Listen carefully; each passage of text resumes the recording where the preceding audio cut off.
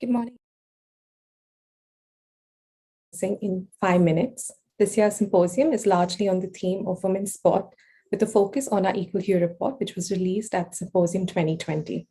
So here, while we wait, we bring to you a video by Snehal Pradhan, former cricketer, sports journalist, and the co-author of the Equal Hue report, on the idea behind the Equal Hue report. Thank you.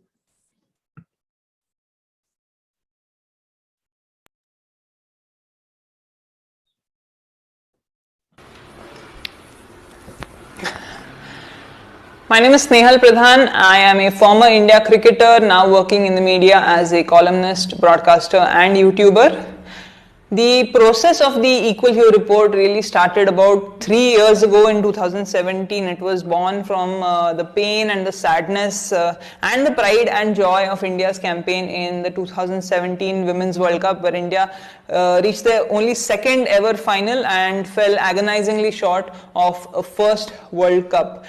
On that tour, Siddhant Patnaik, Karunya Keshav and I were the only 3 Indian media to be in England to cover that tour, and we discovered a shared passion for women's cricket. When we came back, the hurt had not healed. Siddhant and I got together and decided to channel that into the creation of a report based on our experiences, his based on covering the game, starting the process of writing a book on women's cricket, my own based on my playing experiences and observing the game, and just to highlight the potential Indian women's cricket has and what could be done to make it achieve that potential in the fastest way possible and take it to maybe the path to winning a World Cup. Along that process, Siddhant, we created a first draft, and Siddhant had a conversation with Nandan Kamath of the Sports Law and Policy Center, and they really encouraged us to make it a deeper project, broaden the scope of this project. So we set about creating a kind of report that hasn't been done for women's cricket ever, maybe not even done for men's cricket, to really highlight where the potential areas lie. Unfortunately, Siddhant passed away due to illness. Karunya Keshav came on board, and we were able to submit and publish this report with the help of Sports Law Policy Center in 2020. And 15,000 words, 3-year process, just talking about the potential that Indian women's cricket has, where it could be, and what we feel in our humble opinion and our observations of what can be done to get there.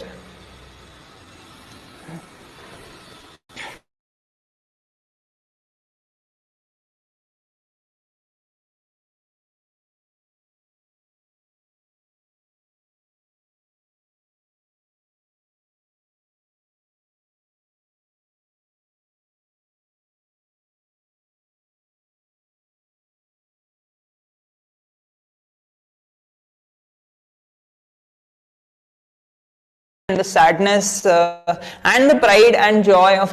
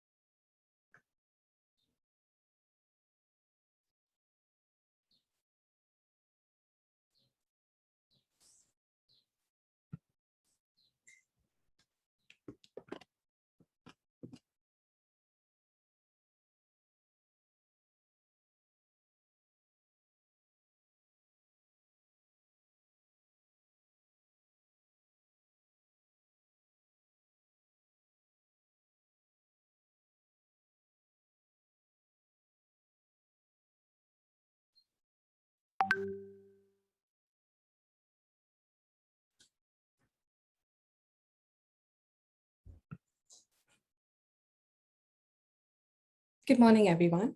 I'm Yogita Ramu from the Sports Law Policy Center. On behalf of the Center, I'm delighted to welcome you all to the 5th edition of the Sports Law and Policy Symposium. We hope everyone has been keeping safe and are very grateful that all of you have been able to join us from not only all over India, but all over the world. The symposium is the flagship event of the Center and represents our commitment to the development of knowledge and capabilities on sports law and policy matters in India. Each year, the symposium highlights the emerging concerns in this domain and encourages deeper conversations with issues affecting the Indian sporting ecosystem. Our aim is to create an ecosystem which enables sports law and policymakers to make well-informed decisions. This, we hope, will ultimately lead to a robust sporting environment in India, which provides sustained success over time. Through our work, we aim to reach out to key policymakers, sports federations, athletes, and key decision makers who can leverage our research and use it as a tool to aid thought development for the betterment of Indian sport. Over the past 4 editions, the symposium, we have focused on themes such as match manipulation, broadcast, sports data, and also covered other topics such as governance, integrity, gaming, football law, athletes and mental health, and also careers in sport. This year, the symposium focuses on the broad theme of women's cricket and gender issues in sport.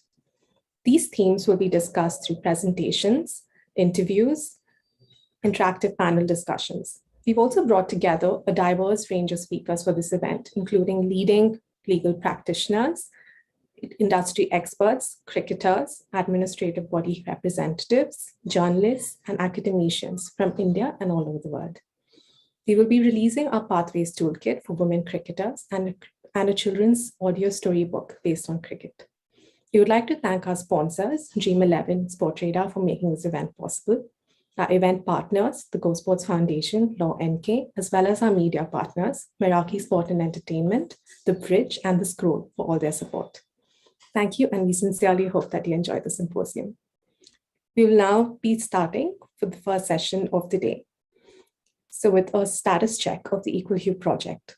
The Equal Hue Project is a joint collaboration of Snehal Pradhan, Karunya Keshav, and the Sports Law Policy Center. It aims to chart the way forward for women's cricket in India, and the project began last year based on a report titled Equal Hue. So I will now welcome Shan Kohli, Senior Associate at Law NK, and Kritika NS, Associate at Law NK, and both researchers at the Sports Law Policy Center, to give us a status check of the progress of the Equal Hue project. Now over to Shan and Kritika. Good morning, everyone, and welcome to the first session of the SLPC Symposium. We are delighted that each of you could make it and join us here today. My name is Shan Kohli, and I, along with Kritika, will take you through the inception of the Equal Hue project, which is now 1 year old, and where we stand 1 year on from our launch at last year's SLPC Symposium.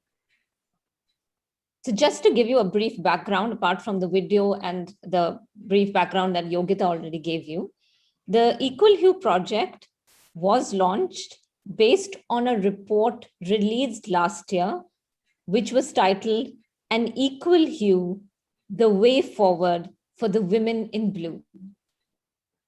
The report was authored by Snehal Pradhan, Karunya Keshav, and it was commissioned by the SLPC.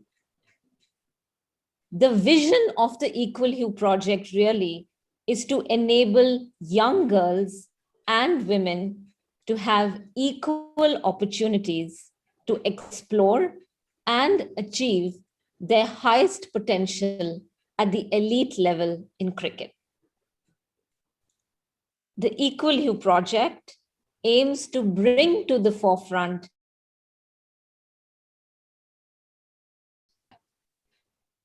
the project aims to initiate dialogue and discussions with key stakeholders to implement practical changes which can actually be implemented on ground and which can have a direct impact on the lives of these girls and women who play sport.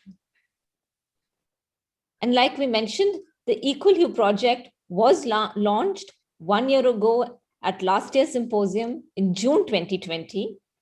The purpose behind that report and this project was really to analyze the current situation relating to women's cricket in India, identify certain areas which need work, and offer suggestions on improving excellence in Indian women's cricket.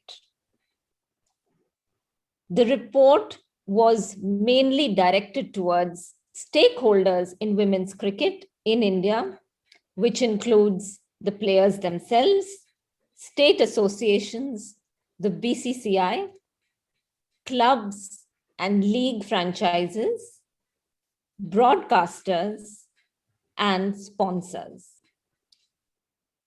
A copy of the Equal Hue report is available on the Equal Hue website, which I will now be taking you to.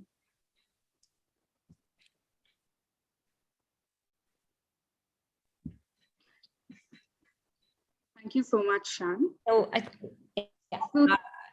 Kritika is now going to just take us through the major recommendations of the report. Just to quickly take you through the recommendations of the report, as Shan mentioned, you will have access to the entire 100-page report on the website.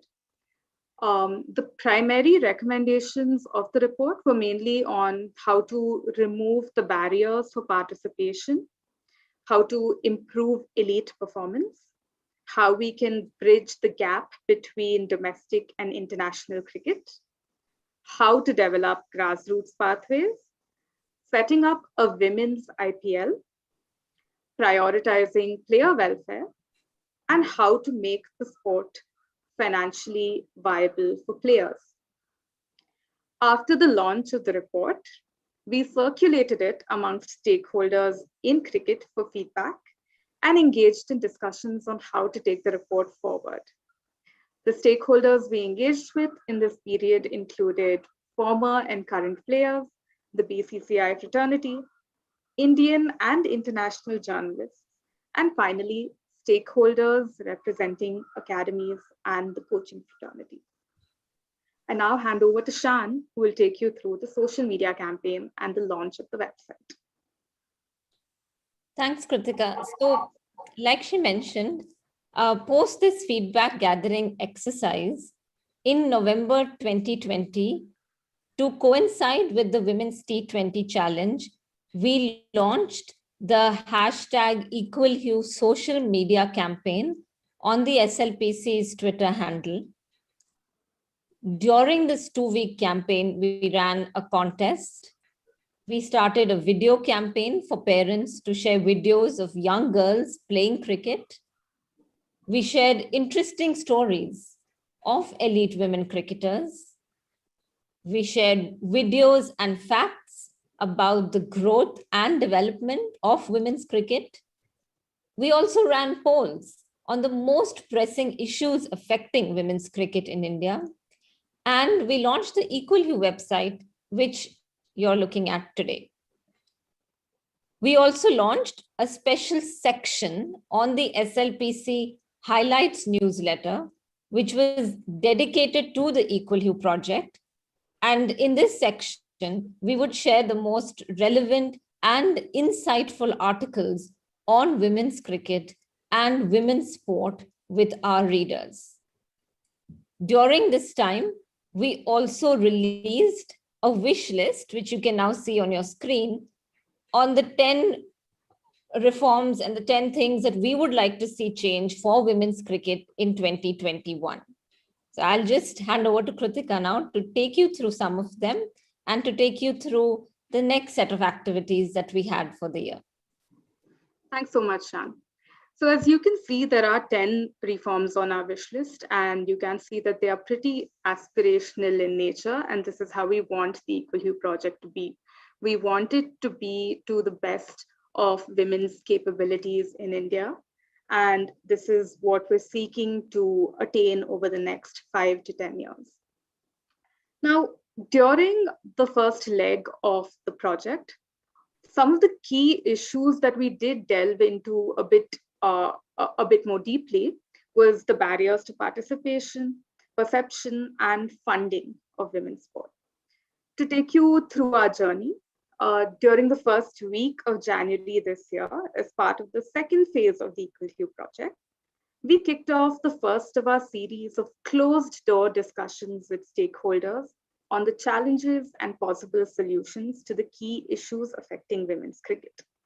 The consultative series will culminate eventually in a concise charter of reforms that takes into consideration all the data, opinions, and suggestions that we have gathered and will aim to lay out a clear roadmap for reform. The consultative series was conducted closed door, and none of the names of the participants will be divulged to respect their privacy. The participants in the first session, that's on barriers to participation, included current and former cricketers, their families, coaches, and sports journalists. The current session that you can see on screen consisted 9 participants. Since these are intended to be closed door, the names of the participants have been withheld and the views expressed will not be attributed to any one particular individual. This brings us to the question as to why was this closed door? Now, we understand that most of the research that we have on gender inequality in sport is primarily from the global north. And we've often found that such research tends to homogenize women as one mass or one homogeneous group.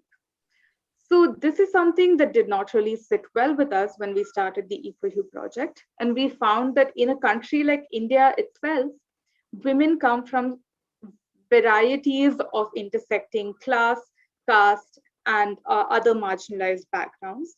And hence, we thought that we need to delve a bit deeper into why these specific barriers somehow culminate into varying inequalities.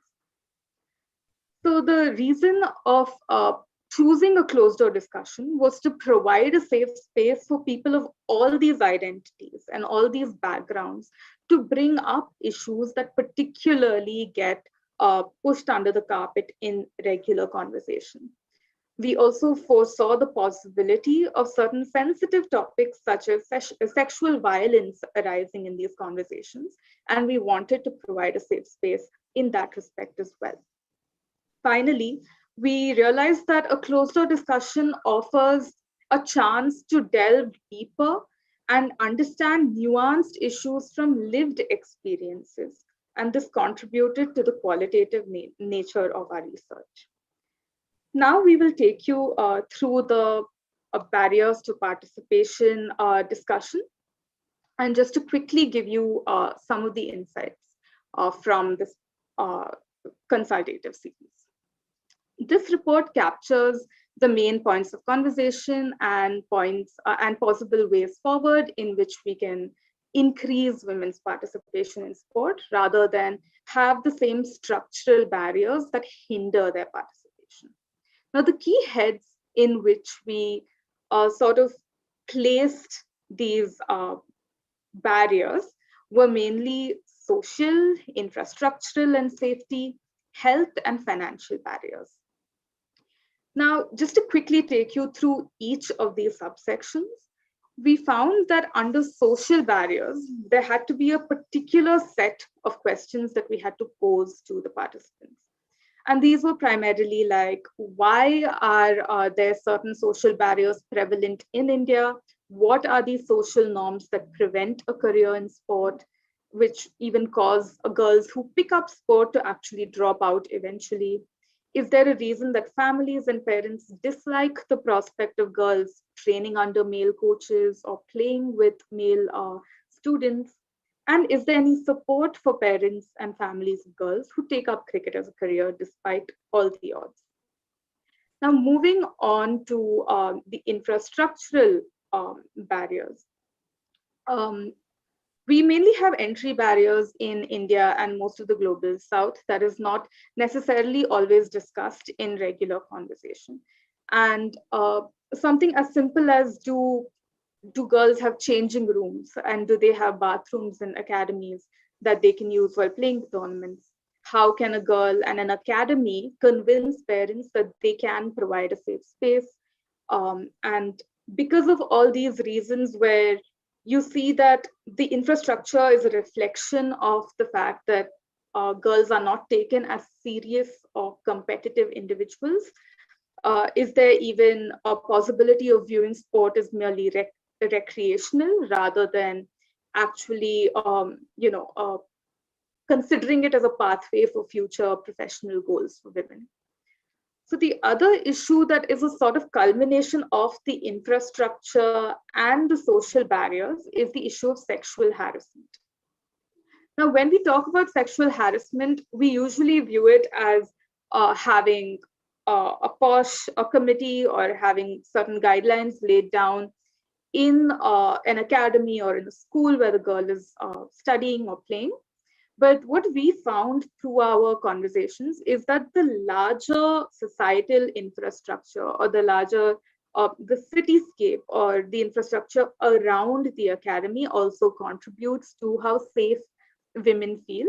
So this mainly brought out the conclusion that when we talk about safety, we cannot limit it merely to spaces where sport is played. So for instance, just to give an example, one of the cricketers even mentioned that as a young teenager, she had to shield her parents from stories of sexual harassment because she didn't want them to be worried. So when she was traveling in a bus or even in a group of, the entire team was traveling as a contingent, there was a lot of violence that was prevalent.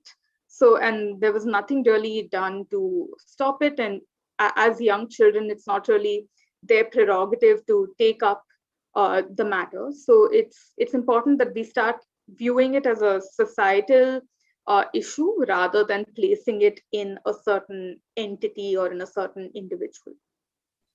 Now, because of all these factors, a lot of issues just culminate in the fact that there cannot be further pathways unless all of these issues are taken seriously.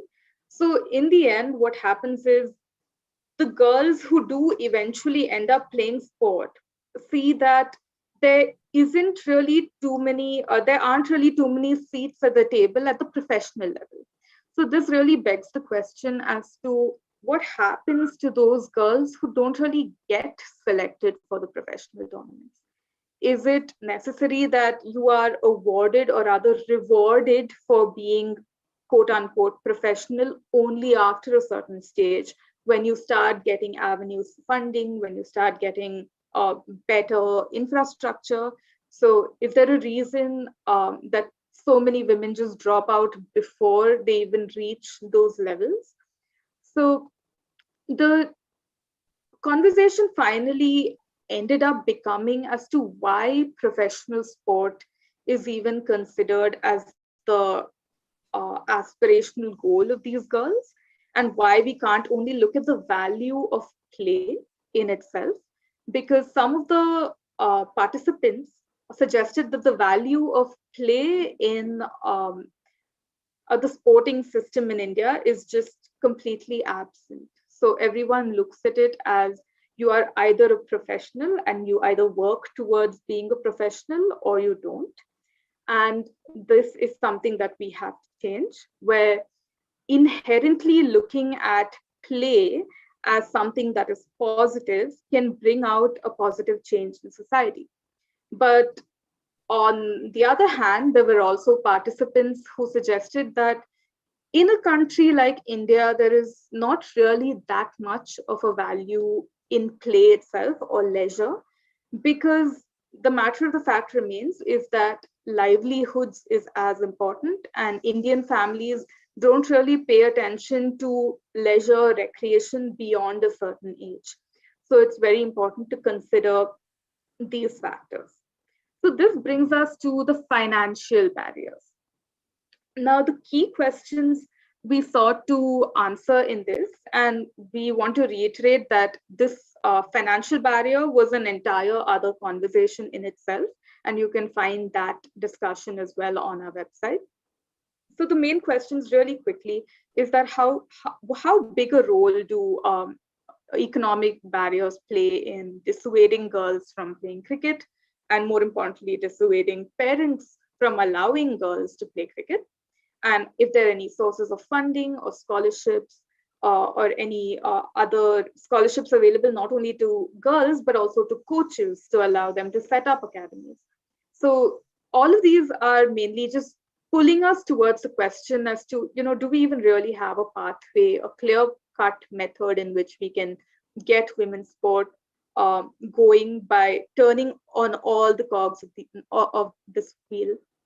So you'll hear a lot of these answers in some of our later sessions in the symposium. So we truly hope that you stick around when Karanya Keshav actually helps us answer these questions. So finally, the end of the discussion really resulted in this, right? We can't really have any positive change unless you have the talent coming in. And if you have barriers to talent, then we can't really even imagine of a generational change. So we really need to consider the fact that these are conversations that we need to start having at a societal level. We need to start having at we need to have it within like the younger generation as well as with parents. Like, why is this not working? Finally, just to end, I'd just like to quickly address why we chose a graphic recording as the means of providing our, presenting our findings. And the first and main aim was to reach a younger audience, because a program of this nature demands generational change.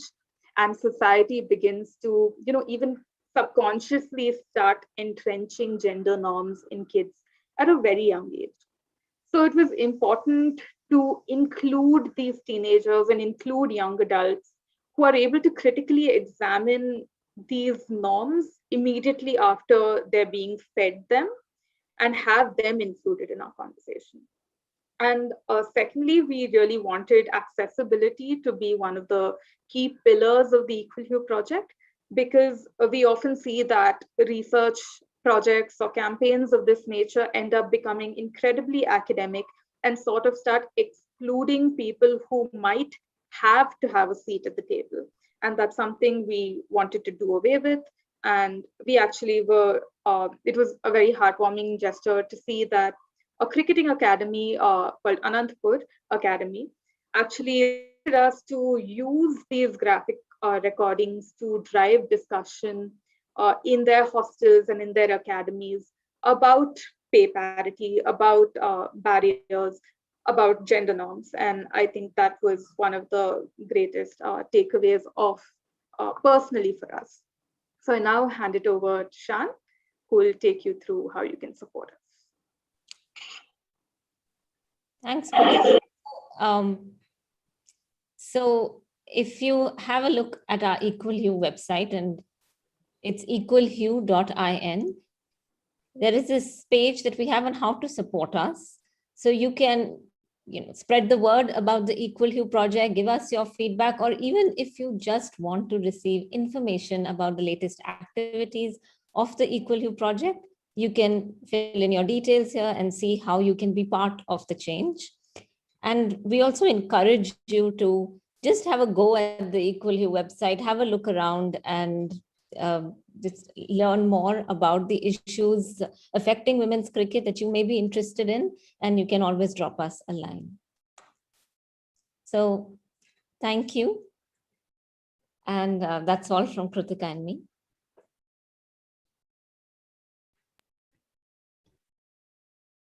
Thanks, Shan and Kritika, for the status check of the Equal Hue project. We're all looking forward to the continued success of the project and hope the symposium contributes to the project's goal of improving excellence in Indian women's cricket.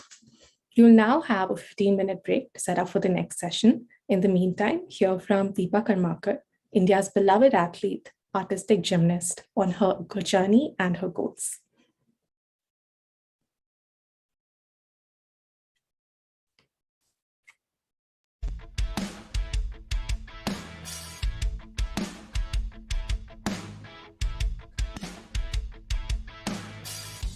नमस्ते, मैं दीपा कर्मकार artistic gymnastic की खिलाड़ी हूँ।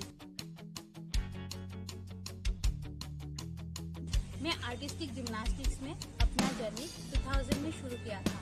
मेरे sporting career में बहुत सारे चुनौतियों की सामना करना पड़ा। जैसे मैं ऐसे एक स्टेट से बिलोंग करती थी जो अगरतला में रहती हूँ, जहाँ पे बिल्कुल भी जिम्नास्टिक्स की फैसिलिटी नहीं था। इन सब कठिनाइयों के बावजूद मैं अपने हिम्मत नहीं हारी और मैं अपने देश के लिए कुछ मेडल लाई। जिसे मेरी अचीवमेंट रहा, मैं 2014 कॉमनवेल्थ गेम्स में पहली इंडियन आर्टिस्टिक जिम्नास्टिक्स वुमेन जिन्होंने ब्रॉन्ज मेडल जीता था। उसके बाद मैं ओलंपिक पोडियम में पहुंची और 4th प्लेस फिनिश की। मेरा अगला लक्ष्य है 2022 कॉमनवेल्थ एशियन गेम्स अपने देश के लिए मेडल जीतना। Thank you.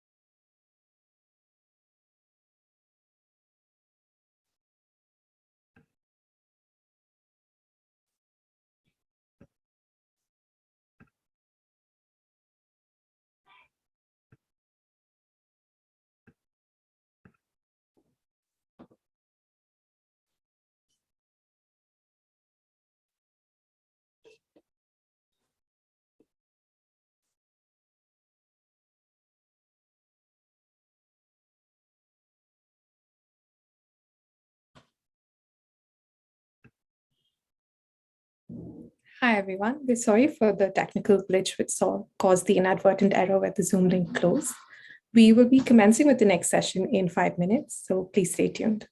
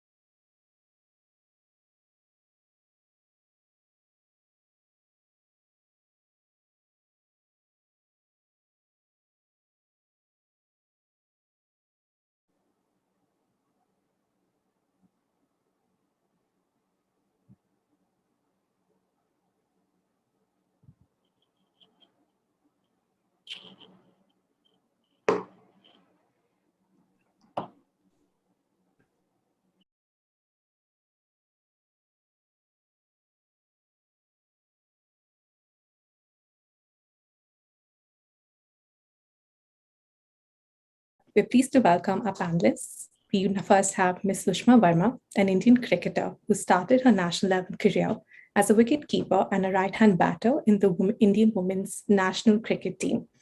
Ms. Verma was a part of the Indian team to reach the finals of the 2017 Women's Cricket World Cup.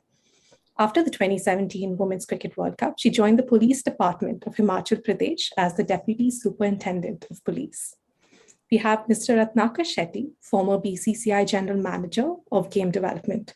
Mr. Shetty was a professor of chemistry whose first association with the Indian cricket team was in 1997 when he was appointed manager of the side on their tour to Sri Lanka. We have Mr. Sabah Karim, former Indian cricketer. Mr. Karim was a right-handed batsman and a wicketkeeper. Mr. Karim was appointed by the BCCI as a general manager of cricket operations in 2017 until 2020. We have Mr. Srinivas Reddy, a level A qualified coach for the Andhra Cricket Association. He worked as a full-time coach from 2013 to 2016 for the boys junior age group. Mr. Reddy is currently working with women as a full-time coach looking after all age groups. And our moderator for the session is Ms. Snehal Pradhan, former Indian cricketer, cricket journalist, and YouTuber. Ms. Pradhan shares cricket tips, gear reviews, and coaching advice on her YouTube channel, Cricket with Snehal. Ms. Pradhan is also the co-author of the Equal Hue Report.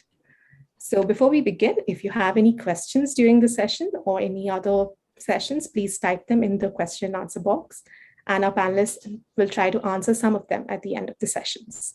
I will now let Ms. Snehal Pradhan take you through the discussion. Over to you, Snehal. Thanks, Yogita. Thanks to everyone who has joined in, and thanks, Yogita, for introducing our guests, our panelists. Firstly, let me start off by thanking our panelists for their time contributing to this Equal Hue project with their expertise. We really appreciate your presence. And thanks to everyone who is watching, tuning in. Just shows how many people care about the future of the sport in India. To the panelists, I'd like to welcome you all officially and just set the tone for the session. It will be a very open discussion. Feel free to come in whenever you have a point to make. Feel free to stay off mute. It's not something where everyone has to be on mute unless they're speaking. Feel free to jump in and we'll take whatever you have to say on board. Since Yogita has already introduced everyone, let's take a little stock of the pathways of women's cricket in India. And maybe a good way to do that is in India overall. If I'm just going to share my screen.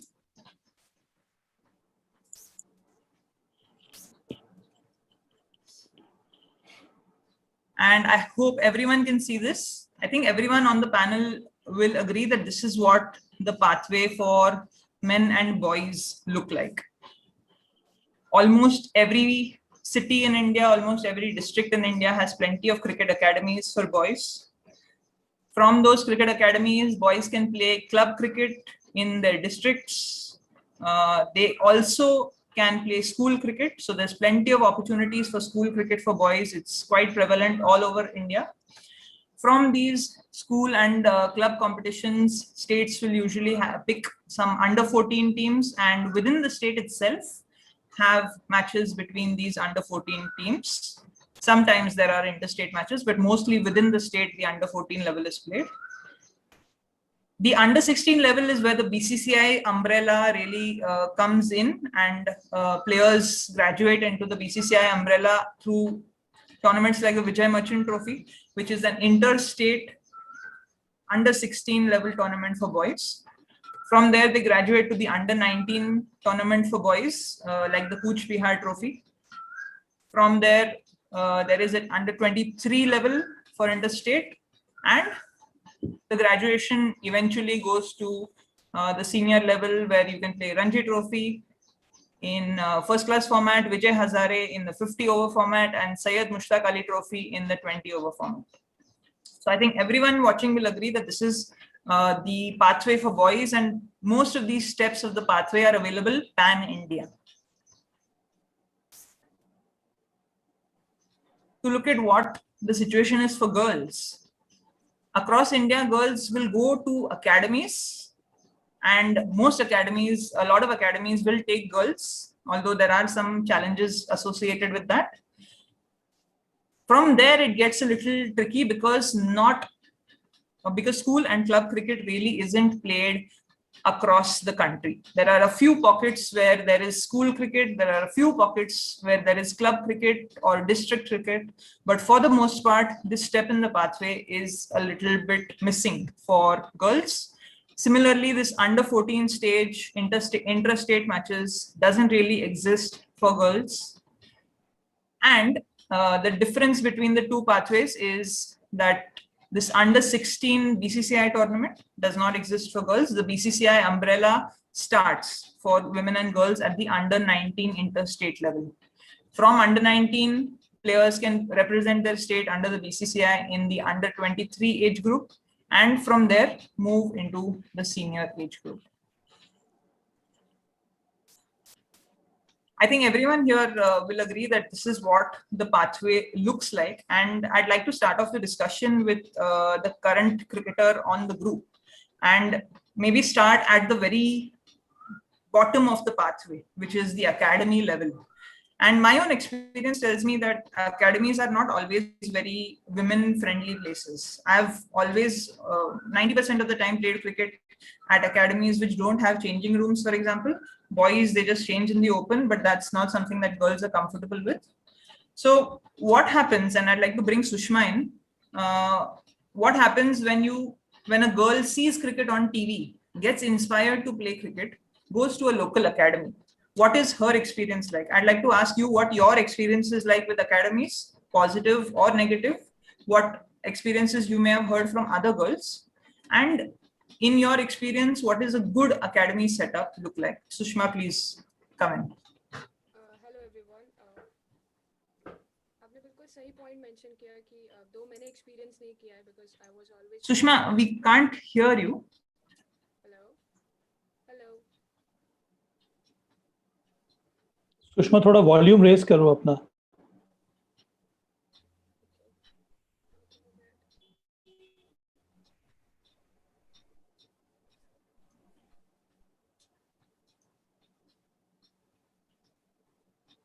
Getting a little bit of audio, but not enough volume.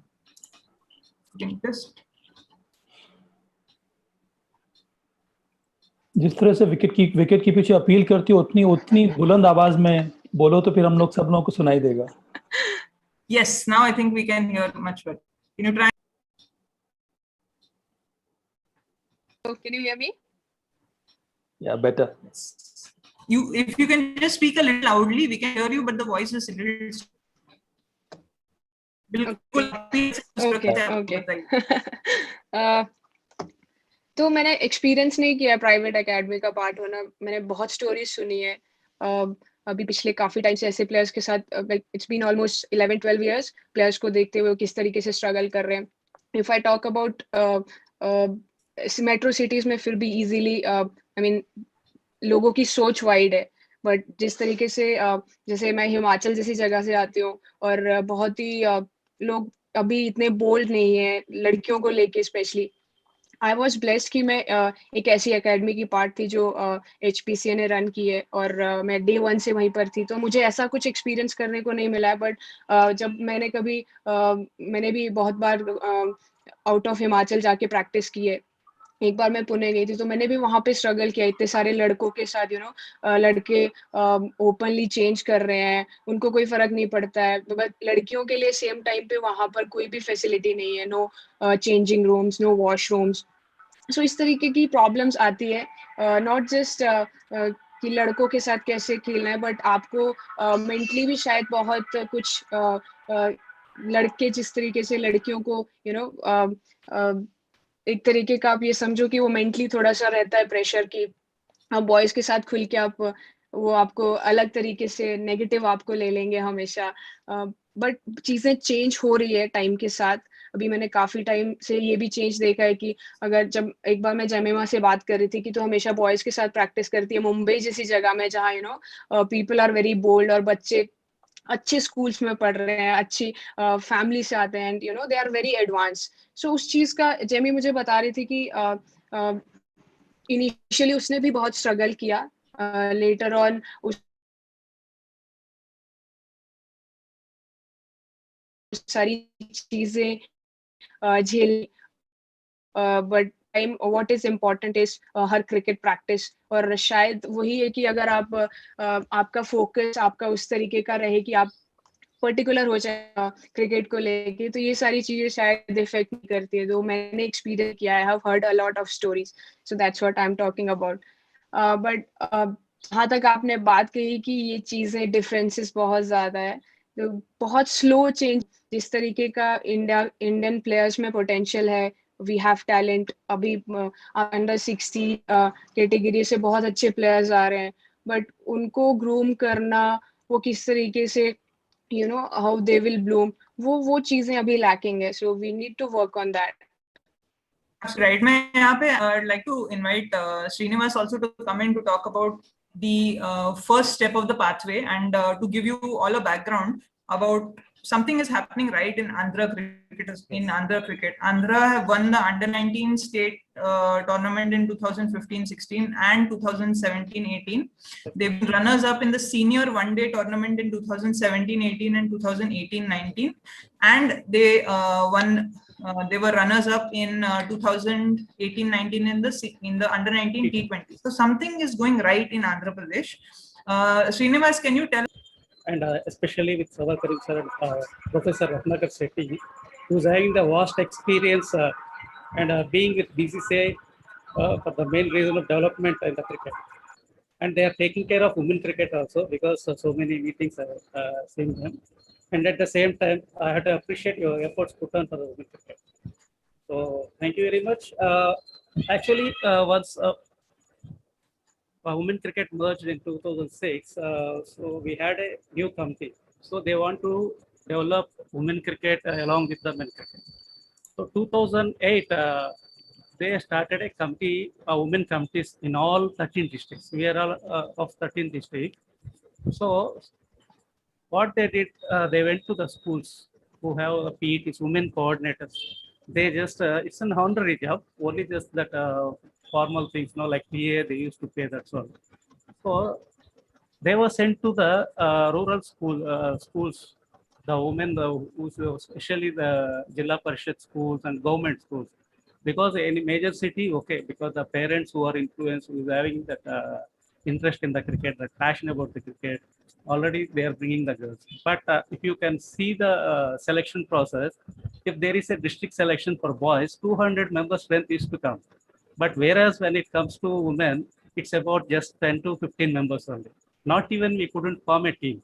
So at last we managed like that in the inter-districts. But later on, Mr. Narendra Nath, JKC College, where the Guntur Women Academy is located, because they are very passionate to the cricket, he himself being a cricketer, he was the vice president of Andhra Cricket Association. When he was given that responsibility, he is the owner of that college also. So he has given a ground to the ACA, free of cost earlier. Just the ACA used to, Andhra Cricket Association used to maintain the ground, and later on the next year they constructed the building for the women so that the women can stay freely.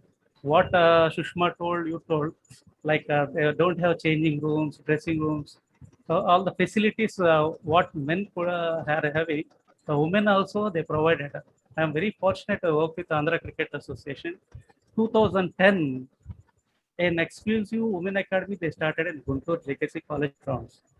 It's because of our Narendra sir, late Narendra sir is not now with us, but is visionary, that planning and everything. And later on, okay, because I used to coach, but we need a woman who used to help because so many problems with the women, personal problems will be having maturity, and so So all these things. So then we brought Purnima Rao, who's having vast experience because she is from Hyderabad. She is local place like us. So we brought her as a consultant. After that, under her guidance, I traveled a lot for 2 years. So our journey started like that. We used to have summer camps in each 13 districts. So 13 districts. 13 districts. So 13 districts, we selected, myself, Purnima Rao traveled all 13 districts.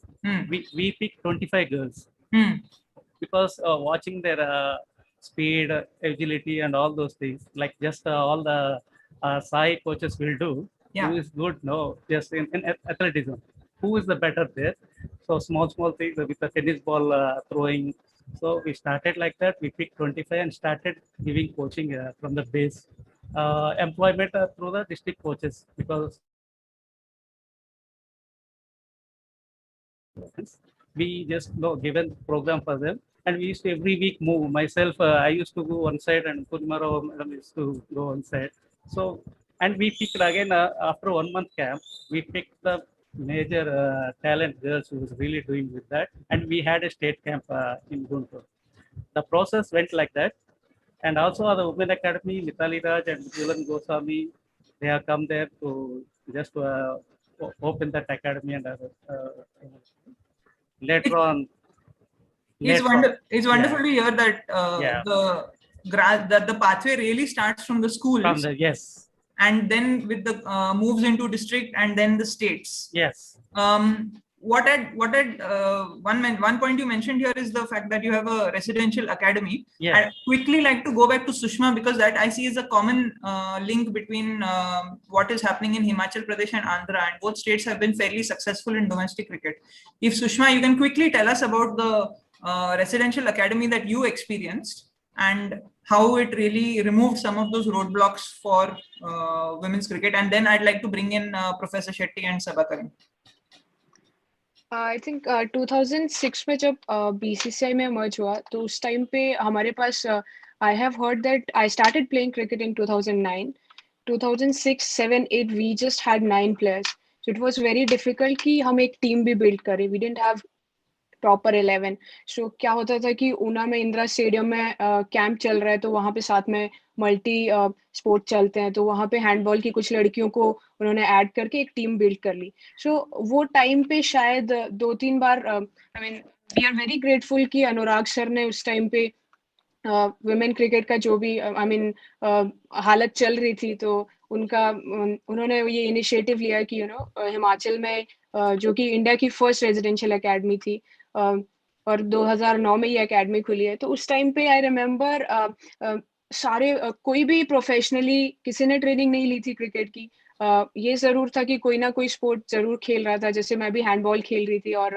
Volleyball खेला था तो इस तरीके से बहुत सारे players के लिए वो चीज नई थी कि यार हिमाचल में क्रिकेट शुरू हो रही है so let's just get into it I remember I was selected for handball का जो इंडिया कैंप चल रहा था हमारा ऊना में तो आई रिमेम्बर यार कुछ लड़कियां ना साइड में मुझे वो पूरा ग्राउंड फील नहीं हो रहा था कि ये क्रिकेट ग्राउंड है मुझे लग रहा है कहीं साइड में लड़कियों का कुछ तो मैच चल रहा है एंड मैंने किसी से जाके was not into that handball वाला कैंप मेरा ध्यान पूरा क्रिकेट पे था कि ये क्या चल रहा है साइड में कोई देख नहीं रहा है और कितने से प्लेयर्स है एंड दैट टाइम वो मल्टी डेज गेम हुआ करती थी जो 2 डे हुआ करते थे तो वो टाइम मुझे याद है एंड सडनली जैसे ही एकेडमी 2009 में खुली है आई रिमेम्बर जब फर्स्ट इंटर डिस्ट्रिक्ट पहले ट्रायल्स हुए हैं उसके बाद प्लेयर्स आगे सेलेक्ट हुए हैं पूरी स्टेट का जो ट्रायल रहा है उस ट्रायल में शायद 120 प्लस गर्ल्स थी और उसमें से हार्डली 6 या 7 लड़कियां जो पहले क्रिकेट खेली थी सो उस टाइम पे वो सिलेक्शन करना भी मुश्किल था और ये जानना कि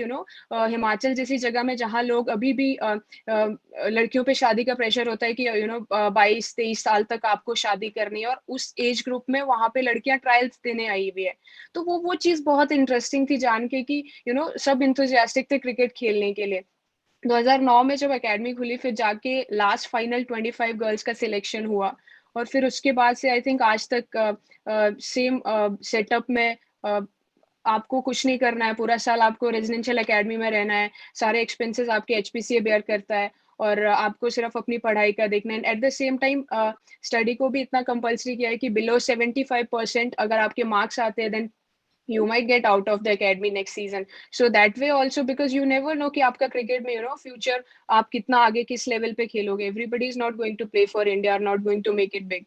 So that way also setup is very good. I mean, we people are blessed. So अभी उसी के results है कि 4-5 of हमारे players इंडिया खेल रहे हैं 2 players. So वो एक जो 2009 की वो एक पहल थी वो आज results produce कर रही है. आई थिंक और एकेडमी का होना बहुत ज्यादा जरूरी है बिकॉज आपके पास पहले ही लिमिटेड ग्राउंड्स है. We just have 3 cricket grounds और जिसमें से भी एक ही जगह पे विमेन क्रिकेट एकेडमी है या फिर आप ये कहोगे कि कहीं पे भी डिस्ट्रिक्ट एकेडमीज नहीं है. सो इस तरीके से लड़कियों को ये डिसाइड करना मुश्किल हो जाता है कि आप area wise Himachal is so big.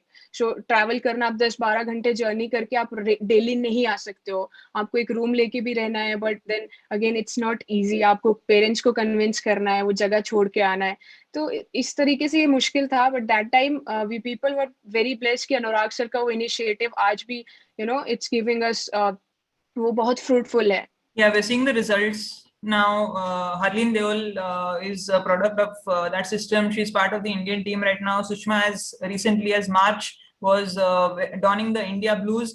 ये जो सारा पाथवे है वो शुरू होता है स्कूल से, फिर जाता है डिस्ट्रिक्ट में और पर वो जो स्टार्टिंग पॉइंट है वो स्कूल है. मैं यहाँ प्रोफेसर शेट्टी को इनवाइट करना चाहती हूँ because professor you started your involvement with cricket at the school and college level but we are seeing that in India, for girls, school cricket does not exist all across the nation. There are maybe only a few places where school cricket is happening, one of which is Mumbai, which you've been very closely involved with. My question to you, Professor, is how can schools be incentivized to field girls teams also? जैसे for example, Olympics में एक policy है कि जब तक आप mains और women's team दोनों नहीं फील्ड करते हो आपको ओलंपिक्स में एंट्री नहीं मिलेगी. हम कोएड स्कूल्स को ऐसे कुछ पॉलिसीज कर सकते हैं क्या कि अगर आप मेंस और बॉयज और गर्ल्स दोनों फील्ड तो ही आपको एंट्री मिलेगी, या और कोई तरीका है by which schools can field girls teams? I know this comes under the district and state association, but what would your suggestion be for improving school cricket for girls?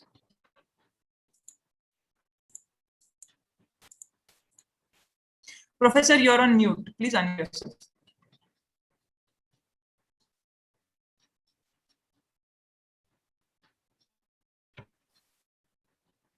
Before I start, I think I must congratulate Andhra Cricket Association and Himachal. I think these are 2 state units of BCCI who have really put in a lot of efforts, and one can see the development there. Let me be very honest.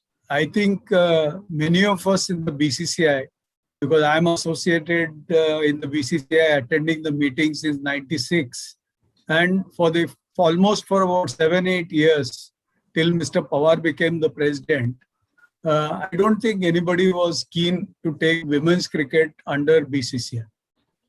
And although ICC had already made a rule that women's cricket also should be a part of the men's cricket, the cricket board, which has been recognized. Yes. And for some reason or the other, BCCI kept on postponing every year that decision. It was, I think, only because of Mr. Pawar's insistence in 2006 that this happened, and BCCI took this big decision to bring women's cricket under BCCI's wings. Even then, I must tell you, there was a suggestion that why don't we pay WCAI, Women's Cricket Association of India, let them run their cricket so that the association doesn't have any responsibility. You know, this is the background of how women's cricket came into BCCI. Yes. And very honestly, I think we are still not in many of the associations where there is no cricketing background, in the sense women's cricket was not actually there for a long time, except Mumbai or Tamil Nadu, UP, Karnataka, Andhra or Hyderabad. I think these state associations already had some background of cricket, women's cricket, good quality cricket was there. And that difference really did not matter.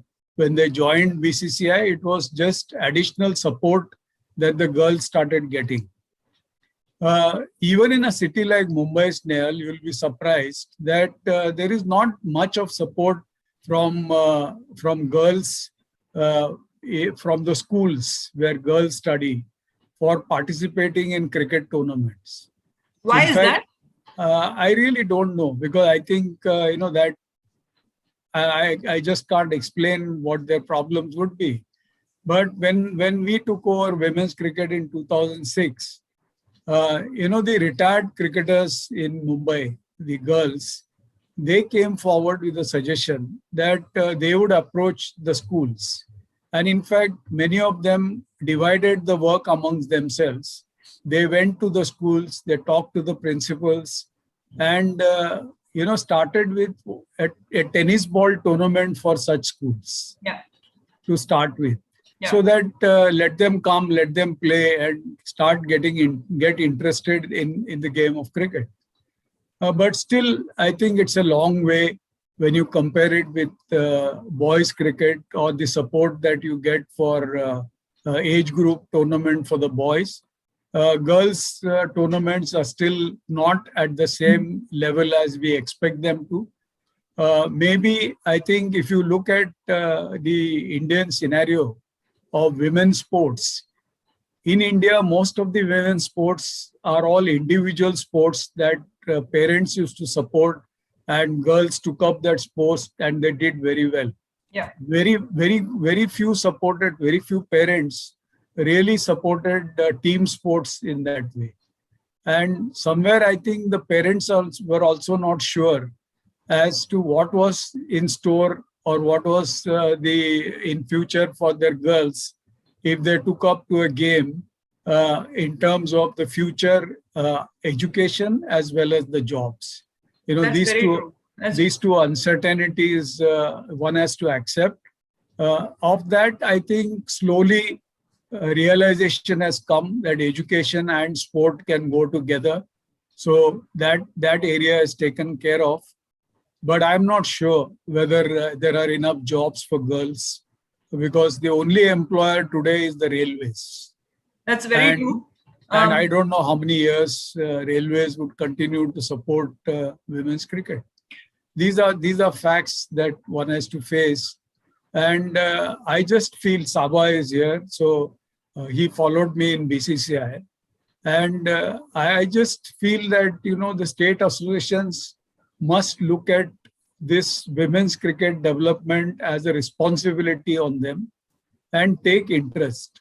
Not just 10 or 11 associations, but all the 30-35 associations which are there. I'm sure if they really take up the responsibility, things will be different in some years to come. So but today it requires our efforts. So one of my questions is regarding these district and state associations which aren't as proactive as, for example, Mumbai. You have experienced pan-India working with a lot of cricket administrators. What incentive can we create for these state associations or district associations to take women's cricket to the schools? Is there something like that? क्योंकि ये आदमी की normal सोच है कि जहाँ मेरा फायदा है मैं वहाँ जाऊँगा.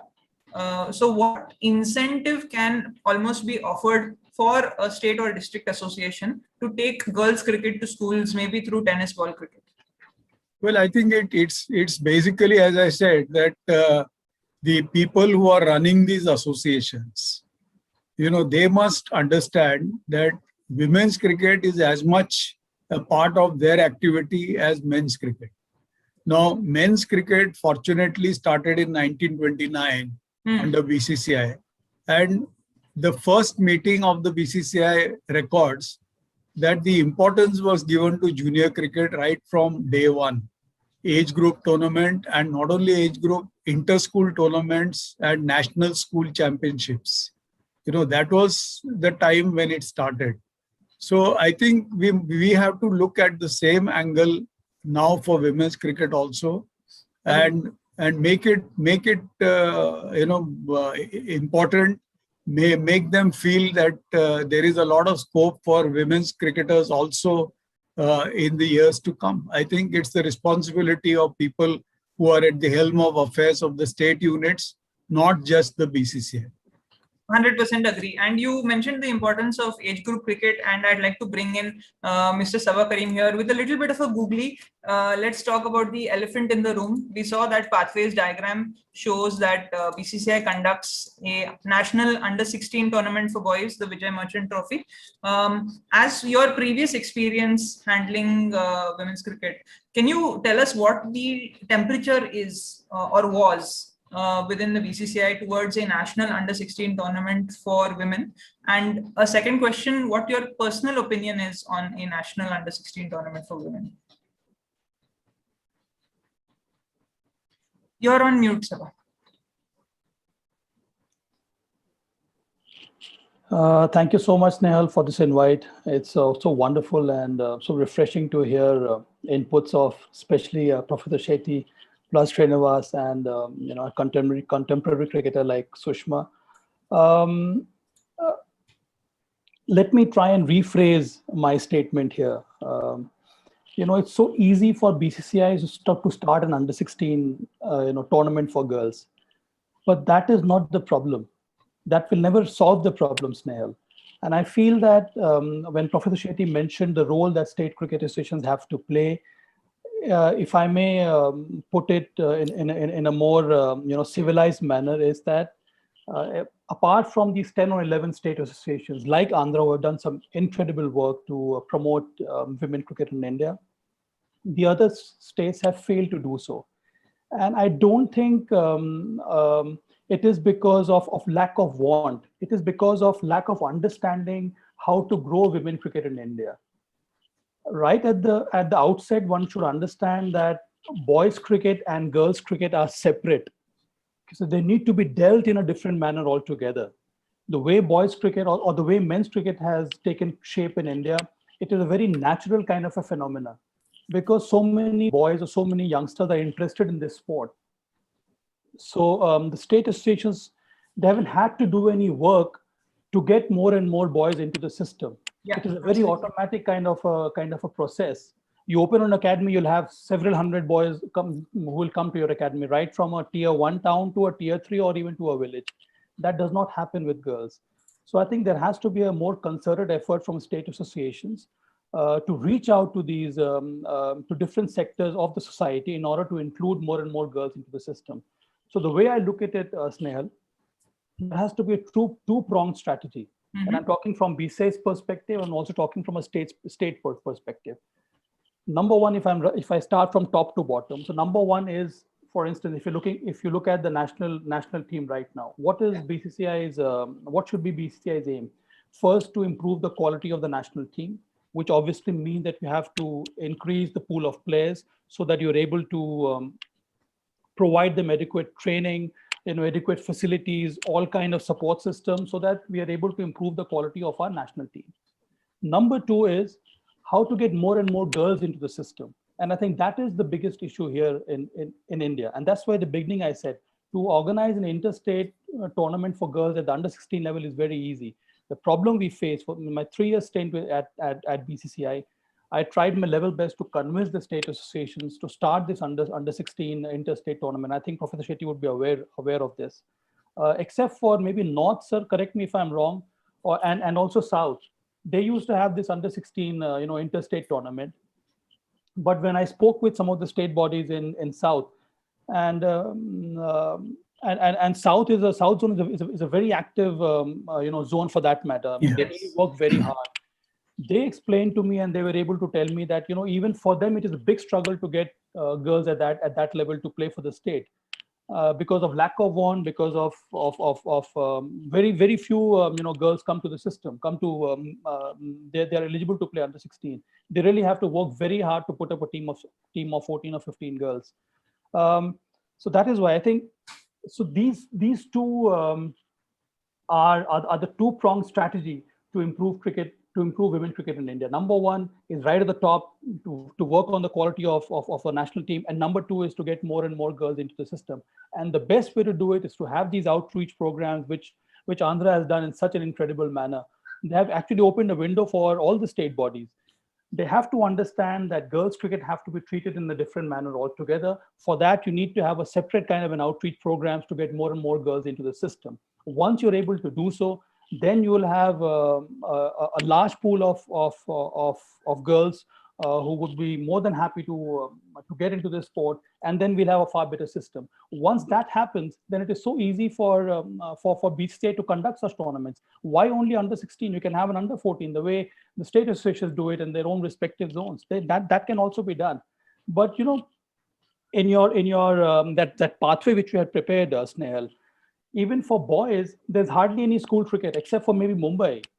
If you look around all over the country, basically it is inter-academy matches. There are very few inter-school tournaments that are organized. So from academy, straight away they come to the state and then they have these interstate matches. Right. But for girls, it cannot be like that. Yeah. You have to have academy, yes, but more importantly, you have to reach out to schools. I think for girls cricket, it is more important to have this kind of an outreach program through schools. That is how you can develop the academies. And then gradual progress should be there towards to the district and the state level. So that is the way I look at it.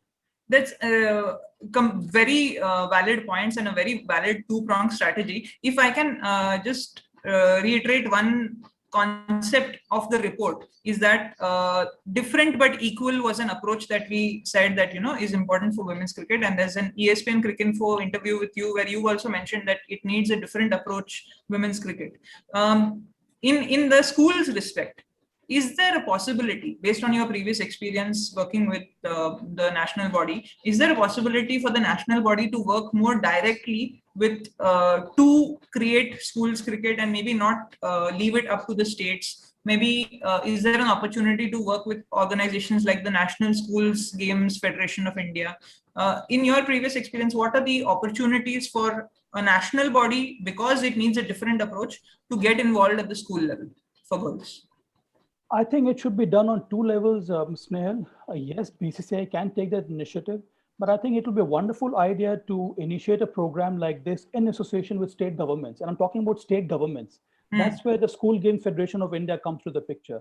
Yeah. I remember in my days, in my school days, the first time, sir, when I traveled to the West Indies was for an India side that was played under the banner of SGFI.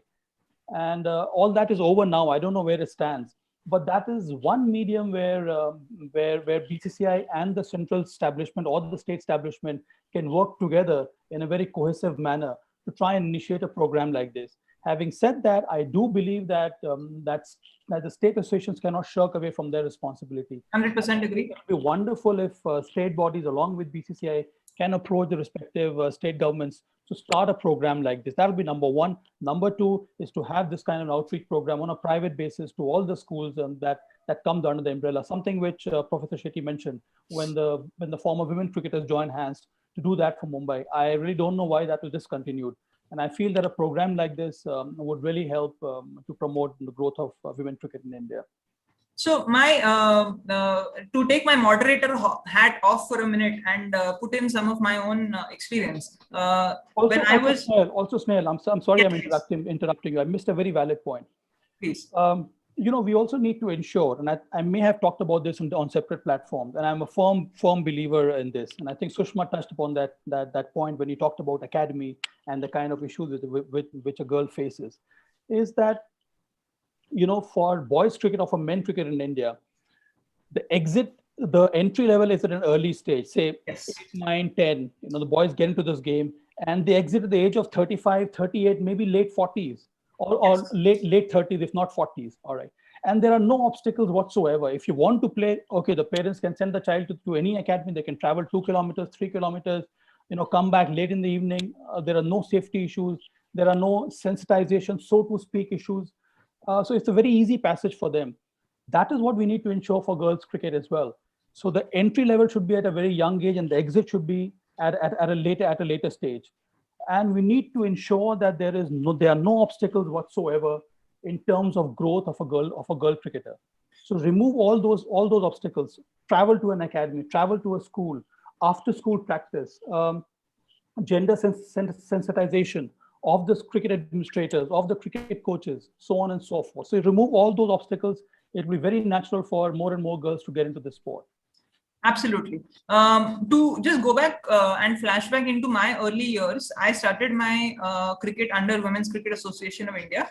and I played two under 16 nationals where there were 20 plus teams across the country. I'd just like to ask Sushma, and because we're seeing the age group of some of the girls who are playing for India right now. Smriti Mandana debuted at 17, Dipti Sharma debuted at 17, Jemima Rodriguez debuted at 17, Shafali Verma debuted at 15. Sushma, my generation got to play under 16 cricket. Your generation maybe hasn't got to play under 16 cricket. What impact do you think that has on a cricketer? And do you think there are enough girls all across India in this under 16 category that we should have an under 16 national tournament? I think अभी this is right time कि हम under 16 और ये शायद start होगा जब school में cricket start होगी. अभी जैसे सबा सर ने बात कही कि स्टेट एसोसिएशन का इनिशिएटिव है, अगर वो लोग रिस्पॉन्सिबिलिटी लेते हैं तो मुझे लगता है कि अंडर 16 ना खेलने का इम्पैक्ट रहा है. बिकॉज अगर आप अंडर 16 अंडर 14 ये एज कैटेगरी में परफॉर्म कर रहे हो, उस लेवल का प्रेशर और अपनी स्टेट को जिता रहे हो, उसके बाद इंटर जोन मैचेस हो रहे हैं, आप उस लेवल पे परफॉर्म करते हुए अगर प्रोग्रेस कर रहे हो, फिर आप अंडर 19 में आप बहुत जल्दी मैच्योर हो जाते हो परफॉर्मेंस वाइज. सो लेकिन यहाँ पर वैसे ही वुमेन क्रिकेट के लिए आप अभी शायद पिछले 3-4 सीजन से नंबर ऑफ मैचेस बढ़े हैं.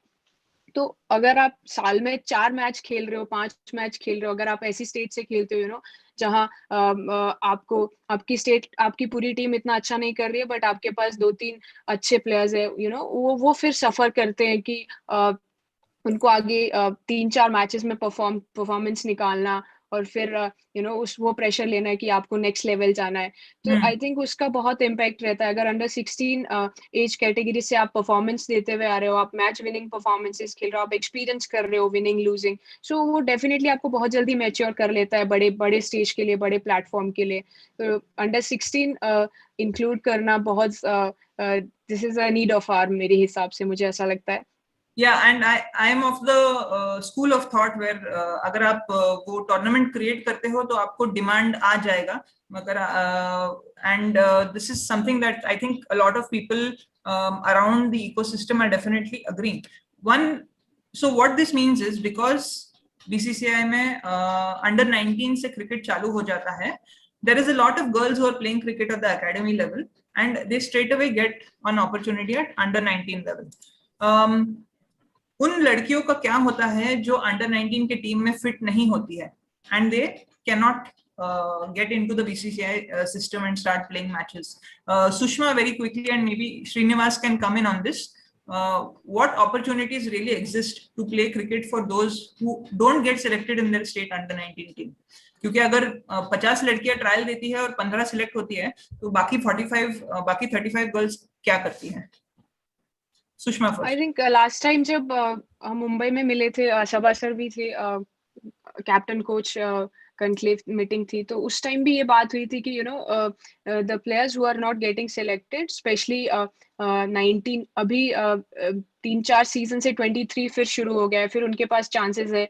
अब वैसे ही वुमेन क्रिकेट का पूल बहुत छोटा है, specially if I talk about Himachal, we just have 30 और 35 गुड प्लेयर्स जो कहीं टीम में फिट बैठते हैं. तो last season we were struggling कि 23 वी वर क्वालिफाइंग, सो हमारे पास 8 ही प्लेयर रह रहे थे सीनियर टीम के लिए. सो उस तरीके से जब आपके पास प्लेयर्स का पूल नहीं है then it was difficult. But जहाँ पे प्लेयर्स है, जैसे बड़ी सिटीज में बहुत नंबर ऑफ प्लेयर्स है, विमेन प्लेयर्स, सो अगर वो सिलेक्ट नहीं होते हैं अंडर 19, फिर आपके पास if you have under 16, under 14 inter school, you have plenty number of matches, chances आपको मिलेंगे, but यहाँ straight away under 19, then आप straight away आप सीनियर्स खेल रहे हो, और शायद अगर सीनियर्स में भी आपको बहुत कम नंबर मैचेस मिलते तो बहुत मुश्किल हो जाता है. बहुत एक प्रेशर वाली सिचुएशन है, बहुत कम चांसेस में आपको परफॉर्म करना है.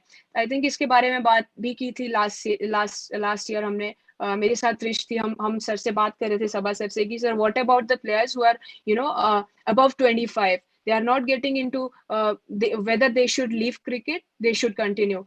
एक सीजन वो अगर सिलेक्ट नहीं होते हैं तो what else is there for them?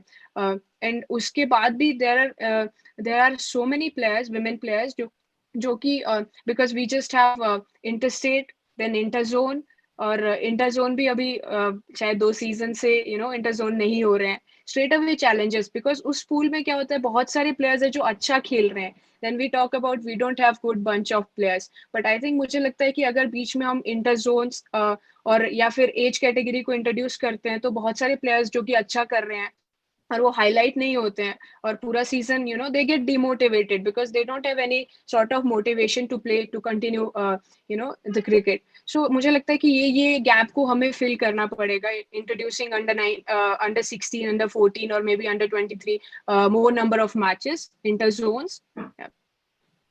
So that's absolutely correct. And ये एक्चुअली हमारे रिसर्च ने बताया है और रिपोर्टिंग ने बताया है कि pre covid there is actually a shadow domestic system being run by the Women's Cricket Association of India, the previous body, who maybe haven't really accepted that times have changed.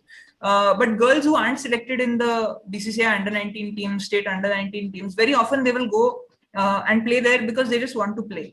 So मतलब demand है लड़कियों को कि matches हम खेलना चाहते हैं, मगर सप्लाई शायद कम है. And like Sabha has pointed out, this has to be done by the state associations, because right now a lot of states simply call for trials and pick state teams, which is unimaginable in men's cricket. So I'd like to ask Professor, you've worked with previous experience with BCCI and states. For example, BCCI has a best state award. Can we maybe incentivize in some way for these states to hold these inter-district tournaments and more matches for women? Maybe they can give more points in that best state award. Maybe in the money that is given to state associations, we can say that if you organize an inter-district tournament for girls with minimum participation of say maybe 200 girls, you will get X amount more in the money that is provided to you. Can such financial incentives be created for states from BCCI to have more and more inter-district matches and have more and more girls playing within the state? Well, before answering your question, I'll just want to comment on the previous question. Please. Of what happens to the girls who are not selected. Now, you must remember, as a BCCI administrator, both Sabha will also agree with me, one of the biggest problems that we faced was that railways. Now, railways employs about 40 to 50 players, but does not release the players, even if they are not picked in the railway team till the last minute. Yes. As a result, many of those children or girls lose out an opportunity to play BCCI tournaments for the whole season. And they cannot do anything because they're employed with railways. They can't challenge. Now, we have been trying to have a discussion with railways that why don't you pick your 20 or 25 as early as August and release all the girls so that they can go back to the state associations and play there. Now, what has happened is many of the state associations have made it a rule that they will pick railway girls from railways only if they are available for 2 years minimum. Oh. So, the girls are in a stick now. They can't, neither here nor there. And these are girls who are potentially still there with a chance to play for the national team. And unless they play domestic cricket, I don't think they have the opportunity. So this is a dilemma not only at the association level, but the state problems that comes up every year. Now, answering your question, I think, it's not incentive that works all the time. Okay. See, the BCCI structure is such that financially we have made all of them so strong, the state associations, that it's not the money that is the problem. It is the will of the people who run the state units. If Ganga Raju in Andhra Pradesh or Anurag Thakur in Himachal Pradesh can do it, I am sure most of the associations can do it. Now, associations, well-established ones, are doing it on their own. Correct. But what is needed is the associations who are still, even for men's cricket, they are lacking. Yes. I must admit, there are about half of the associations who are there participating every year, but they have not been able to improve upon the standard. Yes. And naturally, therefore, all of them qualify for this area in the women's cricket more so. Yes. So the problem is that in most of these associations, about 10 or 15 associations which lag behind, there are no women cricketers of the past to come forward and take the lead and organize things. That is the problem.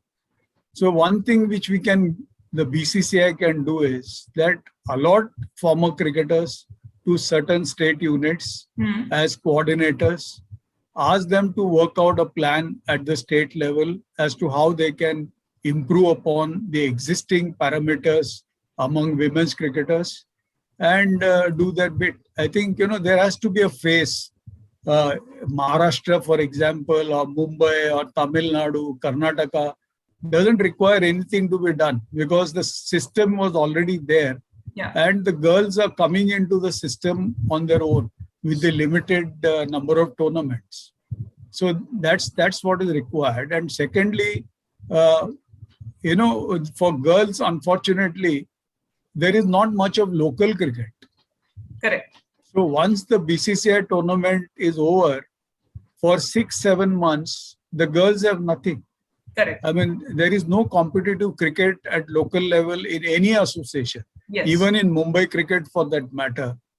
I don't think we have club cricket or academic cricket that takes place from January till the next September. So this is, we have to look at this picture that it's not just the numbers who want to come and play, but we have to create an atmosphere where there is some cricket for them after BCCI cricket is over. 100% agree. They cannot stagnate for 6-7 months. They don't have fitness. They have no physio trainers available. Facilities are there with the association, but all of them are not staying in the jurisdiction of the association so that they can go there every time. So these are areas where we have to discuss. We have to find a solution and strengthen women's cricket. So 100% agree, and I'd love to hear Sabha's perspective on this. If, like Professor said, if not the carrot, can it be stick? Now, this is very easy for people like us from outside to say that, if you don't have more competitive cricket outside the BCCI matches for women, you won't get this, you won't get that. आपका ये बंद हो जाएगा, वो बंद हो जाएगा. If not incentive, can it be disincentive? We don't know what the inside of state administration is like, and we rely on your experience to tell us what maybe will prompt state associations to conduct more competitive cricket. I do agree with Professor Shetty. I mean, he's had immense experience to actually work on this, and he's done some incredible work for BCCI and also for the state bodies. And I'm sure that Professor Shetty would agree that the only way to take it forward is to have proper communication with the state bodies. This so-called financial incentive or trying to, really come hard on them has not worked even for men's cricket. It will not work even for women cricket. Okay. One has to understand that. And I feel Professor Shetty is absolutely right, is that we need to have separate committees to look after this. And I'm not only talking about women-oriented committee. What I'm trying to say is that even if you have like-minded individuals, former cricketers, who are willing to devote time and energy to promote the growth of women cricket, you get them on board. Yeah. Have a separate panel for all this in all the state associations and try and work in a very active, in a very constructive manner to take this forward. It is very refreshing to note, Snehal, that the past 2-3 years, BCCI has included about 8 to 9 new states in its fold. And Yes. out of those 8 or 9 states, there are about 4 or 5 states, especially from Northeast, who are actively working towards promotion of women cricket in India. More so because the girls from that region, they are far more athletic Yes. compared to their to the other girls from other parts of the country. And I think it's so heartening to know that they are doing some great work. So there is a lesson to be learned for all the state bodies from such new states, although they are hampered in terms of finance, but on their own, they're working so hard to promote women cricket in India.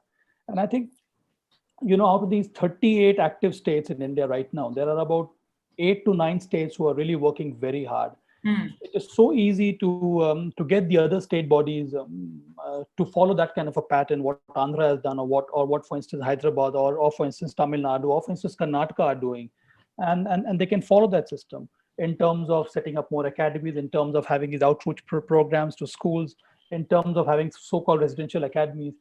Because as I mentioned earlier, the issues that a girl faces in trying to pursue her passion is so different from a boy's perspective. So we need to understand that. That is why I think personally I feel that a residential academy for girls is far more important than having a residential academy for boys, because that's where the girls, they need our support, the support of the administrators, to help them remain in the system and try and maximize their potential. Absolutely. And you mentioned something very important, and I'll just share something on the same lines that, certainly we see that certain players are extremely athletic. And I've got in this slide a bunch of cricketers who are currently representing India and have been match winners at different stages for different at different stages in different tournaments. And very interestingly, if you look at the names on the right of the places that these players come from, most of these places, you wouldn't have heard of these places before you had heard of these players. So what this really tells us is that there is a lot of talent amongst women cricketers and maybe women athletes in general outside of the metros. And like you said, there's a lot of talent coming from the Northeast also. We do know that BCCI had a talent, resource and development wing for boys at one point of time, early 2000s maybe. And that kind of a program discovered talents like the most famous of whom is MS Dhoni, who later on went on to win India World Cup. I'd like to bring in Srinivas here because you worked a lot outside the metros. Can you tell us what kind of talent you have seen outside these metros, how you discovered it, and most importantly, what the unique challenges are? Hello. Hi. Hello. Hello. Hello, can you hear me? Yes, can hear you. Yeah, thank you. Professor Sethi sir and Sabakari sir, it's very true regarding the financial assistance and those areas. Really, we need to work out. It's really helped on the cricket association. Like Professor Sethi sir said about Gangraj sir, who's the one who brought that initiative of financial assistance for the girls.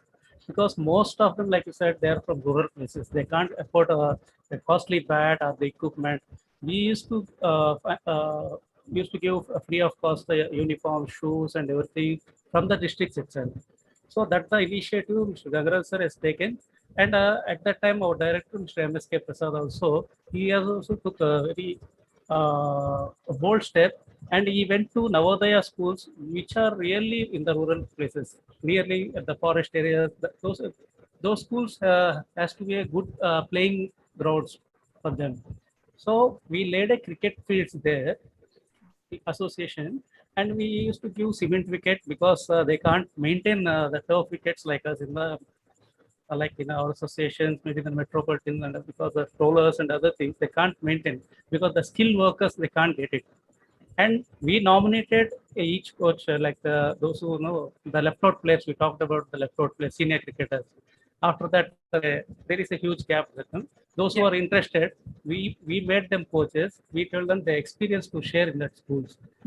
But that senior players also, a few girls, they took that initiative. They traveled nearly 25 to 30 kilometers. And they used to coach daily and used to come back in the evening. They used to stay back in the. But it's certain instant it worked for us. But at the same time, again, studies comes back. Because parents know they want their girls to be well educated and other things. The time they are given just morning 1 hour and the evening 1 hour. After maintaining that 5 years, then most of the players after 10th class, they used to go to the other places for higher studies. Whatever the foundation we laid, that crop couldn't come for the state. Only for the district level only, for the zonal level only, we used to see. Okay. Slowly, one by one, we dropped. It has come back. So whatever the efforts put on by the association members, it really, really come down again after that. So only thing is that mainly the district associations has to be the responsible. They used to take the initiative. Like we said, we used to go to the schools like women coordinators appointing. So this will really help us. Whatever the best we are able to do, just we are helping as the coaches from there. And we are also thinking about, because most of the girls, they are jobless after playing a certain level of cricket. They're elite players like seniors. So we already put a word to association that if some girls who's really having that educational qualification along with sports quota, because in our associations we have some legendary personalities who's having who's working with corporate companies. They're having the corporate. Most of the cricket we have the personalities like that. So request them at least one or two girls. Those who couldn't get into the railways, only the esteemed organization is giving throughout India jobs is railways. Yes. So after that, nothing is left. Those who played for India only, they're getting chances. One or two who went close, according to the discipline, according to their requirement, railways is tagging the players, the quality players of the players. Just behind who left out, those are really, the women's background is very poor. They come from a poor background.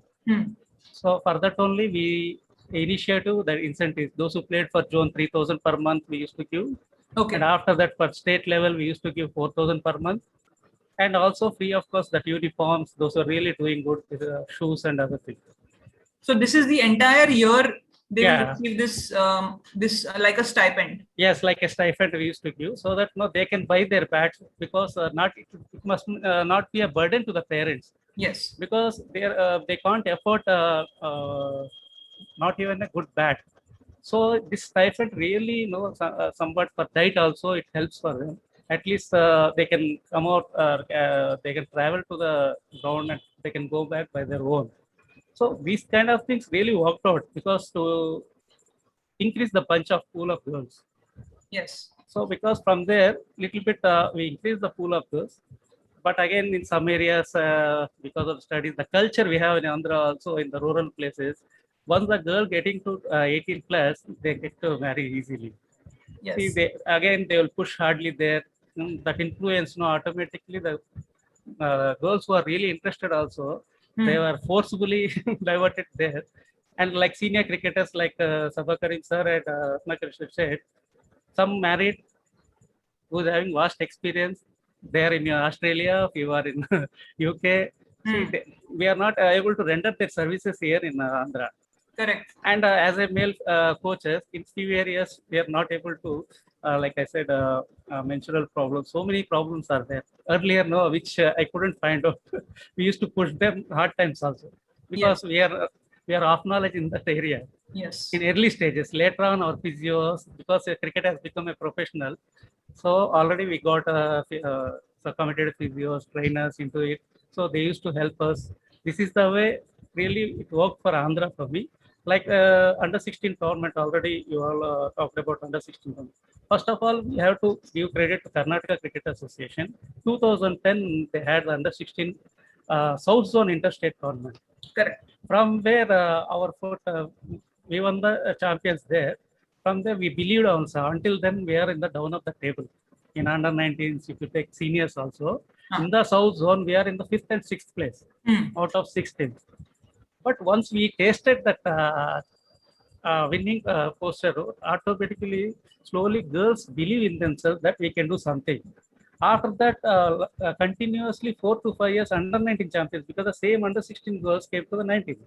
Correct. So that really helped us. And after that, these girls only came to the, at that time, there is no 23 seniors. Then we qualified, we are in a plate phase. Then we qualified in 2015. We came, qualified to elite group. We became the champions there. In Hyderabad, the finals we played.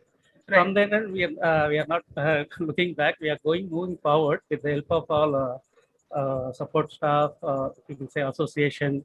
That legacy, what they put on now, present situation, present association also taking forward So I am very fortunate to working with Andhra Cricket Association. It's quite a few very valid points that you raised, that when Karnataka Cricket Association started an under-16 tournament, chalo, let's play within South Zone. Yes. Suddenly the other teams also created these under-16 teams and started playing. And those under-16 teams helped your under-19 and senior programs. And later on, that legacy Kerala started, and Andhra anyway, we started after that. And every year we hosted all the tournaments, big say tournaments, NCA camps, South Zone camps. So Ratnakar Shetty sir and Sabakarim knows well about it, because they allotted, they are given opportunity for us. Whenever we used to ask, we are ready. They given our opportunity to conduct all the tournaments. So I am there lively to watch the matches. That's the way I was grown up. Actually, I used to enjoy cricket, but I'm not a professional earlier stages. Later on, seeing all these things, I grown up. I worked with Sushma Verma also in one of the Indian camp in Guntur in around 2014 something. So yes, I really appreciate all the efforts put on. Absolutely. And I think what is kind of coming across from this panel is that if that under-16 tournament existed, we would have an even stronger domestic system. We would have an even stronger under-19 system, even stronger maybe Indian team. Especially now we have the context of an under-19 Women's World Cup coming soon. Yes. And in that respect, I'd maybe like to go back to the two administrators on this panel. And if we look at some of the other countries, England have county age group cricket for under 13, under 15, under 17, and under 19. Australia have 3 levels of junior cricket just within the state. And then when you represent the state, you have under 15 and under 18. Then you move into the seniors. Is it possible for India to continue to compete with these other nations if we don't have that under 16 tournament? And I'd like Professor's views on this first, and then maybe Sabha can come in. Professor, you're on mute.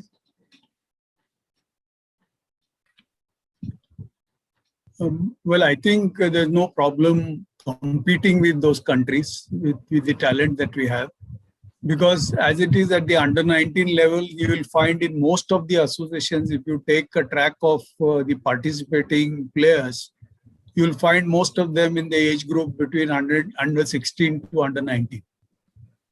And there are enough players who can be nurtured. And as I said earlier, I think Indian senior team, the men's team, whatever it is today, is because of the investment in under 19 and India A. And the same policy has to be adopted by BCCI when it comes to women's cricket. Invest in under 19 and India A. If you want to have better prospects of performances, consistent performances of the senior team in the years to come. And that is not difficult. It's only an effort that is required from us. And if everybody realizes the importance, India A has already started. They go on tours and have started playing. I think the same has to be extended to under 19. And there may be most of the girls you'll find will be in the age group 17 to 19. So they will be in preparedness to participate in the Asia Cup or World Cup that comes forth. I don't think it's a problem. It's only identifying those skillful cricketers and promoting them and supporting them. And that's the role that NCA can play for the time being. Under 19 women's cricket, I think will be played by. Sabha, your thoughts on this? Yeah, I mean, absolutely right, Snehalam. I feel, see, the national policy in terms of under 19 growth and the India A can be the same for women cricket. And I think with the introduction of ICC World Cup for under 19 and women also, I'm sure this will take shape. India A has already taken roots now. I think last year, was it 2019 January, we had a tri-series in which we had invited Bangladesh national side. They played against the India A side. So all that has already started. The kind of program we have for boys under 19 cricket, similar program can be done for women under 19 cricketers. For instance, we organize these away tours. There are a number of home series in terms of preparation for the under 19 boys World Cup. So similar thing can be done for girls cricket also. Having said that, I do concur with you that there is an urgent need for under 16 girls cricket to start. But I think the way to take it forward may be different from the way boys cricket is being played at the under 16 level. I feel maybe Professor Shetty, you may agree with me, is that we do have these zonal conveners. For instance, the way South Zone conducts these under 16 interstate tournament, why can't BCCI mandates that the other zonal conveners also get together and start to organize at the zonal level under 16 interstate cricket tournament for girls, and maybe 1 year down the line or 2 year down the line, then we can have a BCCI umbrella given to this tournament, and we can have interstate or interzonal under 16 tournament the way we conduct for boys. And I think that's the kind of thought and that's the kind of mindset which I think the state bodies and BCCI should have, because for under 19 to grow, it's very important to have a very strong grassroots under 16 cricket. And I think all that all that can easily happen, and we have seen that in some of the states. I come back to another point, which Sushma mentioned. Himachal is one of the most active states in terms of girls cricket as well. Still, she's talking about there are only 30 women cricketers playing. And the problem with BCCI faced, at least during my stint, was that a women cricketer who plays under 16 has to play under 19. She gets to play under 23 and even the seniors because of the lack of players coming through the system. So that is one reason why we need to have separate calendars. And that is very difficult to organize, Snehal. For boys cricket is so easy. We don't have to look at the clashes of these tournaments. But for girls, if you start at under 16, which means you need to have a separate window for that, and separate window for under 16, separate window for under 19, for under 23, as well as the seniors. And that becomes very difficult. So I think it has to be a cohesive effort, which ensures, yes, the number of tournaments should go up in terms of under 16, but also it's very important to have a regular stream of girl cricketers coming through the system. Yeah, I absolutely agree and fully appreciate that scheduling tournaments in a country as vast as India is a huge challenge. And also now, Snehal, you have 38 state teams. Yeah, and must appreciate that it is being done almost in the background without, like a wicket keeper, we don't notice it until something goes wrong. And the fact is that we don't notice domestic cricket, which means a lot is going right on that front. And would love to see your suggestion of an under 16 tournament start in every zone. One other point that Srinivas really mentioned is the fact that the Andhra Cricket Association successfully used financial incentives, financial stipends to keep cricketers in the game. And Sushma has touched on this with her employment with Punjab Police. Professor mentioned on this that even though railways are the only company providing employment, that comes with its own set of challenges. So to create more revenue opportunities or to create more financial viability for women and girls in the system, one of the things that has been discussed, okay, maybe we'll get to that a little later, but just very quickly from you, Sabha, or maybe I'll ask Professor first and come to Sabha afterwards. Professor, to create more jobs, what can be done at the national level to make women's cricket more attractive? For example, there is in men's cricket a corporate trophy, and we know that because the corporate trophy exists, many companies employ teams. Not anymore, Snehal. I think, Snehal, we did start with the corporate trophy, and after 3 or 4 seasons, we stopped it because it was really not giving us the returns what we were looking for. Okay. The idea of starting corporate trophy was to generate employment. Now let us look at the fact, which cannot be hidden, that there are no jobs even for men's cricket. There is, it's a myth today that if people say that you can get a job. Now there are, except for public sector undertakings where openings may come up in some years, but even for men's cricket, jobs are not there. People are playing as on contract or on professionals for the sake of the tournament. Loopholes are found as to keep them on the roll. But actually there are no jobs today, even for men's cricket, and it's a serious problem. Not but women's cricket doesn't even have contracts. Absolutely.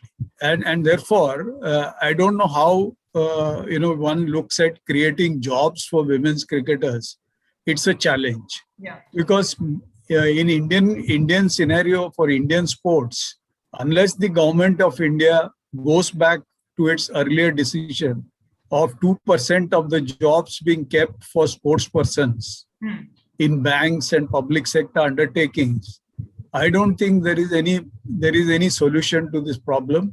No private sector today would employ a cricketer or, for that matter, a sportsman just to be on the payroll without working, because those luxuries are all gone with this competitive thing that has come into corporates, and therefore it's a challenge for everybody. And the only thing is that the better off among the girls and boys will sustain, because there is IPL, there is domestic cricket. So if you have a good package for payment for domestic cricket, I think it will sustain the interest among the players to continue to participate in the game. And that's I don't think jobs is a solution that you're looking at right now. It's a difficult. It is a very complicated issue, and we will continue to have dialogue on this issue to see as to whether we can arrive at it. One thing you mentioned, which I would now like to put to Sabha, you mentioned that the IPL is almost this kind of a source where a lot of domestic cricketers can get some kind of financial support besides the other benefits of being a bridge between international and domestic, clearing the dressing room with internationals, etc. We've seen Shafali Verma benefit from the T20 challenge, and we're hoping to see a full-fledged women's IPL very soon. Sabha, you have recently joined one of the IPL franchises as a talent scout there. And again, we hear so many outsider perspectives, but very rarely get to hear an insider perspective. What is the temperature with maybe the possible idea of something like, not restricted to your franchise, but something like a Delhi Capitals women's team? And what are the roadblocks for a full-fledged women's IPL, not just with your IPL experience, but also your BCCI experience? Yeah, to be honest, I haven't had much time with the owners, but I think they'll be more than happy to include a women IPL. I don't see any roadblocks whatsoever, but I think it's more important that BCCI puts in a structure that is that becomes more feasible for the franchisee owners to accept it. For instance, when we started, I think 3 years ago or 2 years ago, when we had an exhibition women IPL game, only 2 teams they played. And immediately the subsequent year, we increased the number of teams to 3. So it seems that the number of players coming through the system in terms of talent, in terms of potential, is growing up. In terms of quality, it is growing up, and all that is so heartening to see. So right now we have three teams that participate. Although it is good to see that there's so many cricketers who get an opportunity. But now to increase it to about 8 teams, that may not be so easy. So maybe gradually one can increase it. But eventually we need to look at having women IPL, a full-fledged women IPL on just like men's IPL. And for that to happen, there has to be a constructive policy from BCCI as well as the franchisee owners. So I'll come back to that point which Professor Shetty has raised about finance and career aspirations. Yes, I feel the best way of doing it is to have central and state contracts. It has not taken place even for men's cricket at the state level. There has been some discussion about it, and I don't know why it has not taken shape. But I think boys also face similar problem. It's just that the money they receive in playing domestic cricket is slightly more than women cricket. Maybe there can be some kind of a parity there, so that it becomes more attractive for the girls to take up the sport. But I think eventually the kind of policy which Andhra Cricket Association has done for promoting women cricket in Andhra, similar kind of policy can be followed by other state bodies. On top of that, they can also have this contract system even for state cricketers, so that more and more cricketers get attached to the sport. I come back to one more point here, and my apologies if I'm digressing. Please go ahead. But you see, even at the top level, even at the national level, for instance, and correct me if I'm wrong, do we have any married women cricketer playing first-class cricket or in the national team? If my memory corrects me, I don't know anyone. That's true. There are very few. There are very few. Why is that so? Yes, it is one of the social barriers that we recognized. Yeah, a social barrier. So what can BCCI or a state body do to remove such barriers? Can we introduce a maternal leave? Can we have better communication with the family, so that that individual is not let out of the system? BCCI can always do that, whether it is BCCI or state body. If we work together, I'm sure you can bring up a policy like this. So that as I spoke earlier, that more and more cricketers then can remain fold of BCCI, which will eventually help the growth of cricket. That's absolutely right. That's one of the items that we really acknowledged in our Equal Hue report, that this social barriers to entry, like Srinivas has experienced and Sushma has experienced. For the last word, I'll come back once again to the current cricketer on this group. Sushma, we have maybe about 30 to 60 seconds of time left on this panel, and I really don't want to impose on anyone beyond the time that we've asked for. Sushma, if I could ask you what your wish list was for Indian cricket, just if you had a magic wand और आपको जो मांगे वो मिल जाता, तो आप क्या मांगती? I think first, though अभी men's cricket के लिए भी start नहीं हुआ है, state central contracts, और second हमारी days cricket days I mean 4-day 3-day हम और interzonal में भी हम उस तरीके का matches खेल पाते, और of course under 16 and inter-school cricket. Yeah. Wonderful. So much to do, so little time. I'm surprised, Nehal. I thought Sushma would say, I want to get back in the Indian side. That's my individual wish. I mean, I'm here to talk about all the best. सबके perspectives से. Yes, sir. Yes, sir. Thank you so much for the perspectives that everyone has brought on board. Thank you so much for a fruitful discussion. There are some solutions that we have seen, some matters that we have acknowledged that require more discussion, more work. The Equal Hue project will continue to have dialogue on this and take action on these matters and try and complement the administration and the existing structures as best as we can for the growth of women's cricket. On behalf of everyone here at the SLPC Symposium and the Equal Hue Project, I once again thank all our panelists. Thank you, Sushma. Thank you, Srinivas. Thank you, Professor Shetty. And thank you, Sabha Karim, for your time and your expertise. And I now hand it back to our moderators. Thank you, Snehal, and all of you in the panel. Thank you very much, sir. Thank you so much. Thank you so much, sir. Thank you, sir. Thank you. Thank you so much to everyone on the panel for taking your time off and joining us today. I think we've learned plenty, and we thank you for your insightful comments. We will now be taking a very short break before we begin the next session. So right before that, if you haven't participated yet, we're running a caption contest as a part of the symposium. Comment on our symposium media post with an apt caption for the image on your screen and stand a chance to win a 1,000 rupees Amazon gift voucher. The contest closes today at 6 p.m. and the links for the posts are available on chat. We'll be right back.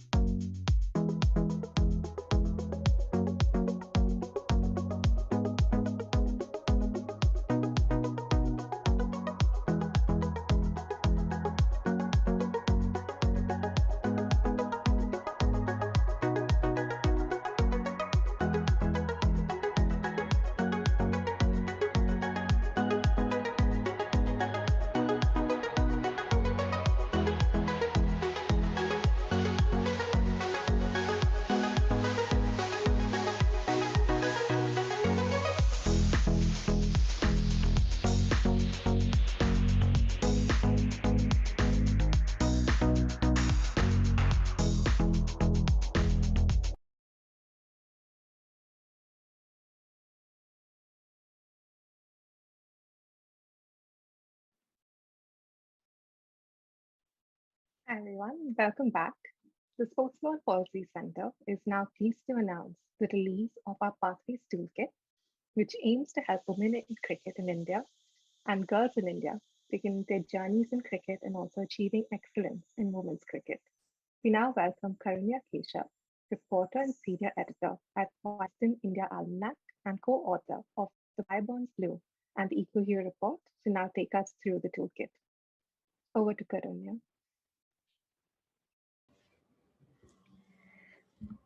Hi, everyone. Thanks so much for joining us today. We've just had an excellent discussion on pathways in Indian women's cricket with an excellent panel. This project that we're going to be launching today aims to address one of those issues that was raised during that panel, which is the lack of information when it comes to girls knowing about these pathways that exist for them. So Sneha showed an excellent flow chart about what are the different steps, what are the pathways that do exist for women. Now, that is slightly different from state to state. So what we're trying to do with this project, which is releasing a guidebook for girls when it comes to cricket, is to put some structure to what exists in different states and give them that information that they need. So um, I'm not sure how common it is elsewhere in the country, but very often in Bangalore, when you ask for directions, you'll hear people very confidently tell you, just go straight and at the dead end, you turn right. So that's obviously very counterintuitive, but in some ways, this is like what information is out there on pathways in women's cricket for girls in India. We often set them on this path, but after a point, we just expect them to wing it. So this project that we have, I'm going to share my screen now.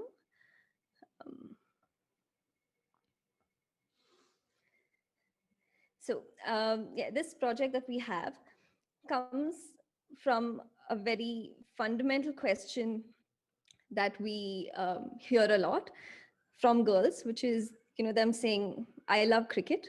Now, how do I play for India? If you followed Snehal's videos, you'll hear this question coming up a lot in the comments. If you Google for academies, one of the questions that's always there, on their Google listings is, do you have classes for girls? If you go through the social media pages of a lot of these associations, academies, any posts by a lot of these female cricketers, you see this question come up again, how do I play for India? I love cricket. My daughter loves cricket. How does she get into it? And what we found is that there's no single point of information for this. And that is something that, there was evidently a need, but there just was no collection of this information. Now, a few years ago, for a girl to even get to this point would have been quite difficult. One of the people who have spoken to for this project, you'll see her name mentioned on these pages as well. She mentioned how she used to play cricket in the gullies in her village up in North India, but she didn't even know of the existence of women's cricket. She didn't even know that there was a professional women's team that existed that she could aim to be a part of. And this only changed once she met another India cricketer. Now, today, maybe these girls who want to play cricket don't really have this issue as much. So they know the Shefalis, they know, they've heard of Mithali Raj, they've heard of Smriti Mandana. Shefali, we've had these matches happening on TV now. So it's a lot easier for them to come to this point too. But that's only the start of it. So when we spoke about, when we released our report last year, one of the major aspects of it was in identifying these barriers. And Snehal spoke about this as well. On her videos, in her presentation, we saw, they did speak about these various barriers that exist. And with this project, we also wanted to address some of those. There are these social barriers, there are physical barriers, and there are financial barriers as well. So when we set about making this guide, we wanted to address all of those issues as well.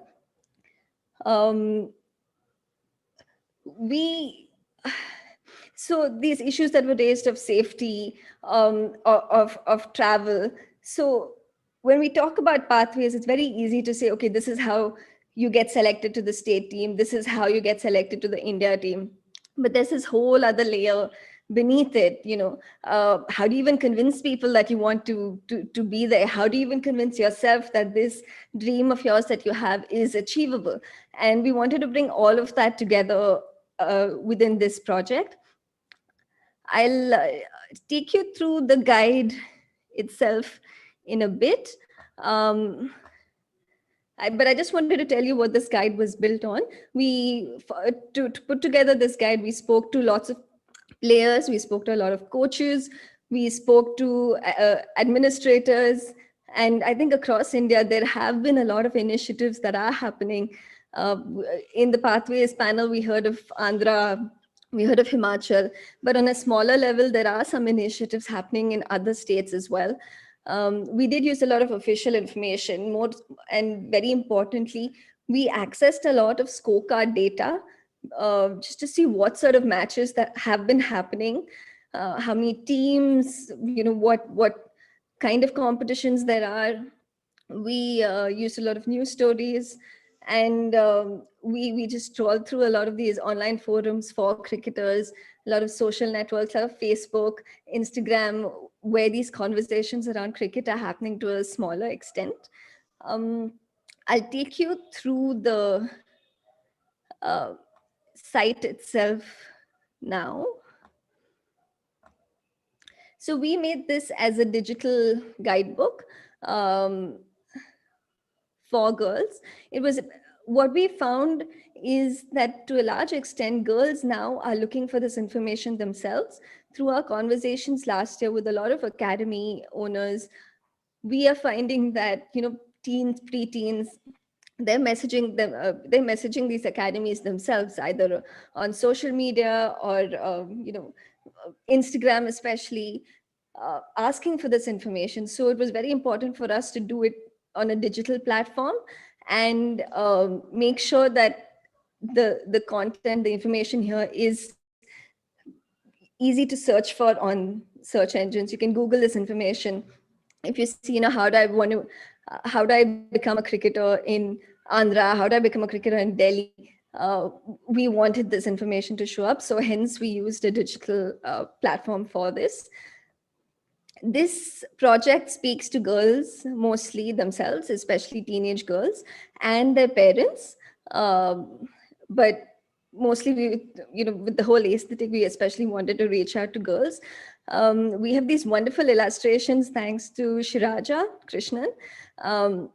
I think through this Equal Hue project, we're trying to normalize girls playing cricket.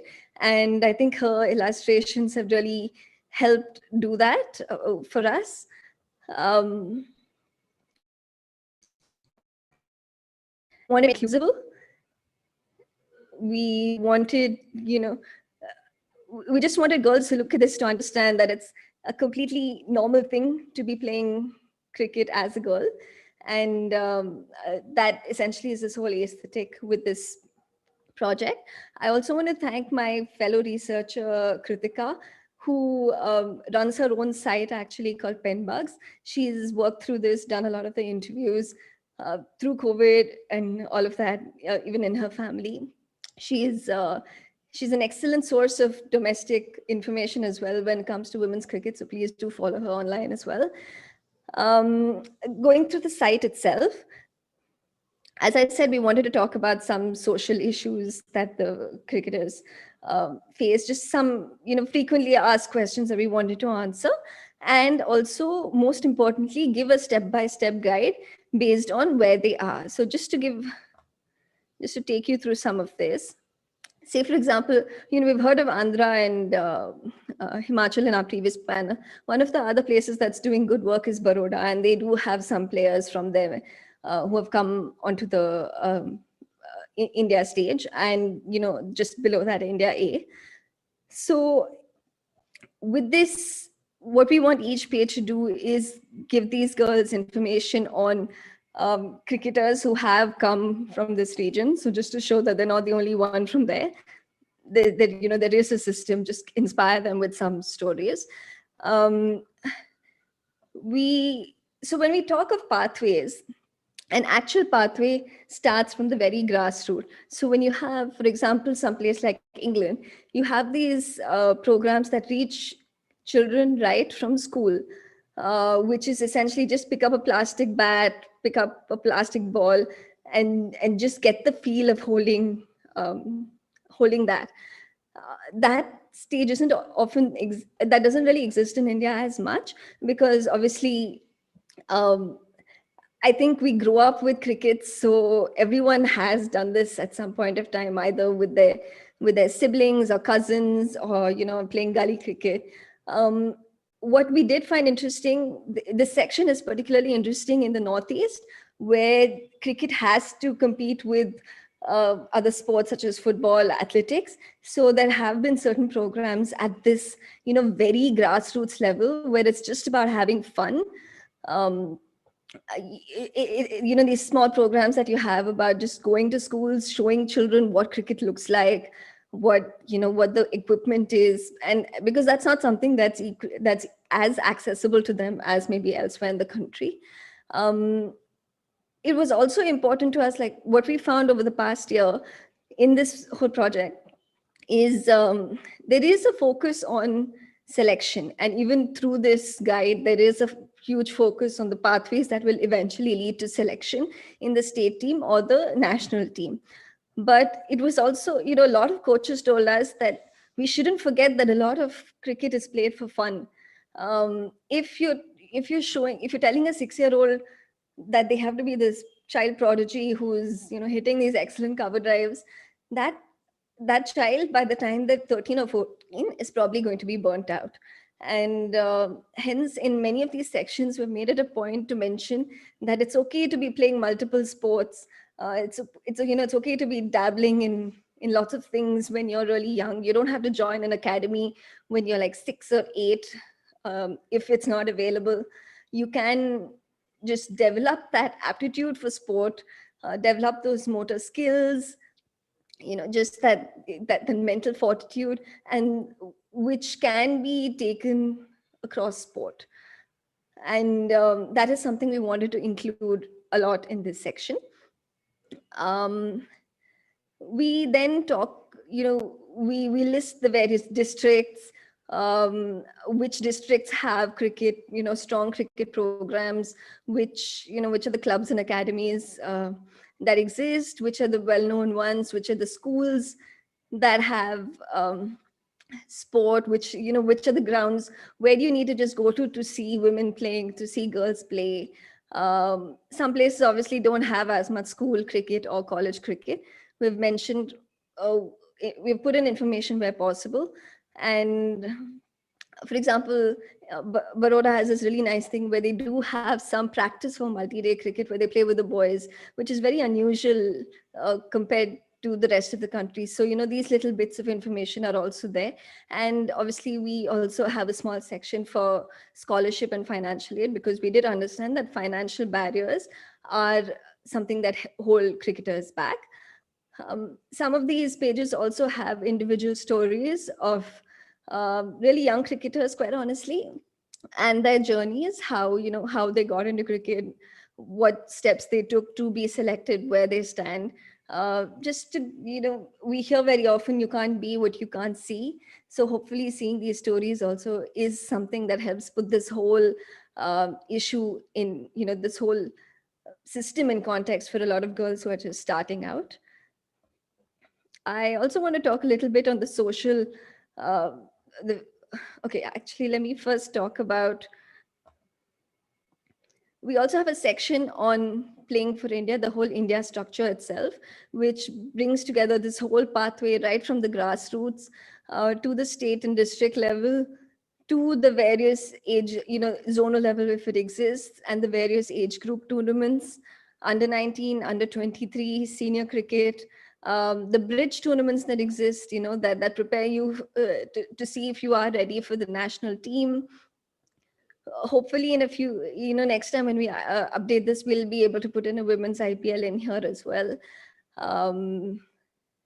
but yeah, this should be a comprehensive step-by-step process of what a girl can expect when they play, when they want to play cricket for India. There's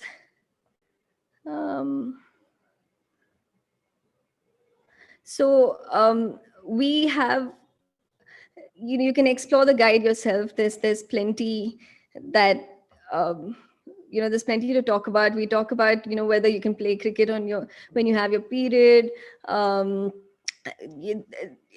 to balance studies with cricket, how to talk to your parents, and how to plan your schedules with your parents.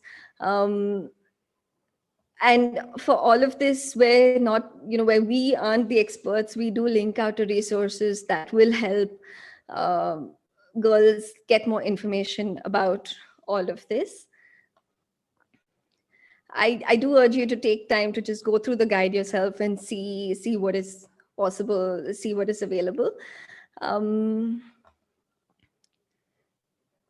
So just to go back to what is what we've learned from this project, speaking to all these various, nearly 40 associations that exist, what we learned from this, just to add to what we heard in the previous conversation about pathways, things are getting better. So after the 2017 World Cup, there was a lot of work, there was a lot of goodwill for women's cricket, and there was a lot of work that got started across the country.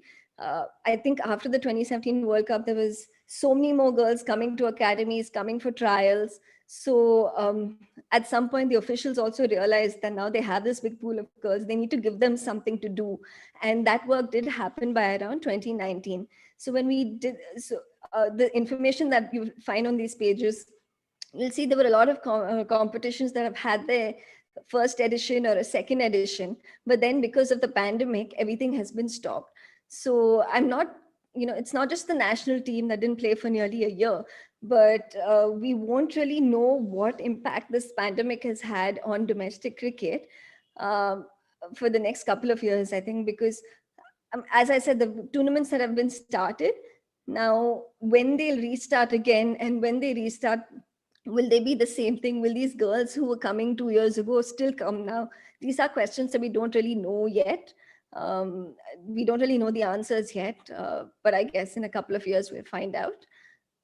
Another interesting thing that was our takeaway from this project is that there is no one-size-fits-all approach. We heard about, again, Andhra, Himachal, how they have residential academies. Kerala is another that does have residential academies and provides education as well.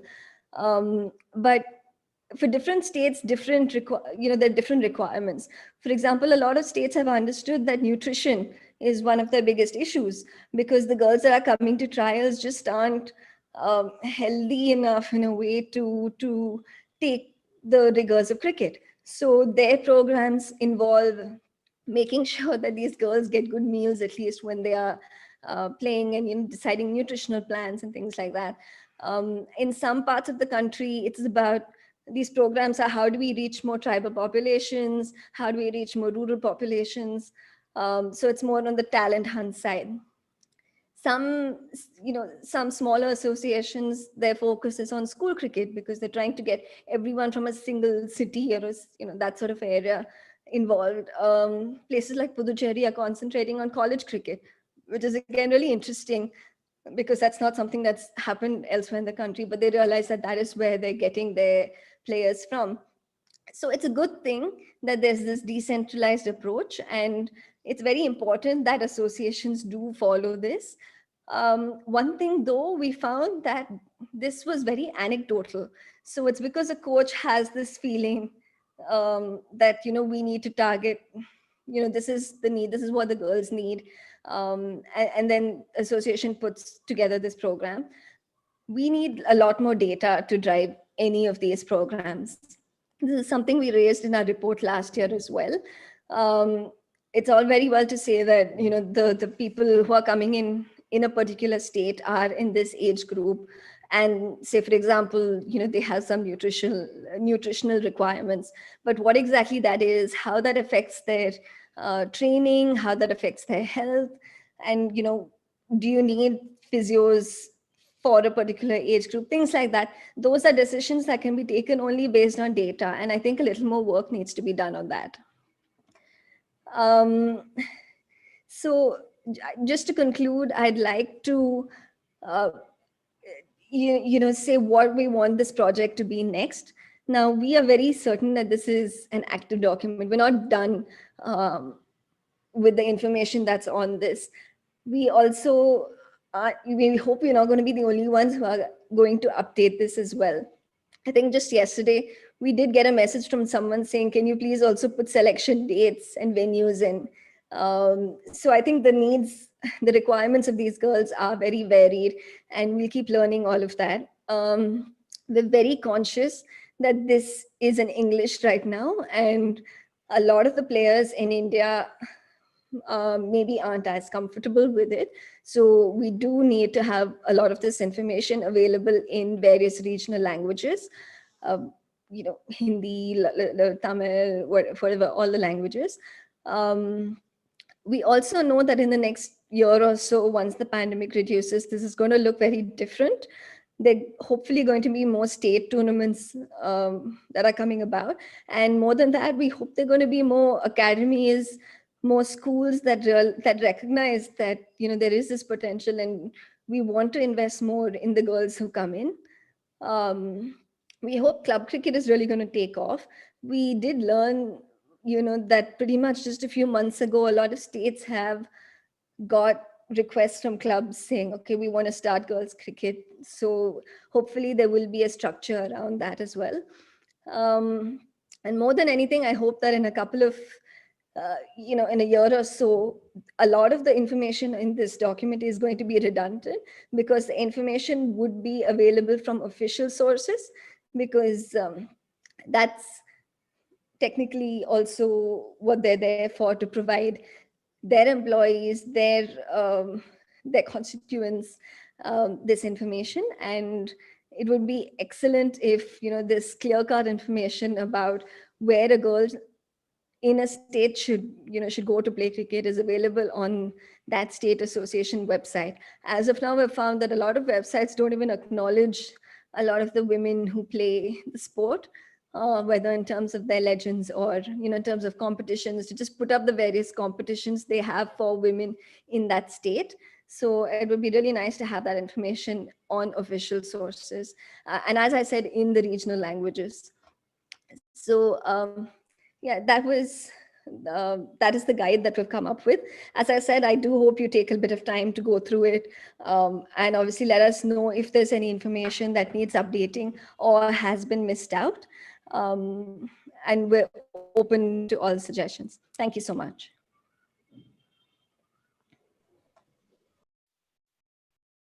Thanks, Karanya, for presenting the toolkit and the guide for girls in starting their cricketing journeys. We're all eagerly looking forward to accessing the guide on the Equal Hue website. This will be immensely helpful to all the athletes starting their cricketing journeys. A copy of it will also be emailed to all the symposium attendees. And if you visit the sportslaw.in website, that will redirect you to the Equal Hue website where you can access this as well. We will now have a short break to set up for the next session. In the meanwhile, we bring to you a video by our associate sponsor, Sportradar. Sportradar is the world's leading provider of sports technology and sports data intelligence. It's a global pioneer in recognizing and harnessing the power of sports data, digital content for its global clientele that includes media companies, leagues, bookmakers, sports federations, and state authorities, as well as delivering strategic solutions to help them grow in their businesses. Thank you.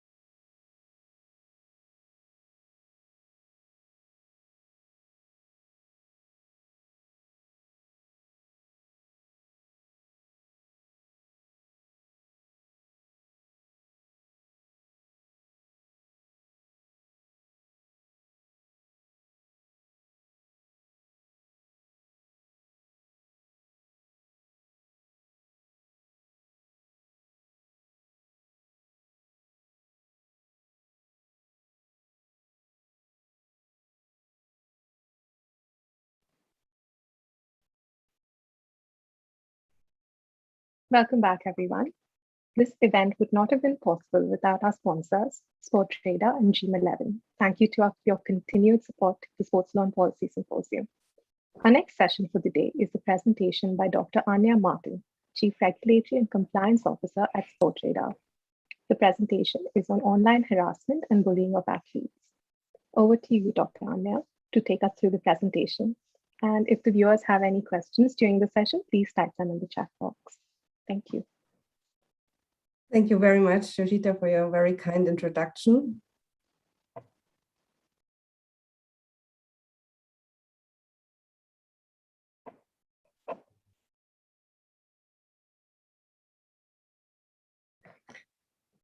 Ladies and gentlemen, I'm very, very honored, and it's a very big pleasure to be here and to present in front of you at such a prestigious conference.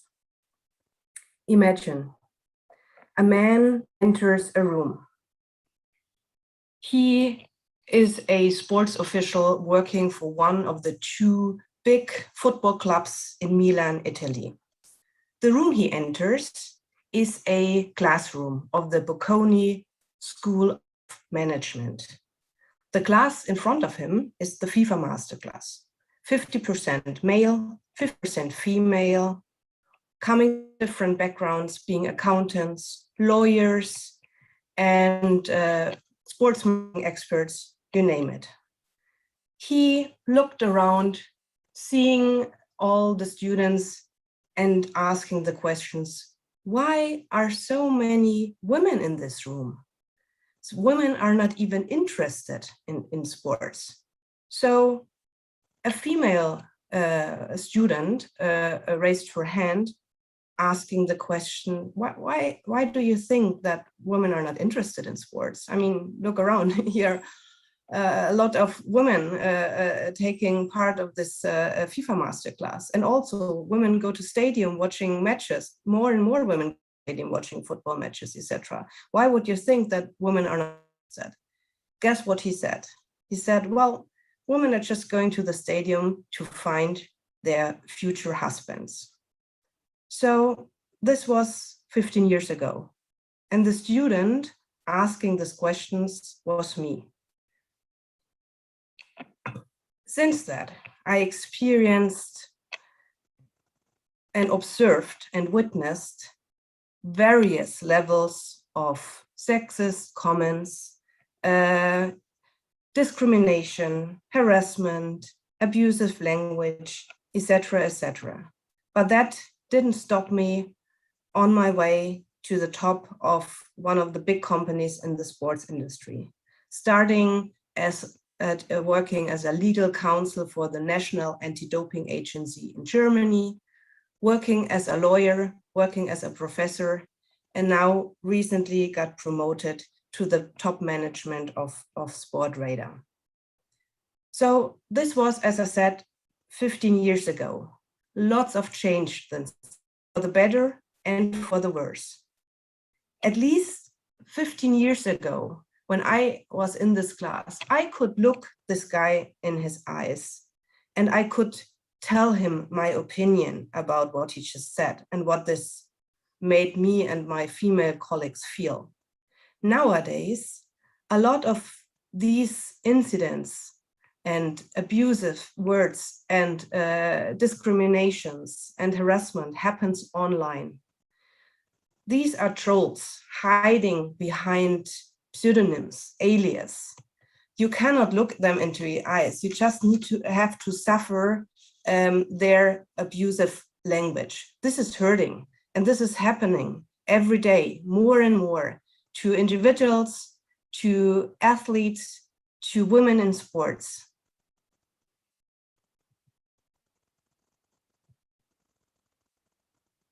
Just to give you an example to what extent this is happening. This is a survey conducted by Women in Football.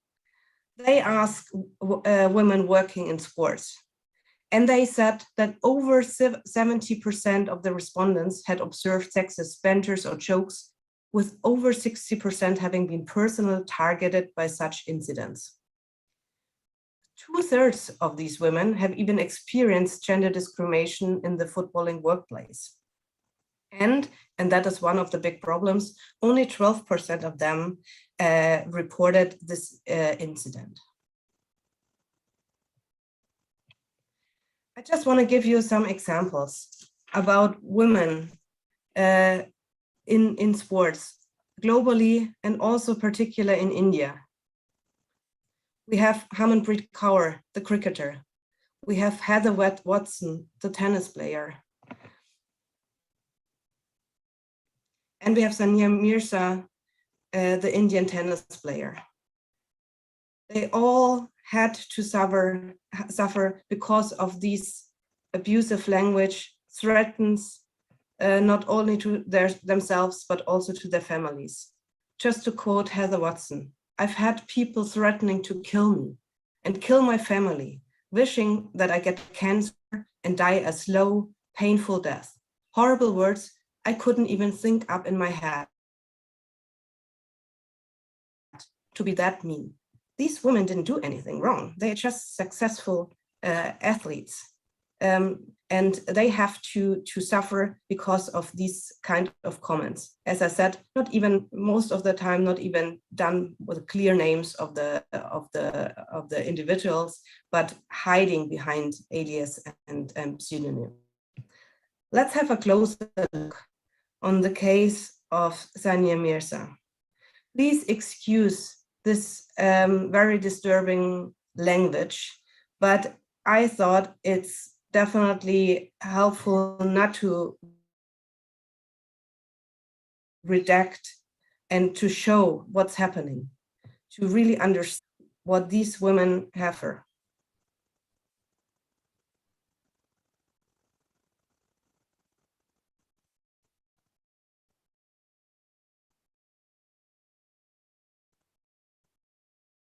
Just to stay a little bit on this last example, your display pic seems like a whore, so better replace it. So that is also something, especially women have to suffer. Male athletes most of the time criticized because of their performance or something like that. But women have to suffer also because of her look, her style, what they're wearing, which picture they chose for their social media accounts, etc. Another example from the sports media industry, Julie DiCaro. She's a very famous journalist. She's an American sports writer, and she actually uncovered sexism and sexual abuse also in regards to famous US athletes. So he also wrote an article about an NHL player. So what she had to suffer afterwards and how mean the language is, you can see here on the screen.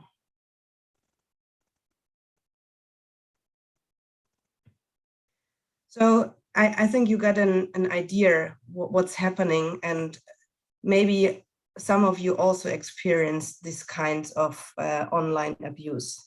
So I remember this comment from this guy 15 years ago, and this already made me very, very upset, very angry. And I even doubt if I want to work in this sports industry as a woman. Yeah, but I mean, compared with these kinds of comments and this kind of abuse, that was nothing. So what happens out there has to be fight against, and with all forces, with all joint forces. So what I want to do now is to show what we can do. We can do from the sporting body side, from the law enforcement side, and also from the sports industry side. And give a little bit what we as Sportradar are capable of to do and what we are currently doing. I would give you a bit of an overview in regard. But first of all, I wanted to start to tell you a little bit about Sportradar for them who are not familiar. Sportradar was founded in 2001 from our CEO and major shareholder, Carsten Curl. He is a sports enthusiast and a visionary. He does believe that sports need technology and sports need data for various reasons. We have now over 3,000 employees around the world in over 30 countries with over 1,000 partners. We are active in 4 areas. We are active in the sports entertainment, sports betting and gaming industry. We are acting and partnering up with rights holders, and we are also very much on integrity. As was said, we have a lot of clients and partners coming from the sports entertainment, integrity, rights holders, and betting industry, with all the famous brands you can imagine. If Google, Yahoo, from the sports industry, UEFA, NBA, etc., rights holders, with tennis and Major League Baseball, and also the big betting brands like Bet365, etc. But one of our areas we are specifically proud of, and especially our founders supporting that one very much, are the integrity services. Because we believe with the technology we have and the data we have, we can really support the sport and the law enforcement in their fight against threats for sports and, of course, athletes and individuals. So we are at the moment concentrating in 5 different areas.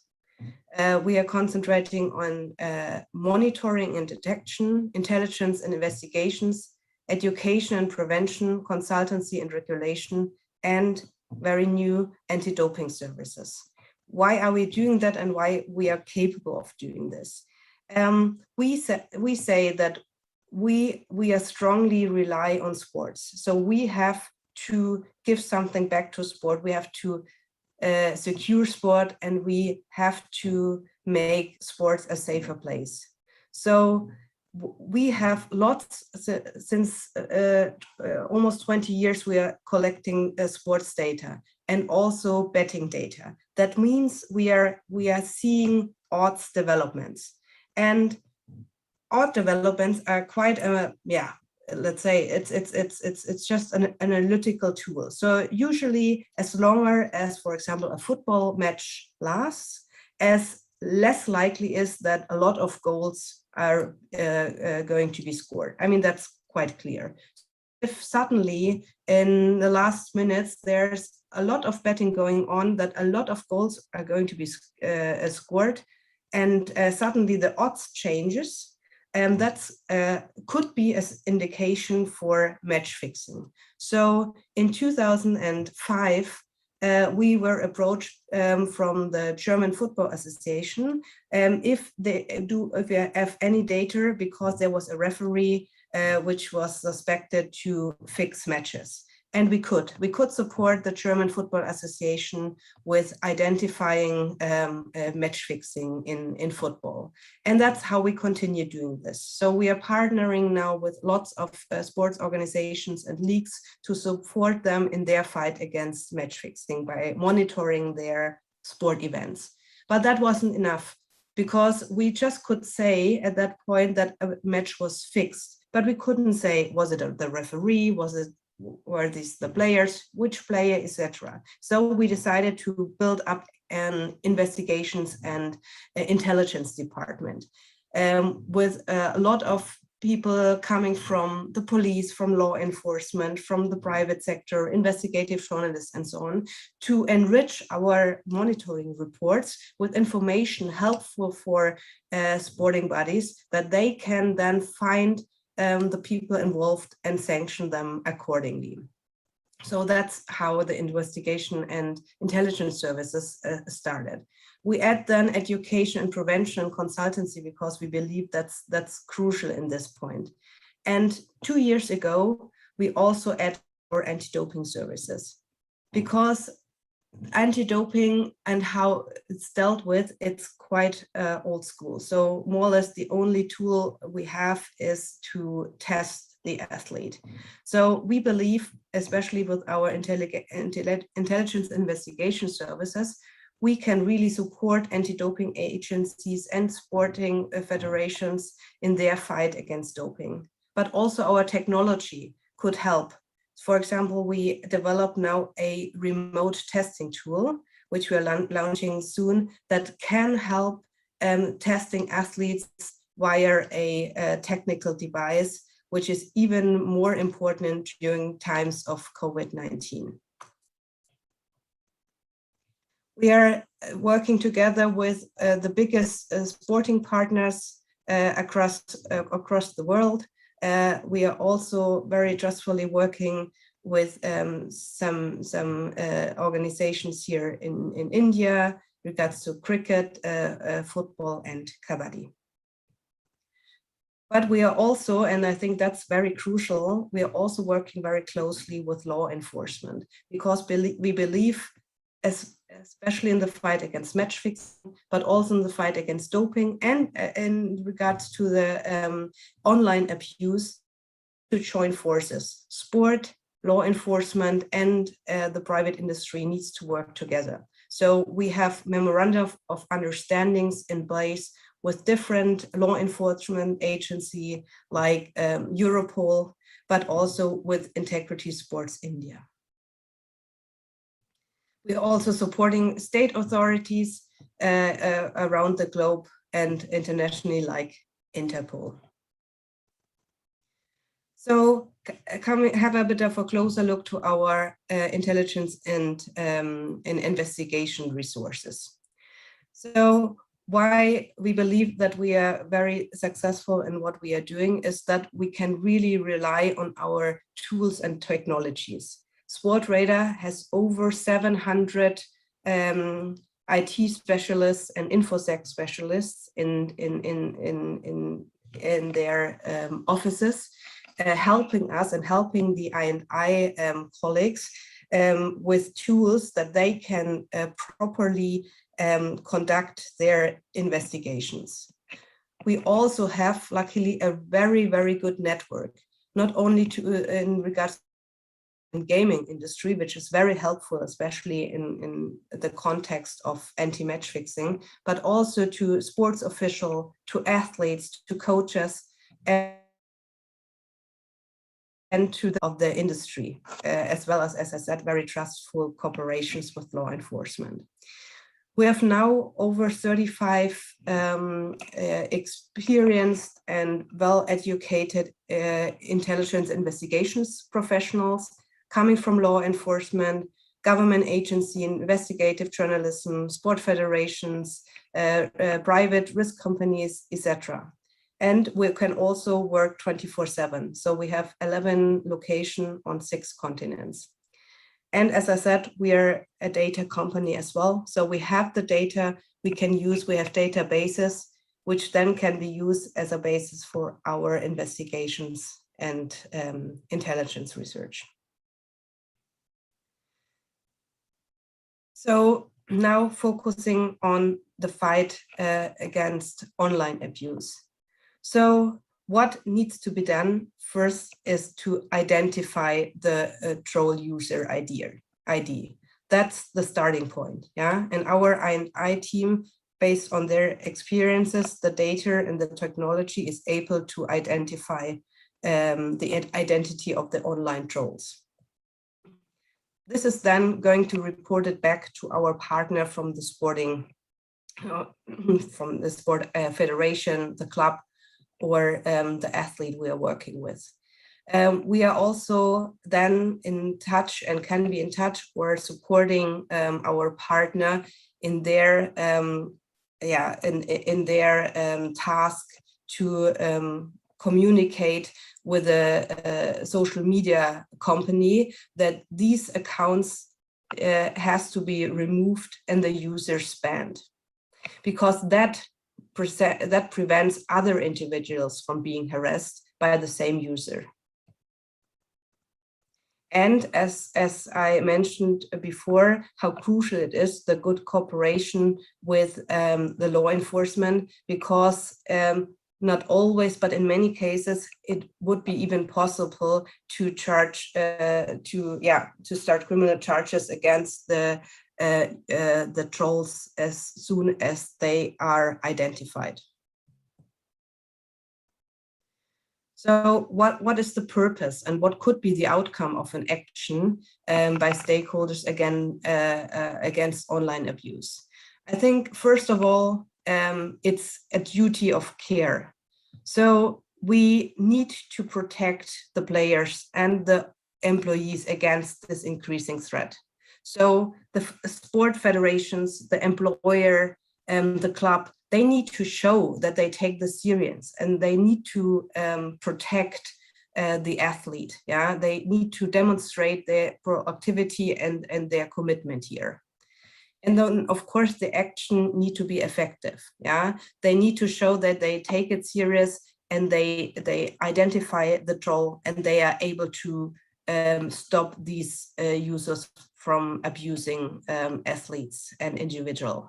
And it's also a deterrent, because if you see there are incidences that social media accounts are removed, that law enforcement is actually investigating against individuals, and that individuals even get sanctions, that is helpful, and that hopefully stops others from doing these kinds of abuse and harassment. What we usually suggest to do, and starting with, is to work together with the federations or the clubs and start with a risk assessment to understand the extent of the issue. Yeah? Because if we and the federation is able to identify this, they can allocate their resources to tackle this threat. So what we can do is that we start with assess and compile a record of open source and online abuse. And then, of course, we can try to locate the abuser, to understand where they're coming from, what is the reason why they're doing it, and so on. And then, of course, the next step is then to understand and to help the athletes, yeah, to support them, to give them also the impression and the feeling that they are not alone with this problem, that they actually get help here. And of course, trying then to fight as much as possible that these kinds of accounts are removed, and even try to then cooperate with law enforcement to get these individuals sanctioned.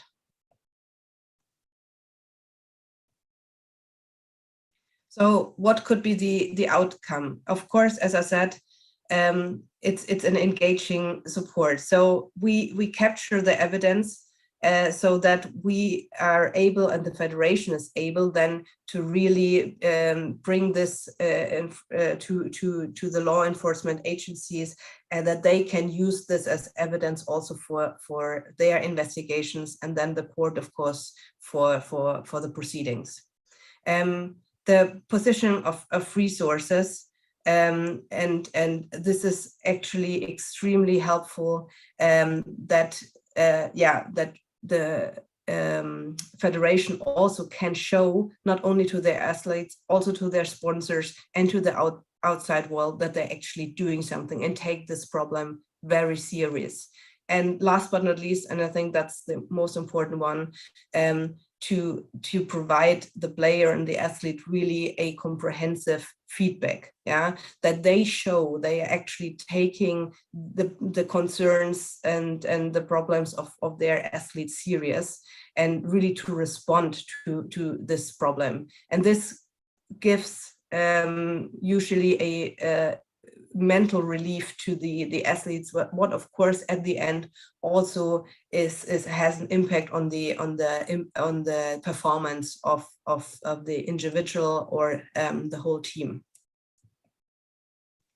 So we started working in this field around a year ago, and we were fortunately quite successful. And I'm extremely happy that we actually could help federations and clubs and especially the athletes that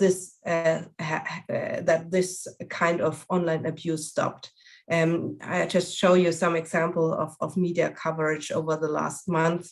And here below you see Sportradar's investigation into 70 abusive messages to players and events in Germany and the US discovered the real identities of 21 culprits. And I think that's something we can be very happy, and we can be can use this as a basis to continue our work in this field.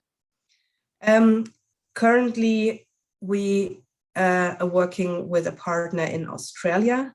I cannot give you a lot of details here because these are ongoing investigations, but I just wanted to show you or give you a bit of a more concrete feeling what we are doing here. So we got in touch, or the partner in Australia got in touch with our I&I team, asking support them in their fight against online abuse. In Australia, there are at least 5 incidents per week where athletes, male and female, are are suffering online abuse. And this comes from various directions. These are racist comments, are sexist comments, and the background is completely different, why they get this comment. And interestingly, that a lot of these comments are also betting related. So punters are actually doing these comments because they are upset because of the performance of the player. And this performance can actually be because they played very well or they played very bad, depending on how this punter placed his bet. So this was like the starting point why we said we need to join forces here and not only involve law enforcement, which also lead us to a reporting avenue to a European law enforcement agency, but also to the state-owned betting company, because we thought that it would be also helpful if this person is identified, that this account can be closed, and this is also very hurtful for a punter. So as I said, this is ongoing, but we think that this will have a massive impact and hopefully improve the situation in this sport in Australia. To give you a last example where I believe that the cooperation between a sporting body and law enforcement worked very well and was at the end very successful is the case of Neil Maupay from the British Premier League club Brighton and Hove Albion. He was actually harassed from a Singaporean individual named Derek Ng Diren.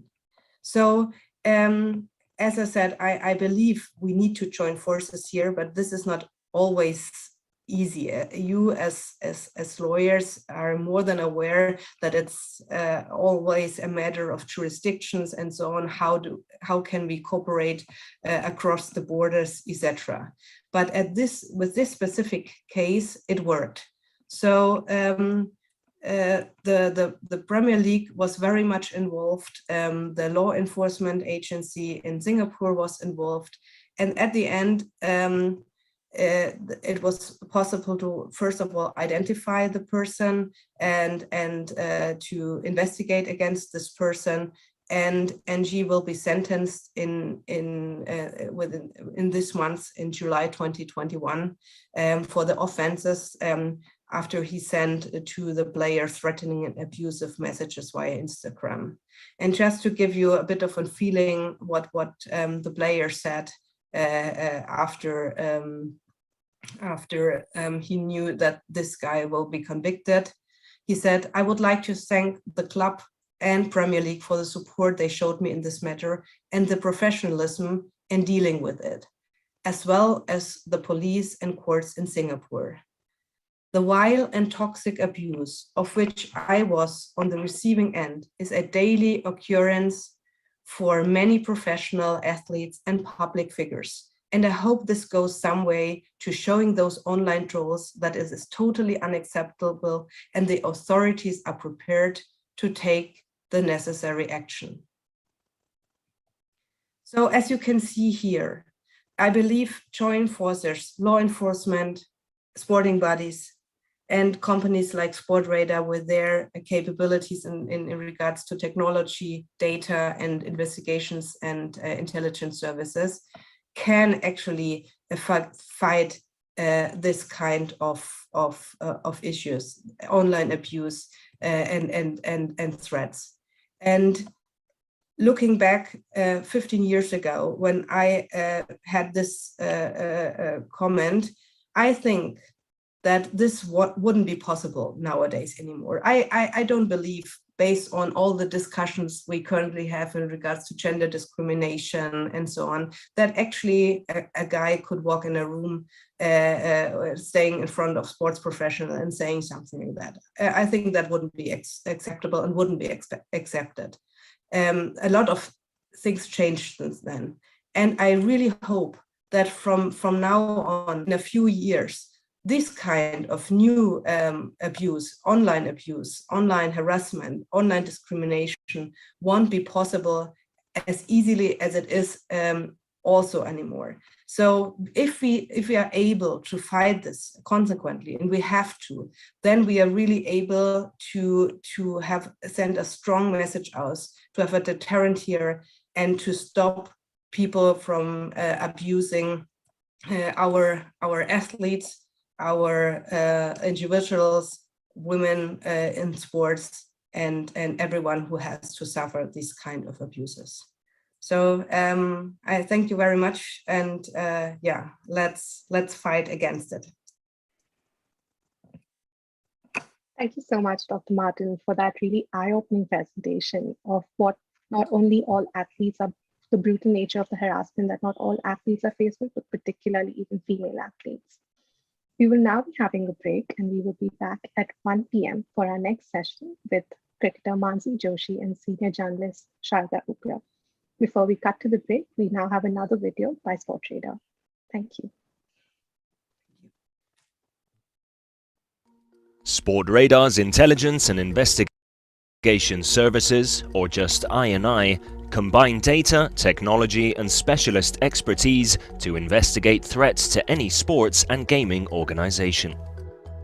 We support sports federations, leagues, and teams, but also bookmakers, casinos, and even law enforcement agencies to find answers to important questions.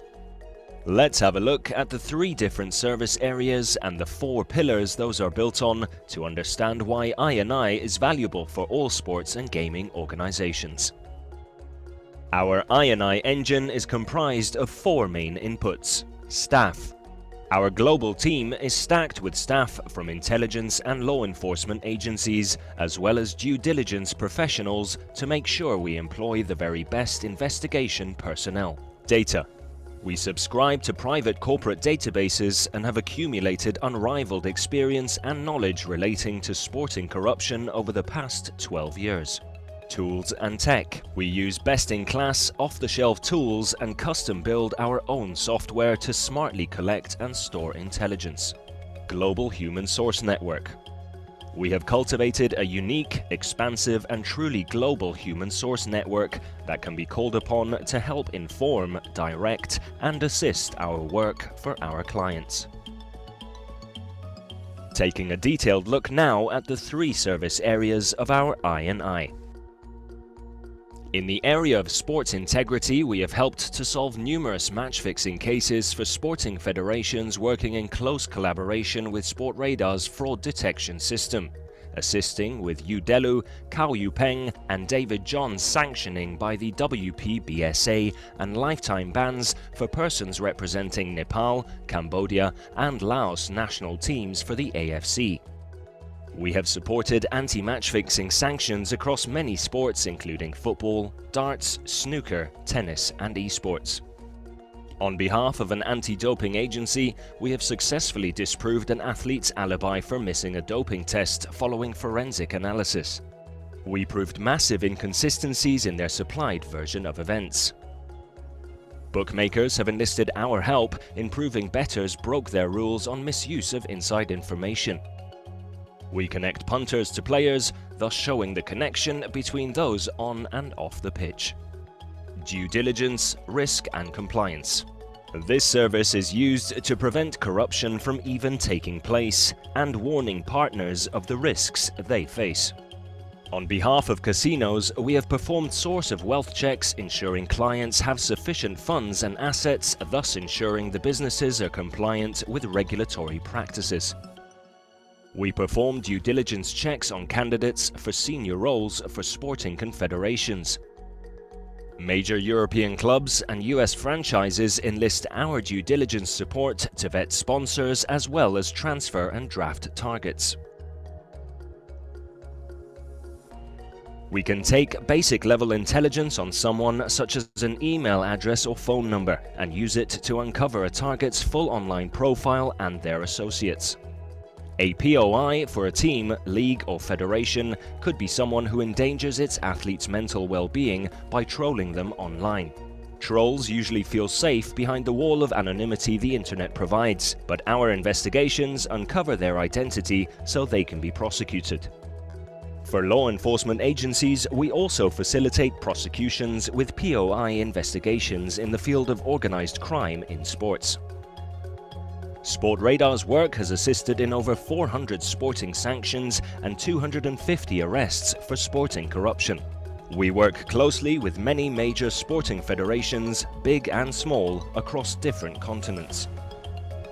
By combining our expertise with best-in-class tools, unrivaled data sources, and a global network, we'll help you find the answers to your important questions. Contact us today. intel@sportradar.com.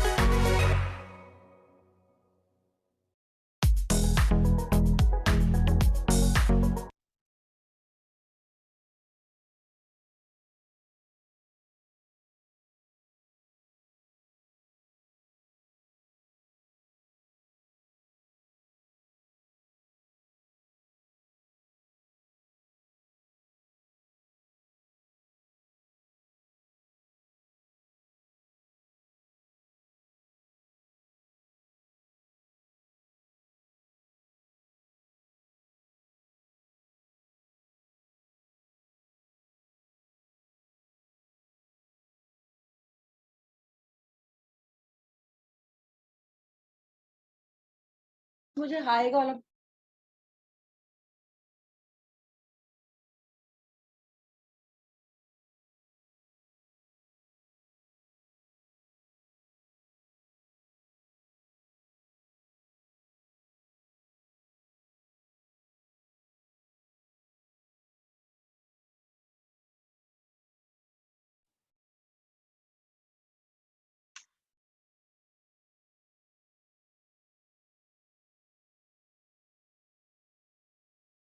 participant.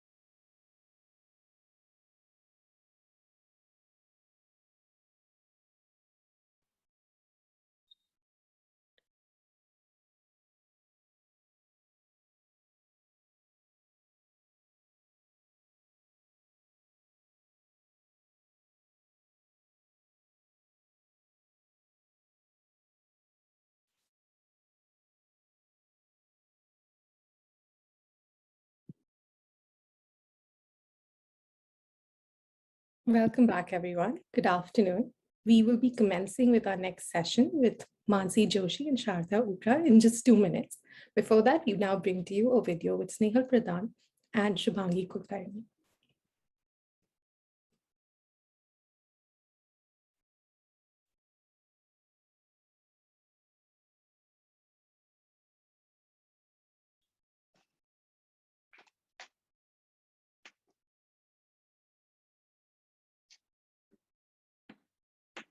Okay, so you attended your first coaching camp with Maharashtra team, probably the first kind of organized cricket coaching experience in your life. And from there, very quickly, you started playing for Maharashtra and started also playing for India. Can you very quickly give us an idea of that pathway from a girl who has her first touch point with the Maharashtra team and very quickly goes on to play for India, what that journey was like? I got selected for Maharashtra in the first year. Then we had an interzonal, which was the first ever interzonal which was organized. This was in 1974.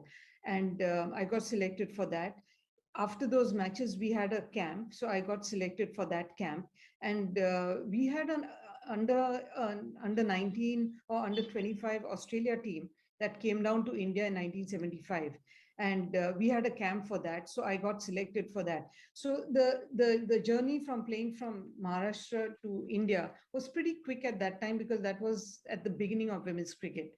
And after that, of course, there were quite a few matches which were organized. And then, the entire pathway at that time was you play for the state, you play for the zone, and you play for India. After a few years, they had the under 15 and the under 19 tournaments.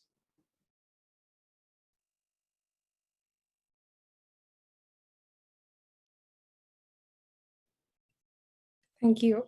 So that full video interview between Snehal Pradhan and Shubhangi Kulkarni will be available on our YouTube channel later today. We now start with our next session for this afternoon. We have an interview between Mansi Joshi and Sharda Ogra on Ms. Joshi's journey as an elite Indian cricketer and key takeaways for young athletes. Ms. Mansi Joshi is an Indian cricketer who made her debut for the Indian national team in November 2016. Ms. Joshi plays domestic cricket for the state of Haryana and was a part of the Indian team to reach the final of the 2017 Women's Cricket World Cup. Ms. Joshi is joined by Sharda Ugra, senior sports journalist who started her career with the Midday before joining Radio Australia, The Hindu, India Today, and ESPN. She has seen India play cricket in over 9 countries, presented conference papers on Indian sport, covered 2 Olympic Games, and won the Sports Journalists Federation of India Awards for sports writing. Over to you, Ms. Ugra.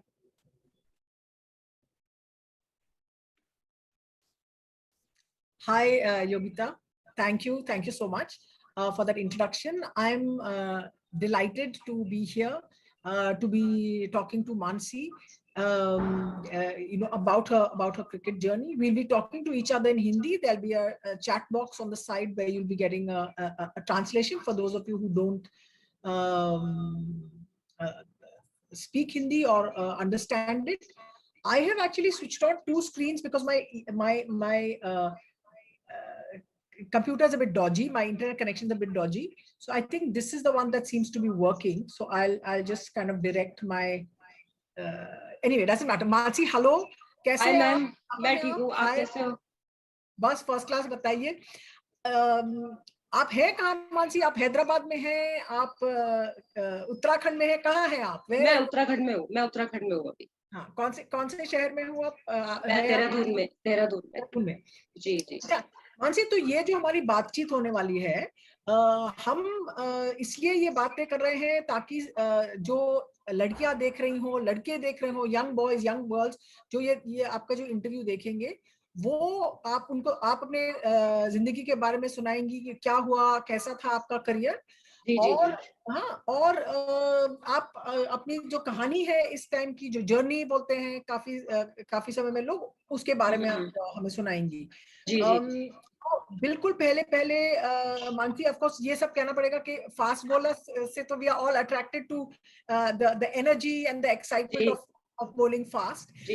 And you are a fast bowler that represents India, the generation that followed after Julan. There's Pooja, there's you and so on.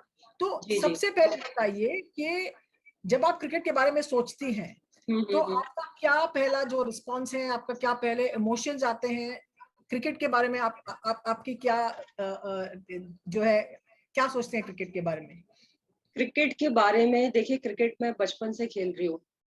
तो cricket अब ऐसा है कि cricket अब खून में आ चुका है, तो उसके लिए ऐसे मुझे पर्टिकुलर बैठ के सोचने की जरूरत नहीं पड़ती. वो ऑटोमेटिकली मतलब 24 आवर्स दिमाग में रहता ही है.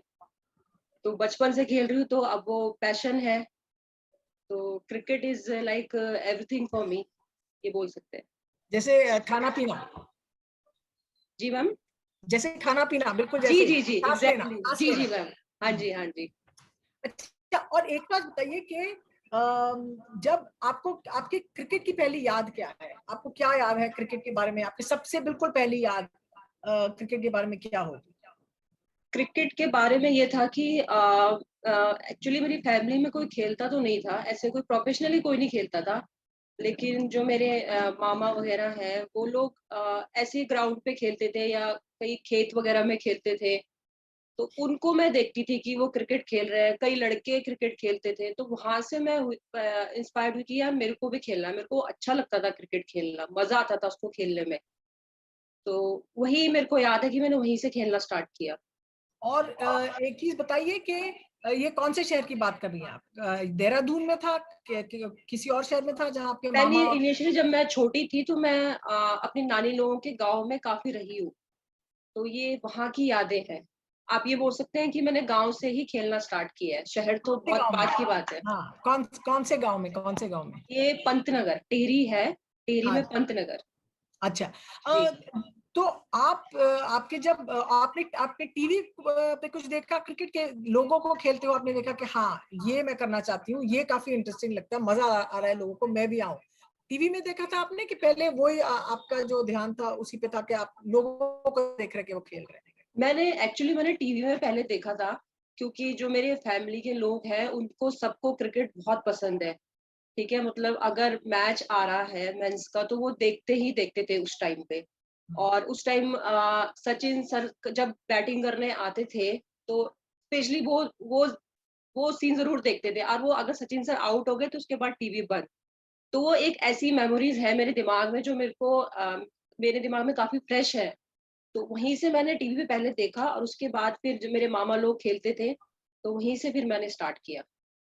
इनिशियली मैंने टीवी पे ही देखा. अच्छा, और ये 1990s में होगा? आपकी बर्थ 1993? ये मैं 93 बॉर्न हूँ, तो ये होगा मेरे ख्याल से 5-6 साल की रही होंगी मैं. 6 साल की. बिल्कुल सचिन का जो बिल्कुल पीक पीरियड था. जी एग्जैक्टली. हाँ जी, उनका पीक था उस टाइम. शारजा वाला. जी.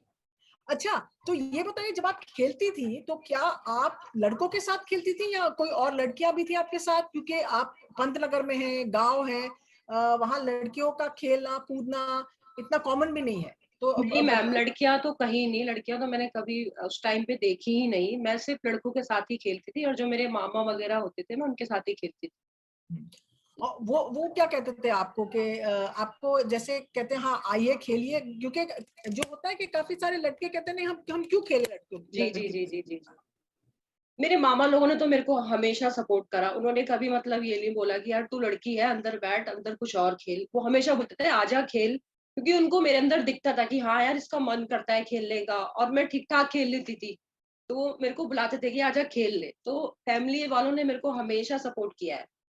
ये ऐसे बुलाया कि नहीं आप आके फील्डिंग करो, जो होते हैं ना थोड़े छोटे प्लेयर होते हैं उनको बोलते हैं हाँ फील्डिंग कर लो आप बस। नहीं मैं बोलती थी मैं बैटिंग करूंगी पहले या बॉलिंग करूंगी। अच्छा। फील्डिंग बात की बात है। आप पहले या तो मुझे बॉल कराइए या मेरे को पहले बैटिंग दो। कंपल्सरी इंसिस्ट करते थे कंपल्सरी, हाँ जी हाँ जी हाँ जी मैम। आपका रौब चलता था वहाँ थोड़ा। हाँ जी जी जी हाँ जी, क्योंकि मेरे मामा लोग मेरे को काफी प्यार करते हैं, तो वो मतलब बात को मेरी मान लेते थे। तो क्या आप अपनी फैमिली में अकेली लड़की थी, कोई और लड़कियां थी आपकी उम्र के आसपास? नहीं उस टाइम में अकेली थी, अकेली। अच्छा अच्छा। जी हाँ जी।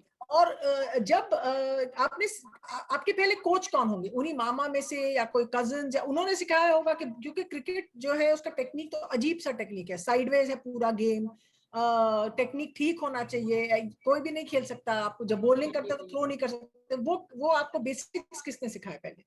मैम जब मैं छोटी थी, आप ये लगा लीजिए मैंने 8 या 9 साल की उम्र से खेलना स्टार्ट किया होगा। तो उस टाइम तो ऐसे मेरे को मतलब बेसिक चीजें किसी ने नहीं बताई, क्योंकि सब गांव घरों में खेलते थे। तो बस वो उस टाइम टाइम पास के लिए खेलते थे और मजे के लिए खेलते थे। उस टाइम ऐसा नहीं था कि यार कि मानसिक को कहीं आगे क्रिकेट खेलना है, या उस टाइम मेरे दिमाग में भी नहीं था कि मेरे को आगे जाके कभी प्रोफेशनली खेलना है। उस टाइम में सिर्फ मजे के लिए खेलती थी, मेरे को मजा आता था। इनिशियली मेरे को ऐसे किसी ने कुछ बेसिक चीजें नहीं बताई, लेकिन जब मैं 13-14 साल की हुई, मैंने 1-2 अकेडमी में जाके देखा, तो वहां पे उन लोगों ने मेरे को गाइड करा धीरे धीरे। कौन सी एकेडमी में गई और कैसे पहुंचे आप उस एकेडमी के पास? क्यों पंत नगर में की एकेडमी या शहर में थी, या बताइए क्या हुआ था कि आप एकेडमी में पहुंच गई? जब मैं 13-14 साल की थी तो मेरी मम्मा उस टाइम जॉब करते थे, तो उनका ट्रांसफर हुआ था रुड़की में। ये उत्तराखंड में ही है, रुड़की एक जगह पड़ती है, वहां पे उनका ट्रांसफर हुआ था। तो मैं रही होंगी 6-7 क्लास 7th-8th में रही होंगी मैं। तो तभी एक मेरे जानने वाले एक थे भैया थे, तो वो मेरे को अकेडमी में लेके गए थे कि देख ऐसे अकेडमी होती है, ऐसे प्रैक्टिस की जाती है, इफ यू वांट आप ज्वाइन कर लो और यहाँ से खेलना स्टार्ट करो। क्योंकि उनको पता था कि मैं सही खेल लेती हूँ, मतलब अच्छा खेल लेती हूँ। तब वो मेरे को वहां पे लेके गया, तभी वहां से बेसिक चीजें मेरी 14-15 साल की उम्र से स्टार्ट हुई। स्टांस वगैरह, बैटिंग का स्टांस, बॉल कैसे डालना है, ये सब। और जो कोच थे वहां उन्होंने आपको वेलकम किया, उन्होंने कहा हाँ जी आ जाओ आप खेल लो हमारे साथ, या कुछ जैसी थोड़ी अड़चन थी कि लड़की कहाँ से आ गई?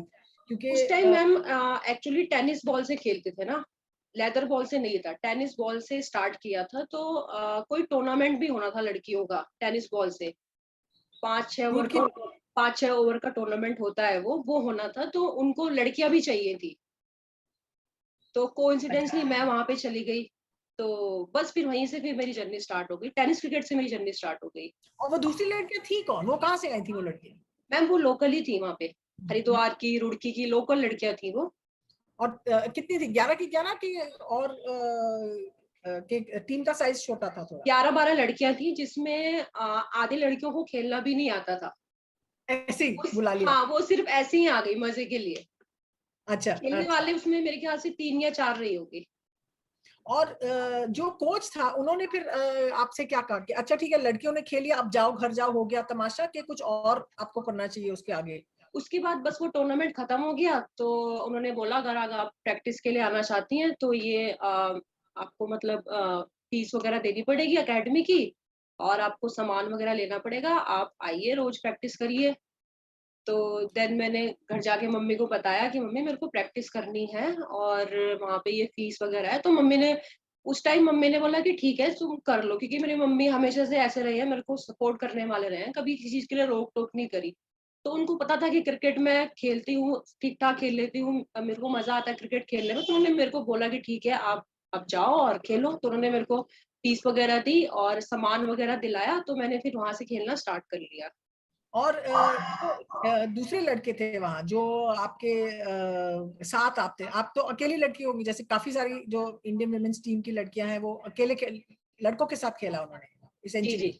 आपकी भी वही होती, तो फिर कैसा था उनका रिस्पांस, कैसा था जब आप आई पहली बार? आपको कुछ थोड़ा डर नहीं लगा कि आप, ये तो बड़े लड़के भी होंगे उसमें, छोटे आपकी एज को भी होंगे, और जो उम्र है 12-13, लड़कों का फिजिकल डेवलपमेंट बहुत शूट अप हो जाता है ना, लंबे हो जाते हैं, ताकत ज्यादा आ जाती है, तो आपको कुछ नर्वसनेस नहीं हुई उसके हिसाब से कि आप बिल्कुल बेझिझक चली गई वहां? नहीं, स्टार्टिंग में मेरे को हुआ था क्योंकि पहली बार मैं ऐसे ग्रुप में गई थी प्रॉपर अकेडमी में। मैं बहुत नर्वस थी, मैं काफी नर्वस हुई स्टार्टिंग में, लेकिन मैं धीरे धीरे बहुत जल्दी मैंने वो अडॉप्ट कर लिया, क्योंकि मैं बचपन से लड़कों में ही खेली हूँ। तो उसको मतलब उस माहौल को अडॉप्ट करने में मेरे को ज्यादा प्रॉब्लम नहीं हुई। स्टार्टिंग में बहुत डर लगा, मतलब 1 हफ्ता मेरे को काफी डर लगा, लेकिन उसके बाद मैं ठीक हो गई। क्या हुआ था 1 हफ्ते में? किसी ने कुछ कहा आपसे, या क्या वो टेनिस बॉल से प्रैक्टिस कर रहे थे या प्रॉपर सीजन बॉल से प्रैक्टिस कर रहे थे? स्टार्टिंग में तो टेनिस बॉल से करी कुछ दिन, 20-25 दिन टेनिस बॉल से करी होगी, फिर धीरे धीरे लेदर बॉल से खेलना स्टार्ट करा। तो आपने कहा पहले 2 हफ्ते थोड़ी नर्वस थी आप, किसी ने कुछ कहा आपसे, या आपके खुद की अंदर की जो भी कुछ टेंशन वगैरह रहा हो? मैम देखो, होता ही है, अगर आप लड़कों में पहली बार खेलने जाओ तो थोड़ा बहुत तो होता ही है, ठीक है। और कुछ लड़के ऐसे होते थे कि नहीं इसको नहीं खिलाना, अब ये लड़की है, ऐसे करके 2-3 लड़के थे जो बोलते थे, लेकिन मैं मेरे को था कि नहीं यार, मेरे को खेलना है। मेरा था उस टाइम बॉय कट भी था, बाल मेरे छोटे ही थे उस टाइम, तो मेरे को था नहीं, मेरे को खेलना, मैं एडजस्ट कर लूंगी। तो धीरे धीरे मैंने एडजस्ट कर लिया। और ऐसी फिर लड़कियों के, जब लड़कियां जाती है खेलने, मैंने पहला जो सेशन था उससे सुनाई दिया कि जो सबसे बेसिक चीज होती है जब लड़कियां प्रैक्टिस करने जाती है लड़की को साथ में, टॉयलेट नहीं होता, कपड़े कहाँ बदलो, वो कैसे किया, क्या हुआ कि वहाँ फैसिलिटीज थोड़ी ठीक थी तो आप कर पाई थी? मैम इनिशियली तो ऐसा मैं घर से ही मैं चेंज करके जाती थी, और कभी मतलब स्टार्टिंग में ऐसा नहीं हुआ कि वहां पे जाके चेंज करना या वो करना, नहीं। मैं जो घर से पहन के जाती थी, उस टाइम पता भी नहीं था, छोटी थी, घर से पहन के गई, उसमें खेला वेला, फिर घर आके फिर नहा के फिर चेंज करती थी। और वो स्कूल अच्छा था जहाँ मैं रुड़की में अकेडमी में प्रैक्टिस करती थी, तो वहाँ पे वॉशरूम वगैरह थे। कौन अकेडमी का नाम जरा बता दीजिए ताकि लोगों मैम को। वो एक्चुअली सेंट गैब्रियल्स अकेडमी थी, रुड़की का काफी माना जाना वो स्कूल है, तो वहां पर मैं जाती थी। और आपको कब ये पता चला कि आप फास्ट बॉलर ही, आपका जो स्ट्रेंथ है वही है? मैम फास्ट बॉलिंग तो ये लगा लीजिए आप खून में ही है मेरे। मैं जब 7-8 साल की थी ना, तो मैं मतलब जब मैं बॉल भी डालती थी ना, तो ऐसे स्पिन नहीं डालती थी, मैं तेज भाग के आती थी और तेज थ्रो बॉल डालती थी। तो ये लगा लीजिए मुझे फास्ट बॉलिंग तो मुझे बचपन से ही करनी थी, मेरे को प्यार है फास्ट बॉलिंग से। उस टाइम मैं शोएब अख्तर को देख के मैं बहुत इंस्पायर्ड भी, मैचेस जब आते थे तो मैं देखती थी उनको, वो इतनी दूर से भाग के आ रहे हैं और फिर बॉल डाल रहे हैं, और बैट्समैन को कितनी प्रॉब्लम हो रही है खेलने में, तो वो मेरे को काफी अच्छा लगा यार कि फास्ट बॉलिंग करो और ऐसे बैट्समैन को डराओ। तो तब से मेरे को था कि मेरे को फास्ट बॉलर ही बनना है, मैंने कभी स्पिन बॉल डाला ही नहीं।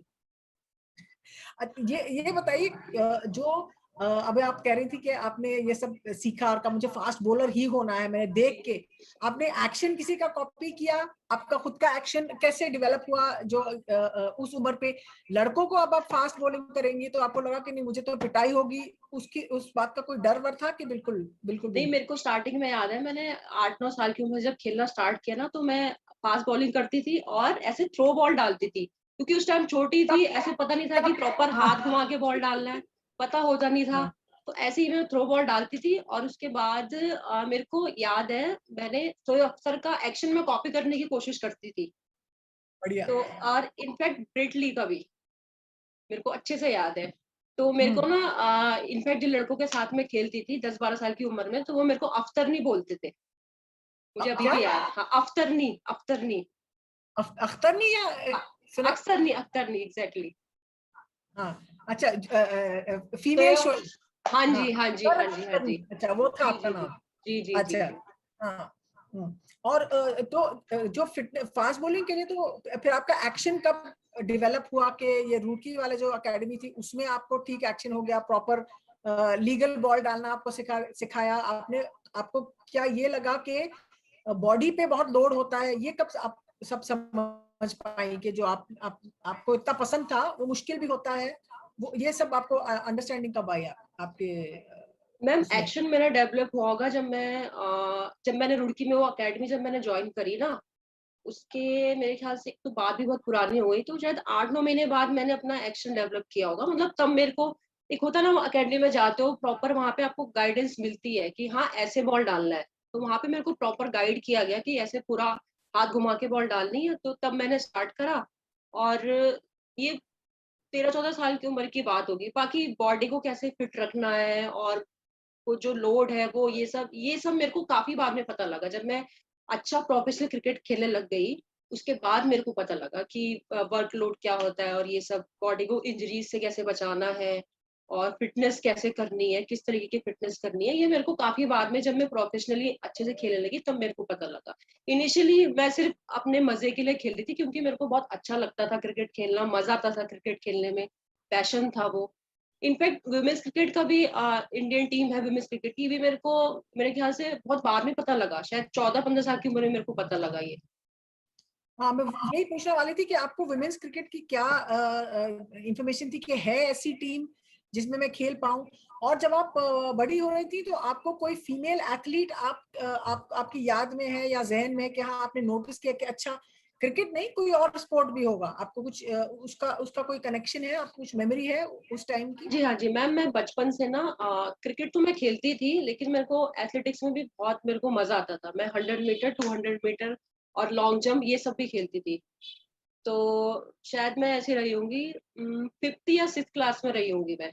तो जब मैं रुड़की गई तो मेरा 5th क्लास में एडमिशन हुआ, तो वहां से मैंने एथलेटिक्स में भी मैंने ज्वाइन किया। और मैं 100 मीटर 50 मीटर स्टार्टिंग में जब छोटी थी तो 50 मीटर का रेस हो गया, फिर बाद में 100 मीटर, फिर लॉन्ग जंप वगैरह मैंने ये सब स्टार्ट करा। और साथ साथ में मैं क्रिकेट भी खेलती रही। पढ़ाई में मैं सच कहूँ, पढ़ाई में मेरे को कोई इंटरेस्ट नहीं था, मेरे को पढ़ाई नहीं करनी थी, ठीक है। तो कई बार मैं स्कूल भी नहीं जाती थी खेलने के चक्कर में कि नहीं मम्मी मेरे को आज ग्राउंड जाना है। मैं मम्मी को झूठ बोलती थी, मम्मी आज स्कूल में ये चल रहा है वो चल रहा है, पढ़ाई नहीं होगी तो मेरे को क्या फायदा स्कूल जाके से, अच्छा मैं खेल लेती हूँ। तो मैं कई बार स्कूल भी नहीं जाती थी। और स्कूल के टीचर, जब मैं रुड़की में जब मैं पढ़ती थी ना, तो मैं एक्चुअली मेरा स्कूल में काफी नाम था। मैं 100-200 मीटर में मेरा मेडल था, ठीक। तो मेरा स्कूल में काफी नाम था। तो जो मेरे पीटीआई सर हुआ करते थे वो ना मेरे को घर में भी आते थे बुलाने के लिए कि मानसी आप स्कूल क्यों नहीं आ रहे हो, स्कूल आओ। अच्छा। अब उनको कौन बताया कि मेरे को क्रिकेट खेलना होता है, क्योंकि उस स्कूल में लड़कियों का क्रिकेट नहीं था उस टाइम, लड़कियां इतनी क्रिकेटर्स नहीं मिलती थी। तो मैं स्कूल में जाती थी तो वहाँ क्रिकेट नहीं होता था, वहाँ सिर्फ एथलेटिक्स ही होता था और मेरे को खेलना होता था क्रिकेट। तो मैं स्कूल बंक करके फिर मैं क्रिकेट भी खेलती थी और साथ साथ में एथलेटिक्स भी कर रही थी। ये जो आप क्रिकेट खेलती थी तो कोई लड़कियों की टीम तो नहीं होगी, तो आप एकेडमी के टीम में खेलती थी कि क्या था? बस लड़कों के साथ ही, जहाँ मैं रहती थी वहाँ आसपास लड़के क्रिकेट खेलते थे, उनके साथ खेल लेती थी या कभी कभी अकेडमी में जाके खेल लेती थी, क्योंकि अकेडमी भी प्रॉपर अकेडमी नहीं चलती थी। ऐसा कोई फॉर्मल मैच नहीं था आपके पास नहीं खेलने मैम, के लिए? नहीं नहीं। तो आपको आप एथलीट भी रही हैं और आपने क्रिकेट भी खेला है। आपको किसी तो विमेंस क्रिकेट के बारे में आपने कब सुना कि है एक ऐसी टीम मैं इसमें कर सकती हूँ? आपका, क्योंकि उस उम्र में आपने कहा आप 8-9 क्लास में, आपका सपना क्या होगा कि आप क्रिकेट खेल के फिर क्या करेंगे? मैम मेरे को था कि जैसे मैंने आपको बताया मैं एथलेटिक्स में भी थी। तो मेरे को जब तक मेरे को पता नहीं था कि विमेन्स क्रिकेट की टीम है, तब तक मेरा ये ड्रीम था कि मेरे को लाइफ में कुछ अचीव तो करना है। क्योंकि मैंने अपने आसपास टीवी में बहुत देखा था लोगों को, मतलब लोग कोई कुछ बड़ा क्रिकेटर है, कोई किसी फील्ड में है, तो मैं इंस्पायर्ड होती थी कि यार मेरे को लाइफ में करना कुछ जरूर है, चाहे मैं स्पोर्ट्स में करूँ। बाकी मेरे को एक पुलिस में जाने का भी बहुत शौक था। तो मेरे को ये दो था, तो मेरे को पुलिस में अच्छी जॉब करनी है, अच्छा खूब बड़ा उसमें नाम कमाना है, या मेरे को स्पोर्ट्स में जाना है। तो एथलेटिक्स में जब तक मेरे को क्रिकेट का नहीं पता था तब तक मेरे को था कि चलो मैं एक अच्छी एथलीट बन जाऊंगी। लेकिन जब मेरे को पता लगा कि क्रिकेट की टीम है विमेंस की, ये मेरे को पता लगा 13 या 14 साल की उम्र में मेरे को पता लगा होगा। उसके बाद बस मैंने ठान ली कि अब मेरे को इंडियन टीम में जाना है, मेरे को इंडिया रिप्रेजेंट करना है। और इनिशियली मैंने सबसे पहले नाम मैंने सुना मिताली दी का और झुलंदी का मैंने नाम सुना। और पहला मैच कौन सा देखा आपने विमेंस का मैच? पहला मैच यहाँ तक मेरे को याद है 2015-16 में वर्ल्ड कप हुआ था इंडिया में, T20 वर्ल्ड कप हुआ था शायद, तो मैंने वो देखा था, मेरे को ध्यान है। और ये जो आप कह रही है कि आप एथलीट होना चाहती थी, क्योंकि एथलेटिक्स में आपके लिए प्रॉपर वो पाथवे होगी कि आप एथलेटिक्स में जाके आपको या तो पुलिस की नौकरी मिलेगी या किसी और चीज की नौकरी मिलेगी, उसका ऑप्शन था, है ना? तो इसलिए आपने सोचा कि आप एथलेटिक्स कर सकते हो और उसमें कुछ करियर हो सकता है आपका उसके बाद। जी जी जी जी जी। लेकिन क्रिकेट का जो भूत सवार था वो हुआ ही नहीं, वो उतरा ही नहीं बिल्कुल। बिल्कुल नहीं मैम, वो भूत वो बचपन से चढ़ा हुआ था, और बस जब मेरे को पता लगा कि हाँ टीम भी है, तब वो जो भूत था एकदम वो पैशन भी बन गया कि यार अब तो खेलना ही है, इंडिया की जर्सी मेरे को पहननी है। आपकी मदर का बहुत बड़ा रोल रहा है आपके अपब्रिंगिंग में और आपके जो कॉन्फिडेंस और सोच में, उसके बारे में बताइए कि उनका क्या रोल था। आपके मामा जी ने भी, आपने कहा कि मामा जी भी आपको बहुत प्यार करते थे, तो आप खेले उन लोगों का। आपकी मदर का क्या रोल था, क्योंकि इसका बहुत बड़ा हिस्सा होता है, पर्टिकुलरली जब लड़कियां स्पोर्ट्स लेती हैं तब मदर का बहुत बड़ा रोल होता है। अपनी अपब्रिंगिंग के बारे में और अपनी मदर के बारे में कुछ बताइए। मदर का आप ये मान सकते हैं कि मेरी लाइफ की जो फर्स्ट इंस्पिरेशन है वो मेरी मदर ही है। तो उनसे ही उन्होंने मेरे को बहुत गाइड किया। एक्चुअली वो जॉब करते थे बाहर, जैसे जॉब करने चले गए, वो जाते थे सुबह 8-9 बजे चले जाते थे और दिन में आते थे, उनका फील्ड वर्क का काम था। तो मेरे को मन में कई बार, जब मैं 10-11 साल की मैं बात बता रही हूँ, तो मेरे को लगता था यार मम्मी जॉब करने जा रही है, कई बार सुबह 5 बजे भी जाती थी, तो मेरे को तो था यार मम्मी सुबह जॉब करने जा रही है, दिन में आती है और उनका खाने पीने का भी ऐसे ही रहता है, तो यार मेरे को कुछ ऐसा करना चाहिए कि उनको जॉब ना करनी पड़े, मैं करूं, मैं उनकी रिस्पॉन्सिबिलिटी लूं। तो वो मेरे दिमाग में बहुत रहता था, ठीक है। और मम्मी ने मेरे को लड़कों के साथ खेलने से कभी मना नहीं करा कि यार तू लड़कों के साथ मत खेल, लड़कियों के साथ खेल या कोई लड़की वाला गेम खेल, कभी नहीं उन्होंने मेरे को बोला। तो इनफैक्ट हाँ जी, कभी नहीं, नहीं कभी मना ही नहीं करा उन्होंने। हाँ वो ये जरूर बोलते थे कि यार तू क्या सुबह से शाम तक बाहर रहती, क्योंकि मैं दिन भर में क्रिकेट खेलती रहती थी स्कूल बंक करके। तो वो बोलते थे भाई तेरे को खाने पीने की होश नहीं है, तू क्या क्रिकेट खेलती रहती है, वो ये जरूर बोलते थे। लेकिन उन्होंने मना कभी नहीं करा कि नहीं तेरे को क्रिकेट नहीं खेलना, कभी मना नहीं करा। और जो आसपास की जो आपकी उम्र की लड़कियां होंगी, उनसे आपकी दोस्ती थी, वो आपसे क्या बातें कहती थी? लोग, जो ये होता है ना कि लोग क्या कहेंगे, तो वो जो लोग सारे थे आसपास, वो कुछ कहते थे कि नहीं? नहीं मैम, एक्चुअली उस टाइम लड़कियां मेरी दोस्त थी ही नहीं, मैं लड़कों के साथ ही खेलती थी, है ना। तो लड़कों के साथ ही खेलती थी, लड़कियां मेरी दोस्त थी नहीं। और मम्मी को मतलब मोहल्ले वाले जो बोलते ही हैं, देखो लोगों का काम, कुछ तो लोग कहेंगे, लोगों का काम है कहना, ये तो है ठीक। तो मैं इस बात पे बिलीव करती हूँ। तो अगर मम्मी को कोई कुछ कहता भी था, तो एक्चुअली मेरी मम्मी का ऐसा है कि वो ज्यादा किसी से मतलब नहीं रखते, उनका ऐसा होता था। तो अगर कोई कुछ कह भी रहा है तो उनको मतलब नहीं होता था, भाई उसको उसको खेलने का मन है, उसको खेलने दो, तुम्हारा क्या जा रहा। तो वो ऐसे वो स्टडी की कुछ चिंता नहीं करती थी कि भैया पढ़ाई करो, शादी होने वाली है, शादी करोगी क्या, कुछ सीखो, खाना पकाना, वो जो सब होता है ना, लड़कियों का प्रेशर बढ़ता रहता है उनका करीब 16 साल की उम्र के बाद, 15-16 साल की उम्र के बाद, उससे भी पहले शायद। नहीं मैम, ये शादी का तो स्पेशली उन्होंने मेरे को कभी नहीं बोला। और खाना बनाने के लिए वो मुझे बोलते थे, वो ये कहते थे कि अगर चल कल को अगर तुम्हें कहीं बाहर जाना पड़े, अकेले रहना पड़े, तब तुम क्या करोगे, तभी तो खुद बना के खाओगे। तो ये बोलते थे वो बोलते थे एटलीस्ट इतना बनाना सीख लो कि तुम अपना पेट भर सको, इतना बनाना सीख लो, इतना वो मुझे बोलते थे। तो आपने रूरकी से आपका जो कोचिंग हुई थी, ट्रेनिंग हुई थी, आपका जो बिग जंप उसके बाद जो हुआ, आप उसके बारे में बताइए कि कब आपको लगा हाँ मुझे इंडियन टीम में आना है, लेकिन कैसे आना है, आपको क्या पता था उसके बारे में? आप कैसे पहुंचेंगी वहां, आपको क्या कुछ आइडिया था? आप लोगों से क्या बात करती थी?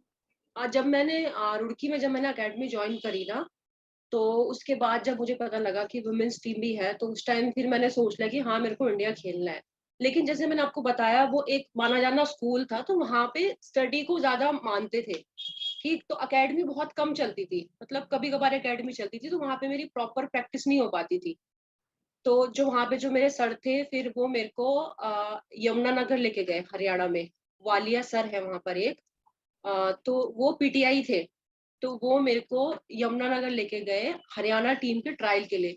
उस टाइम में थी 16 साल की रही होंगी मैं, 16 या 17। मैम रुड़की से ट्रेन से जाओ तो 2 आवर्स लगते हैं। 2 आवर्स? हाँ जी, हाँ जी। तो वो मेरे को लेके गए, मैं शायद 16 या 17 साल की मैं रही होंगी।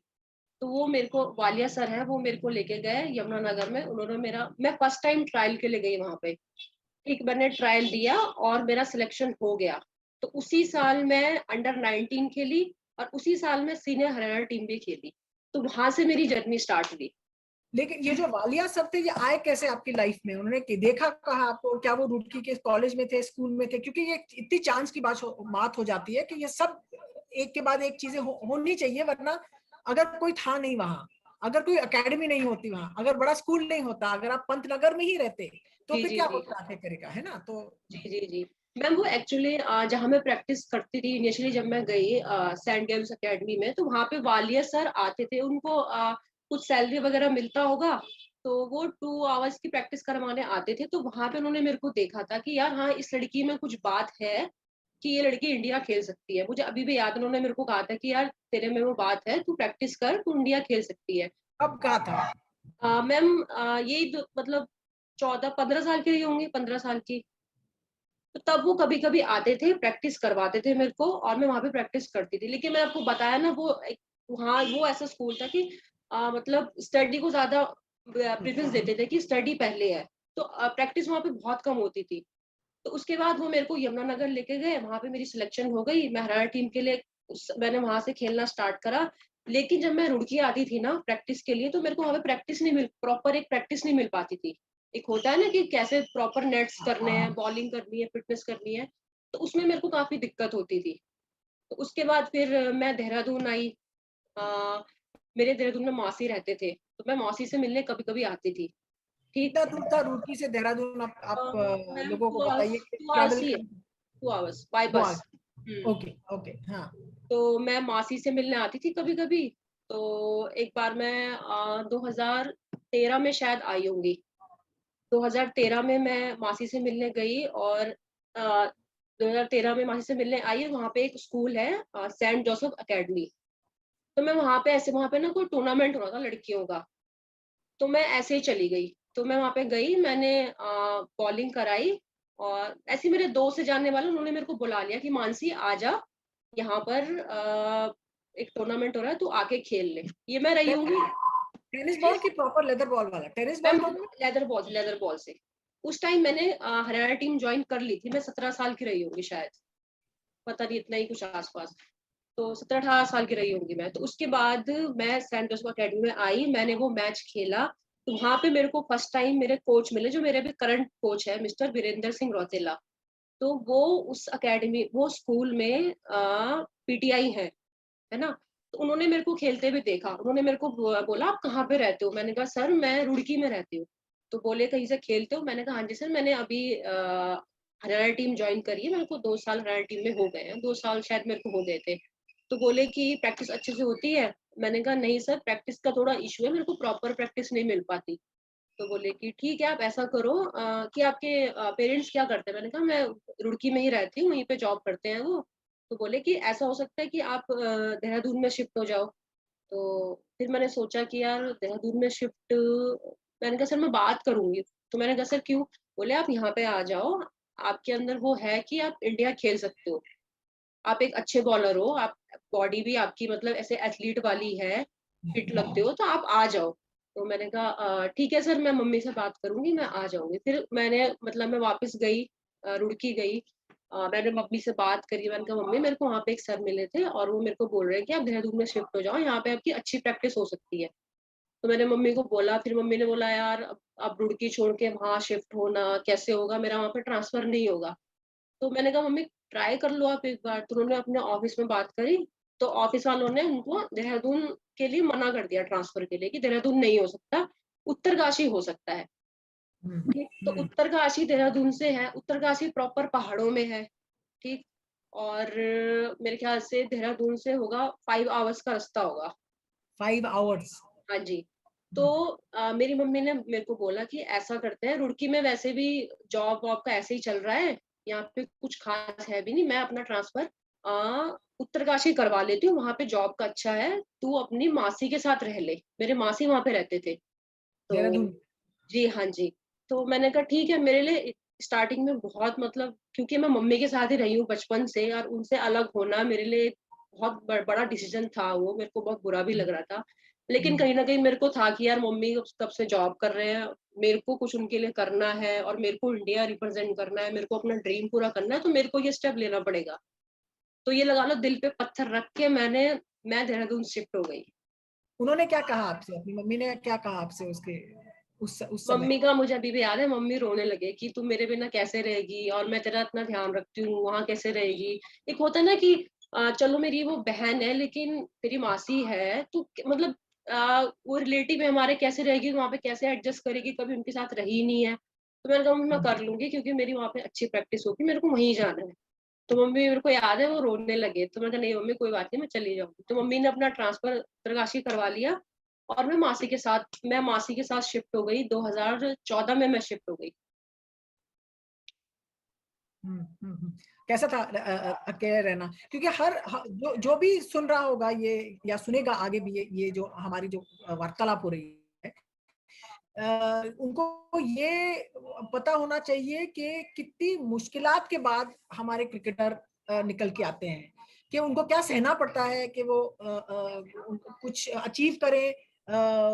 तो आप बताइए कि कितना मुश्किल था पहला शुरुआत में अपने मासी के घर में रहना, दूसरे शहर में रहना जहां आप जानते भी नहीं है किसी को, आपके जो फेमिलियर होती है जगह, शहर, गली कूचा जैसे कहते हैं, उसमें शिफ्ट होना, और आपकी उम्र भी कितनी होगी, सॉर्ट ऑफ क्या उम्र होगी आपकी? 16, 17? मैम 17, मेरे ख्याल से 18 शायद होगी, 18, 19। तो और आपकी माँ ने तो आपको दे दी आजादी कि जाओ। जी तो जी। कैसा था पहले एक दो मैम मुश्किल तो देखिए, मुश्किल तो जब मैं रुड़की में थी तब भी मुश्किल था, ठीक है, क्योंकि मम्मी की इतनी सैलरी होती नहीं थी। ठीक, मम्मी सुबह ऑफिस चले जाते थे और दिन में आते थे, तो कई बार क्या होता था कि अब मेरे को खाना बनाना भी इतना आता नहीं था, और कई बार घर में सब्जी वगैरह भी नहीं होती थी। तो मैं क्या करती थी, एक मैगी का पैकेट ले लिया 10 रुपए का, वो मैगी खा के मैं अपना कर लेती थी। कई बार मैं दिन में ग्राउंड जाती थी, तो मैं कितनी बार मतलब भूखे पेट भी मैं ग्राउंड गई हूँ, कई बार मैं सिर्फ मैगी खा के भी मैं ग्राउंड गई हूँ। तो मुश्किल मेरे को स्टार्टिंग से हुई है, फाइनेंशियली भी हुई है मेरे को प्रॉब्लम। लेकिन बस मेरे को दिमाग में बस ये था कि कोई नहीं, करते रहो करते रहो करते रहो, कुछ ना कुछ हो जाएगा। मासी के साथ जब मैं शिफ्ट हुई तो स्टार्टिंग में मेरे को मम्मी की बहुत याद आती थी, क्योंकि मैं मम्मी से कभी अलग रही नहीं, मैं मम्मी को बहुत मिस करती थी। लेकिन मेरे दिमाग में कहीं ना कहीं था कि यार सिर्फ सिर्फ 2-3 साल मेहनत कर, एक बार 2-3 साल पूरा टारगेट बना दे कि इंडिया खेलना है, उसके बाद मम्मी ने तेरे साथ ही रहना है। मतलब मैं ये सोचती थी कि यार 2-3 साल मेरे को खूब मेहनत करनी है, उसके बाद मैं इंडिया खेलूंगी, मेरे को पैसे मिलेंगे तो फिर मैं घर लूंगी, और मैं मम्मी को मैं यहाँ बुला लूंगी। मेरा उस टाइम ये विजन था मेरे दिमाग में। तो बस मैं वही करती रही। स्टार्टिंग में मेरे को प्रॉब्लम हुई, मेरी मासी से मेरे बहुत अच्छे रिलेशन है, मेरी मासी बहुत अच्छे हैं, उन्होंने मेरे को बहुत सपोर्ट करा, उन्होंने भी मेरे को। इनफैक्ट उनके फाइनेंशियली भी उनको वो इतने इतने अच्छे नहीं थे, जो मेरे मौसा जी थे वो जॉब करते थे ऐसा नहीं है, लेकिन उनके भी ऑलरेडी 2 बच्चे थे, उनका एक बेटा है, उनकी एक बेटी है। तो एक होता ही है, एक तीसरा बंदा जब घर पे आता है तो लोड पड़ता ही है। तो दिक्कत हुई, लेकिन उन्होंने मेरे को काफी सपोर्ट करा, मम्मी से मेरी आए दिन फोन पे बात होती थी। तो बस मैंने 2 साल मैंने सब कुछ छोड़ के, यारी दोस्ती सब छोड़ के, सिर्फ मैंने अपने क्रिकेट पे ध्यान दिया। और 2016 नवंबर में मेरे को इंडिया कॉल हुआ। ये इंडिया कॉल की कहानी तो आपने सुनाई है पहले, लेकिन अब फिर से सुना दीजिए। आप सुना, राजेश खन्ना की फैन है और किशोर कुमार के गाने पसंद है आपको, तो आप फिल्म की फैन है। हाँ, वो जरूर सुना दीजिएगा कहानी। एक्चुअली मैम मेरे घर में ना सब पुराने गाने सुनते हैं, मेरे मामा जी हो गए, मेरे मासी हो गए, मेरे मम्मी हो गए। तो मैं बचपन से ही ये पुराने गाने सुनते हुए बड़ी वो हुई हूँ, ठीक है। तो वो कहीं ना कहीं दिमाग में होता है ना, जब आप छोटे होते हैं और वो पुराने गाने सुन रहे होते हैं, बस पुराने गाने तो आपको अच्छे लगने लगते हैं। तो बस मैं बचपन से पुराने गाने सुन रही हूँ। मैं किशोर कुमार, लता मंगेशकर की बहुत बड़ी फैन हूँ, मेरे को वो बहुत पसंद है, मैं उनके गाने बहुत सुनती हूँ, और राजेश खन्ना मेरे फेवरेट एक्टर है। तो बस यही है। तो नहीं, वो मासी वाली स्टोरी सुनाइए कि आपको इंडिया का कॉल का कब पता चला। कॉल, हाँ जी हाँ जी, मेरे और को फिर हम याद है। सवाल मैंने पूछा नहीं आपसे, लौटूंगी जी कुछ जी सवाल, जी पहले वाला तो बता दीजिए। हाँ। जी जी जी। मैं उस टाइम मूवी आई थी, ए दिल है मुश्किल मूवी आई थी। तो मेरे को ध्यान है, मैं और मासी मूवी देखने गए थे।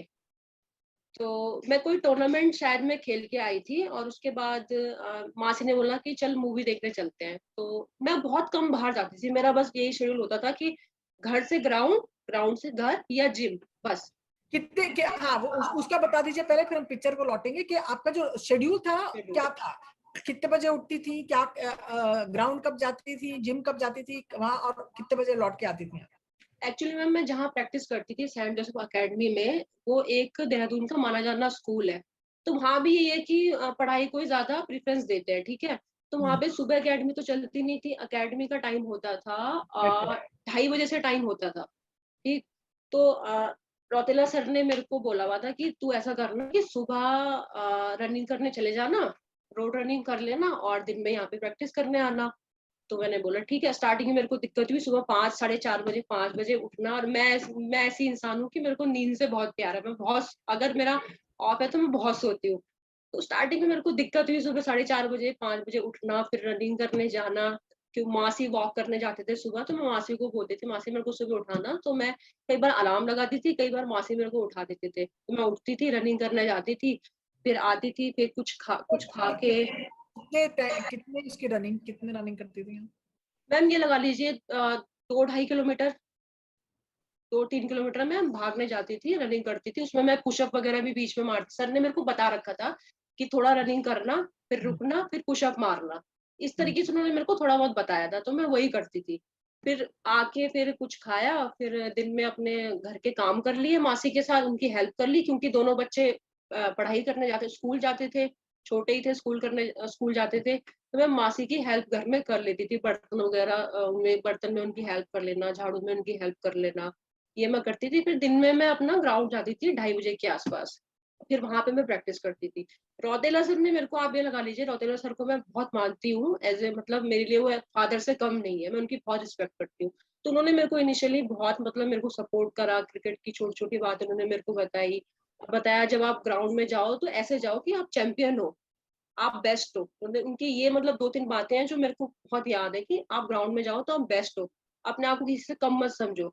ये सब बातें उन्होंने मेरे को छोटी छोटी बताई, मेरे को गाइड करा, मेरे खाने पीने का वो ध्यान रखते थे, और मेरी डाइट का ध्यान रखते थे, क्योंकि मेरे को पता तो था नहीं कि क्या खाना है, चने वने खाने हैं या वो सब प्रोटीन चाहिए, ये चाहिए वो चाहिए, तो वो मेरे को बोलते थे कि ये चने वगैरह भिगा लेना, बादाम खाया करो, ये सब खाया करो, तो उन्होंने मेरे को इनिशियली काफी गाइड किया। और ये हम लौट आएंगे आपके इंडिया कॉल अप, लौट आएंगे उस टॉपिक पे, लेकिन ये बताइए कि जब आप हरियाणा के लिए आपको पिक किया था, पहली बार आपका सिलेक्शन हुआ था हरियाणा प्ले करने के लिए, तो वो आपका पहला फॉर्मल सा मैच था। आप प्रॉपर, जैसे जिसको कहते हैं प्रॉपर ऑर्गेनाइज क्रिकेट में आपका इन्वॉल्वमेंट था सर, वो आपको कितना अलग लगा, आपने उसको एडजस्ट कैसे किया, और लड़कियों से आपकी मुलाकात भी होगी उस टाइम जो खेलती थी, उसके बारे में कुछ बताइए कि वो एडजस्टमेंट कैसा था और एक्सपीरियंस अलग कैसा था, जो आप इतने सालों से आप क्रिकेट खेल रही थी, 8 से लेके 16 साल तक, 8 साल से आपका क्रिकेट बिल्कुल ही अलग था, और आप इस फॉर्मल उसमें आ गई कि आप स्टेट को रिप्रेजेंट करती है। वो एक्सपीरियंस मैम मेरा काफी अलग एक्सपीरियंस था। अलग मैं इसलिए बोलूंगी क्योंकि मैं हमेशा लड़कों के साथ खेली हूँ, लड़कियों के साथ मैं कभी खेली ना, मैं एकदम से लड़कियों के बीच में आ गई, तो मेरे को ऐसे था यार ये लड़की भी क्रिकेट खेलती है, ये लड़की भी क्रिकेट खेलती है, मैंने कहा ये लड़कियां पहले कहाँ थी, ये मुझे क्यों नहीं मिली मैं हमेशा लड़कों के साथ ही क्रिकेट खेलती थी, तो मुझे काफी मजा आया, मैंने वो टाइम काफी इंजॉय करा। लेकिन मैं बताऊं तभी भी मतलब स्टार्टिंग में जब मैं हरियाणा टीम में सेलेक्ट हुई तब भी मैं सीरियस थी गेम को लेके, लेकिन मेरे को ये नहीं पता था कि उस रास्ते पे प्रॉपर तरीके से कैसे चलना है। अगर आपने कुछ टारगेट, अगर आपने आपको कुछ अचीव करना है, आप कुछ लाइफ में कुछ करना चाहते हो, तो उस रास्ते पे कैसे चलना है मेरे को नहीं पता था स्टार्टिंग में। तो स्टार्टिंग के हरियाणा के 2 साल मैंने ऐसे मौज मस्ती में ही खेले, उसको एंजॉय कर। साल में कितने मैचेस खेले होंगे आपने साल में? मैम 8 या 10 मैच खेले होंगे हर साल। हाँ, और लेकिन मौज मस्ती में? हाँ, मौज मस्ती में ही खेले। और जो आपकी बॉलिंग ज्यादा फास्ट हुई या वही हुई, आपने बाउंसर डालना कब सीखा, बैट्समैन को हिट किया होगा आपने कभी कभार, वो सब क्या चेंज आपने कैसे देखा? आपकी जो विमेन्स की प्लेयर्स थी उनके सामने आपकी बॉलिंग कैसी मेजर करती थी, या उनको क्या लगता था आपकी स्पीड कैसी थी? मैम क्योंकि उस टाइम मैंने प्रोफेशनली इतना सीखा नहीं था, तो मेरे को नहीं पता था कि लाइन लेंथ क्या होती है, मेरे को ये पता कि बस जाके बॉल डालना है, ऐसा करती थी मैं। तो प्रॉपर तरीके से कैसे बॉल डालना है, लाइन लेंथ बॉल क्या होती पहुंचनी है। है बस दूसरे एंड। हाँ बस मैंने बोला ना, मैंने कहा ना मैं सिर्फ मौज मस्ती के लिए खेलती थी। वो तो जब मैं देहरादून जाके शिफ्ट हुई और जब मैं रौतेला सर के अंडर आई, तब उन्होंने मेरे को काफी गाइड करा कि नहीं ऐसा नहीं, ऐसा होता है, आपको गेम को लेके सीरियस होना पड़ेगा, आपको एक रूटीन बनाना पड़ेगा। तो वो सब मैं देहरादून में आके ही मैंने सीखा। उससे पहले मैं खेल रही थी, लेकिन मैं मतलब टारगेट मेरा था इंडिया खेलना है, लेकिन मैं मेरे को कैसे पहुंचना है हाँ मेरे को वो गाइड करने आइडिया वाला नहीं कोई नहीं था। हाँ जी मेरे को गाइड करने वाला कोई नहीं था। तो उस रास्ते पे कैसे चलना है वो मेरे को सर ने ही सिखाया। वो कोच वगैरह जो हरियाणा के होंगे या कोई सीनियर प्लेयर या ऐसे कुछ, उनका कुछ आपको उनके जो एक्सपीरियंस थी उससे कुछ पता चला कि ज्यादातर आपने रौतेला सर से ही सीखा? ज्यादातर मैंने रौतेला सर से ही सीखा है, क्योंकि उस टाइम मैं जब हरियाणा खेलने जाती थी तो एक्चुअली क्या होता है, उस टाइम कोचेस चेंज होते रहते थे। अभी इस साल कोई कोच है तो नेक्स्ट ईयर कोई कोच होगा, ये सब चलता था उस टाइम। तो इतना मेरे को ध्यान नहीं है, लेकिन स्टार्टिंग में भी हरियाणा टीम ने मेरे को बहुत सपोर्ट करा, क्योंकि उस टाइम कई बार ऐसा होता था कि 3-3 4-4 मैच में कंटिन्यू जैसे परफॉर्म नहीं करा, तो कभी भी मेरे को उन्होंने प्लेइंग 11 से बाहर नहीं करा स्टार्टिंग में। तो उन्होंने हमेशा मेरे पे भरोसा बनाए रखा और अपना हाथ मेरे ऊपर रखा, तो मैं कंटिन्यू वहां से खेलती रही। तो वहां से भी मेरे को, हरियाणा टीम से भी मेरे को बहुत सपोर्ट मिला है। तो सेंटर कहाँ, लाली में खेलती थी या जी मैम, कहाँ? लाली में हाँ जी मैम। फास्ट बॉलर का ही ग्राउंड है वो? जी हाँ जी वहाँ का विकेट फास्ट बॉलर के लिए ही है, अच्छा विकेट है। पर लेकिन हमारे वहाँ पे सिर्फ प्रैक्टिस मैचेस कभी कभार होते थे, बाकी हमारे मैचेस बाहर ही होते थे। आज हिमाचल में हो गए और पंजाब में हो गए, दिल्ली में हो गए। लाहली में हमारे मैच बाद में होते थे, 2-4 मैच हो गए। तो जब आप देहरादून पहुंची, आपने देखा कि कुछ अलग हमको करना है एक्सेल करने के लिए, इम्प्रूव हमारा जो लोग देखेंगे मेरा क्रिकेट, तो वो सब आपको कितना टाइम लगा होगा? अगर हम टाइम पीरियड को देखें कि कितना समय लगा आपको ये सब सीखने में, कैचअप करने में जिसको कहते हैं?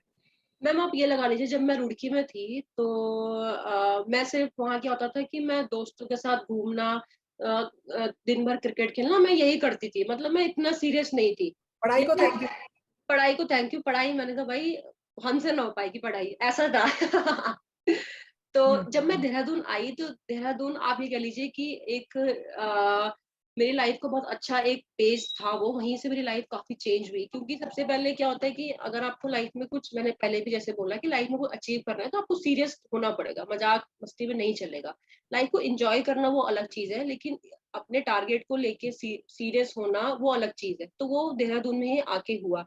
सर एक बार क्या हुआ मेरे को याद है, स्टार्टिंग में जब मैं देहरादून में गई तो ये स्टार्टिंग में मेरे ख्याल से स्टार्टिंग के 6 महीने की बात हो गई है। मतलब मेरे को 6 मंथ मेरे को देहरादून में हो गए थे, मैं प्रैक्टिस जा रही थी। तो एक बार सर ने मेरे को बोला कि क्योंकि एकेडमी के जो स्कूल के जो लड़के हैं वो इतने होते नहीं थे, वो होते थे कि वो पढ़ाई वाले होते थे सारे, उनको सिर्फ पढ़ाई करना होता था। तो उन्होंने, सर ने मेरे को बोला कि मैंने दूसरी एकेडमी से 3-4 लड़के बुला रखे हैं, वो तेरे को बॉल डालेंगे। क्योंकि रोतेला सर कहते थे कि तू बैटिंग भी कर सकती है। तो उन्होंने मेरे को बैटिंग भी सिखाई, तू अच्छी बैटिंग भी करती है। तो बोले कि मैंने ना 3-4 लड़के बुला रखे हैं, ऐसा मेरे को ध्यान है कि तू, मतलब उन्होंने मेरे को टाइम दिया शायद 4 बजे तू ग्राउंड आ जाना, 3:30-4 बजे। तो मैंने कहा हाँ जी सर मैं आ जाऊंगी। तो उस दिन पता नहीं क्या हुआ, मैं लेट हो गई। मैं ग्राउंड में मेरे ख्याल से आधा घंटा लेट पहुंची। ठीक है, मैं लेट पहुंची ग्राउंड में और सर ने मैंने सर को विश किया, सर गुड इवनिंग। सर ने मतलब जवाब ही नहीं दिया। यार पता नहीं क्या हो गया, मैंने आपको बताया ना मैं इतनी सीरियस नहीं थी। तो पता नहीं क्या हो गया, सर विश नहीं ले रहे। तो मैंने 1-2 लड़कों से बात करी, सर को क्या हो गया? कह रहे सर बहुत गुस्से में है, सर ने आपको दी थी, सर ने आपको कितने बजे बुलाया था? मैंने कहा सर ने मेरे को शायद 3:30-4 बजे बुलाया होगा, मैं 4:30 बजे ग्राउंड पहुंची हूँ। तो सर मेरे को कहते कि ऐसे नहीं चलेगा, तुम क्या, मैं तुम्हें टाइम, पहले तुम्हें टाइम का पक्का होना पड़ेगा, मैंने तुम्हें कितने बजे बुलाया, तुम कितने बजे आ रहे हो? मैंने कहा सर सॉरी मैं लेट हो गई। कि नहीं, शायद उस दिन सर का मूड पहले से भी खराब था, तो वो सारा मेरे पे उतर गया। नहीं, सर ने बोला नहीं, सर ने मेरे को ग्राउंड से फायर कर दिया कि अब सेंट जोसेफ के गेट के अंदर आने की जरूरत नहीं है। सर ने मेरे को ऐसे बोला। मेरे को इतना बुरा लगा, मैंने कहा यार, मुझे रियलाइज हुआ कि मुझसे गलती हुई है, तो अब सर को मनाना तो है ही, क्योंकि मैं ग्राउंड तो छोड़ के जाऊंगी नहीं। ठीक, तो मैंने क्या करा, मैंने अपना बैग रखा साइड में, मैं रनिंग करने चली गई। ठीक है, और मैंने कहा यार सर को मनाना तो है ही, और मैं भी गुस्से में थी काफी, तो मैंने ग्राउंड के मेरे ख्याल से 10-15 राउंड मैंने मार लिए, और मैंने कैसे मारे मुझे भी याद नहीं है। अच्छा खासा ग्राउंड है वो, 400 मीटर का ग्राउंड होगा, मैंने मार लिया। गुस्से में मारे आपने? गुस्से हाँ, में उस दिन मारे मैंने होंगे 10-12 राउंड मार दिए शायद, गुस्से में उस दिन मारे। फिर मुझे लगा अब सर बात करेंगे। मैं आई, सर ने मेरे को कोई बैटिंग नहीं दी, कोई बॉलिंग नहीं दी, सर ने मुझसे बात ही नहीं करी। ठीक, तो बच्चों ने मेरे को बोला दीदी आप घर चले जाओ, कल आना, कल न्यू डे होगा तो सर आपसे बात कर लेंगे। मैंने कहा ठीक है, मैंने सर को विश करा, मैं घर चली गई। घर गई मैं, और इतने राउंड मारे थे, मेरी बॉडी में दर्द हो रहा। ठीक है, मैं जाके मैं सो गई, मैंने खाना खाया जल्दी, मैं सो गई। उसके बाद मैं उठी नेक्स्ट डे, फिर मैं ग्राउंड गई। नेक्स्ट डे मैं टाइम से ग्राउंड पहुंच गई। ठीक है, ग्राउंड पहुंची, मैंने सर को विश करा, सर ने फिर मेरी विश नहीं ली। मैंने सबको बोला sir I am really sorry, दोबारा ऐसा नहीं होगा। सर ने बोला नहीं ये कोई तमीज है, ये है वो है। सर ने मेरे को सुना के फिर मैंने अपना बैग रखा, फिर मैं रनिंग करने चली गई। फिर मैंने 10 राउंड मार दिए। ठीक, गुस्से में मेरे को अपने पे गुस्सा रहा था कि यार अगला बंदा आपके लिए इतना कर रहा है तो आपको सीरियस होना पड़ेगा, तो वो गुस्सा मेरे अंदर था। मैंने फिर रनिंग करी, रनिंग करने के बाद फिर सर के पास आई। मुझे लगा अब सर बैटिंग बॉलिंग देंगे, अब उससे बात करेंगे। सर फिर बात नहीं कर रहे। अरे मैंने कहा सर फिर मैंने सबको सॉरी बोलूंगा, sir I am really sorry please. Sir ने बोला नहीं, सर ने बात नहीं करी। फिर मैं घर चली गई। फिर थर्ड डे जब मैं दोबारा आई तो अब सर को लगा होगा कि हाँ यार लड़की 2 दिन से ग्राउंड आ रही है, राउंड रनिंग वगैरह कर रही है, तो सर ने बोला चल ठीक है। सर ने मेरे को माफ कर दिया। तो वो दिन था। उसके बाद मतलब मैं काफी सीरियस हो गई गेम को लेके। मेरे को पता लगा कि यार चल टाइमिंग्स कितना मैटर करता है, और रूटीन होना बहुत जरूरी है, सीरियस होना बहुत जरूरी है। अगर आपका कोई टारगेट है तो आप उसको हल्के में नहीं ले सकते। तो वो एक ऐसा टाइम पीरियड था, वहां से मेरी लाइफ काफी चेंज हुई। कि 2 दिन 3 दिन आपको बिल्कुल सर की डांट पड़ी और आपने बहुत पता नहीं 30 किलोमीटर तो भागे होंगे। अरे मैम, मुझे आपको पता है उसके नेक्स्ट एक वीक तक मेरे पैर नहीं उठे। मुझे सर मेरे को कह रहे, सर बोलते अच्छा मैं ऐसे ये मत सोच कि मैं तेरे को देख नहीं रहा था, तूने राउंड मारे मेरे को पता है, लेकिन बेटा ऐसे नहीं भागते। एक तरीका होता है भागने का, थोड़ी ना कि तुम आ रहे हो भाग रहे हो कंटिन्यू 2 दिन भाग रहे हो, बॉडी में दर्द तो हो गई। नेक्स्ट एक वीक तक मेरे हाथ पैर नहीं उठ रहे थे बिल्कुल भी। तो इंडिया का सिलेक्शन बताइए, इंडिया का सिलेक्शन की खबर आपको कैसे मिली? और उस अभी जो आपके लाइफ का जो अगला फेज है वो तब शुरू हुआ होगा, और उसमें भी उसके चैलेंजेस अलग हैं हुए हैं आपके साथ, उसके बारे में बताइए। हाँ, हम गए थे ऐदिल मुश्किल मूवी देखने गए थे, हम मेहर मासी गए थे। हाँ, वो टॉपिक चेंज हो गया था। तो हम मूवी खत्म हुई, और मूवी खत्म होते हम बाहर निकले। मेरे को ध्यान है मैं स्कूटी की पार्किंग में खड़ी थी। ठीक, तो मेरे को ना वेदा दी का मैसेज आया, welcome to the Indian cricket team. मैंने मैसेज देखा, मेरे को लगा कि शायद उन्होंने मुझे गलती से मैसेज कर दिया है, मेरे को ऐसे लगा। तो मैंने इनको मैसेज करा। हाँ, मेरे को पता था कि मुझे भरोसा था कि मैं इंडिया खेलूंगी। मुझे पता था मैं इंडिया खेलूंगी क्योंकि मैं मेहनत भी कर रही थी। ठीक, और मैं एक दो साल से कंटिन्यू डोमेस्टिक में परफॉर्म भी कर रही थी। उससे पहले हमारे जोन के मैचेस हुए, उसमें भी मैंने परफॉर्म किया था। तो मेरे को पता था मैं इंडिया खेलूंगी। लेकिन मैंने ये एक्सपेक्ट नहीं किया था कि इतनी जल्दी, मतलब अभी मेरे को कॉल आ जाएगा। तो 2016 नवंबर की बात है, नवंबर दिसंबर की बात है, उनका मुझे मैसेज आया। मैंने कहा दी क्या बोल रहे हो आप? कह रहे अरे तेरे को नहीं पता, तेरी सिलेक्शन हो गई है। उन्होंने मेरे को लिंक भेजा जिसमें टीम अनाउंस हुई। वेस्ट इंडीज आया हुआ था, वेस्ट इंडीज इंडिया आया हुआ था, तो उसमें स्क्वाड में मेरा नाम था। तो मेरे को बहुत खुशी। मैंने मासी को बोला कि मासी मेरी इंडियन टीम में सिलेक्शन हो गई है। मासी के एकदम आंखों में आंसू कि सच में। मैंने कहा हाँ। फिर सबसे पहले मैंने अपनी मम्मी को कॉल करा। मैंने कहा मम्मी मेरी इंडियन टीम में सिलेक्शन हो गई है। नहीं, मैंने नहीं, मासी ने कॉल करा। मैं तो एकदम शॉक में थी यार, मतलब एक कहता ना एक रिलीफ जो मिलता है, वो रिलीफ मुझे मिला था। तो इनफैक्ट मेरी आंखों में आंसू थे। तो मासी ने मेरी मम्मी को कॉल करा कि एक्चुअली मेरा घर का नाम हिमानी है। हिमानी? हाँ जी। तो कहते कि हिमानी का ना इंडियन टीम में सिलेक्शन हो गया। और वहां से मम्मी फोन पे रो रहे हैं कि हाँ वो लड़की ने मेहनत भी करी है, चलो फिर भगवान का शुक्रिया अदा करा, ये सब। फिर मैंने सर को कॉल करा, रौतेला सर को कॉल करा। रौतेला सर उस टाइम घर पे थे। वो उन दिनों शायद बारिश वारिश हो रही थी तो ग्राउंड शायद बंद था उस दिन, तो सर घर पे थे। तो मैंने सर को कॉल करा तो सर भी बहुत खुश हुए। तो वो टाइम भी बहुत, मतलब वो अभी भी वो टाइम बिल्कुल मेरे आंखों के सामने है। तो कितना मेरे को रिलीफ मिला था। अब बताइए कि इंडिया टीम में आप खेली हैं, आपकी इंजरीज हुई हैं, तो वो जो एडजस्टमेंट है बिल्कुल स्टेट से इंटरनेशनल खेलने में, उसमें कितना बड़ा फासला है, और जो यंग क्रिकेटर्स हैं उनको कैसे पार करना चाहिए वो फासला, वो क्या सीख सकती हैं, आप क्या बताएंगे उनको, अगर ऐसे कुछ उनका एक्सपीरियंस है, अगर वो आपसे पूछे कि हमको बताइए कि हमको क्या करना है उस फासले को पार करना, और जब आप वहां पहुंच जाए तो एडजस्ट कैसे करना, आपको किस चीज के लिए तैयार होना चाहिए, वो सब। मैम सबसे पहले तो आपको गेम को लेके सीरियस होना पड़ेगा, ठीक है। गेम नहीं, चाहे कुछ भी, अगर लाइफ में आप कुछ करना चाहते हो तो सबसे पहले आप उसको लेके सीरियस हो जाइए कि हाँ मेरे को लाइफ में ये करना है और मैं करूंगी। इनफैक्ट जब कई बार ऐसा स्टार्टिंग में जब मैं हरियाणा खेली ना, तो स्टार्टिंग में जैसे 1 साल मैंने परफॉर्म, कई बार ऐसा भी हुआ कि मैंने 1 साल परफॉर्म नहीं करा, ठीक, मैं आपको बताया ना, पर मेरे को टीम से कभी उन लोगों ने ड्रॉप नहीं करा, हरियाणा टीम ने कभी मेरे को ड्रॉप नहीं करा, उनको मेरे पे भरोसा था, उन्होंने मेरे को खिलाते रहे, ठीक। तो एक सेल्फ बिलीव होना बहुत जरूरी है, मेरे अंदर वो सेल्फ बिलीव हमेशा से रहा है, मैंने खुद की काबिलियत पे, कहते हैं ना, खुद की काबिलियत पे यकीन करना, वो मेरा हमेशा से रहा है। तो मेरा सबसे पहले मैसेज तो ये रहेगा कि खुद पे यकीन करना बहुत जरूरी है। लोग डाउट करेंगे, लोग आपको जज करेंगे, लेकिन आपकी जर्नी, आप क्या करते हो, आपकी सोच क्या है, वो सिर्फ आपको पता होती है, लोग आपको सिर्फ जज कर सकते हैं, ठीक है। तो लोगों का जजमेंट छोड़ के सिर्फ खुद पे यकीन रखिए और के टारगेट को लेके सीरियस हो जाइए, आप कर सकते हैं। और रही इंडियन टीम में जब मैं आई तो स्टार्टिंग में मैं खुश तो थी बहुत, इनफैक्ट बहुत खुश थी, मेरे घर वाले बहुत खुश थे। तो जब मैं इंडियन टीम में आने के बाद मेरे को स्टार्टिंग में पता नहीं था ना कि कैसे ट्रेनिंग करते हैं ये वो, तो वहां पे जब हमारे सर थे, उस टाइम मैम थी हमारी, तो उन्होंने गाइड करा कि ऐसे ऐसे करना है। स्टार्टिंग में अच्छा लगा कि यार इतने बड़े बड़े प्लेयर्स के साथ ड्रेसिंग रूम से शेयर करना है, मिताली दी का नाम सुना था, जुलन दी का नाम सुना था, इतना बड़ा नाम है वो, तो था कि यार चलो उनके साथ ड्रेसिंग रूम शेयर करने का मौका मिलेगा। तो स्टार्टिंग में काफी मजा आया, काफी उन लोगों ने वेलकम भी काफी अच्छा करा। कुछ ये नहीं था कि कभी ये नहीं हुआ कि जूनियर प्लेयर है, नई प्लेयर है तो उसको कुछ नहीं, हमेशा उन्होंने अपनी तरह ही समझा, हमेशा सपोर्ट करा, हमेशा समझाया कैसे खेलना है, कैसे करना है। तो अच्छा रहा, वो काफी मजा आया। जैसे सबसे मुश्किल वाली आपकी फेज जो इंडिया क्रिकेट में हुई है, वो आपकी इंजरी हुई होगी, उसके बारे में जरा बताइए कि उससे आपने कैसे कोप किया, कैसे आप दूसरों से कहेंगी जो जो स्लाइटली यंगर लड़कियां हैं कि वो कैसे अपने आप को संभाल के रखें, उस एक्सपीरियंस के बारे में बताइए कि आपने क्या क्या सीखा उसमें से, और क्या और लोगों को आप बताना चाहेंगे।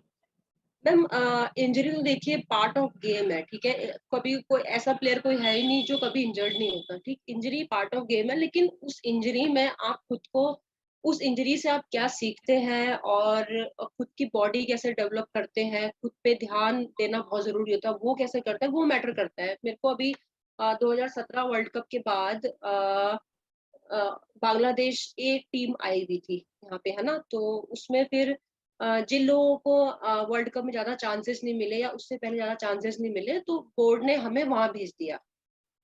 बांग्लादेश जब आया हुआ था, ये शायद गुंटूर में मैच हुए थे या कहाँ हुए थे, तो वहां पे मेरे को इंजरी हो गई नवंबर दिसंबर में, 2017 की बात है ये। उसके बाद मैं एनसीए चली गई रिहैब के लिए, वहां पे मेरा 7-8 महीने रिहैब चला है।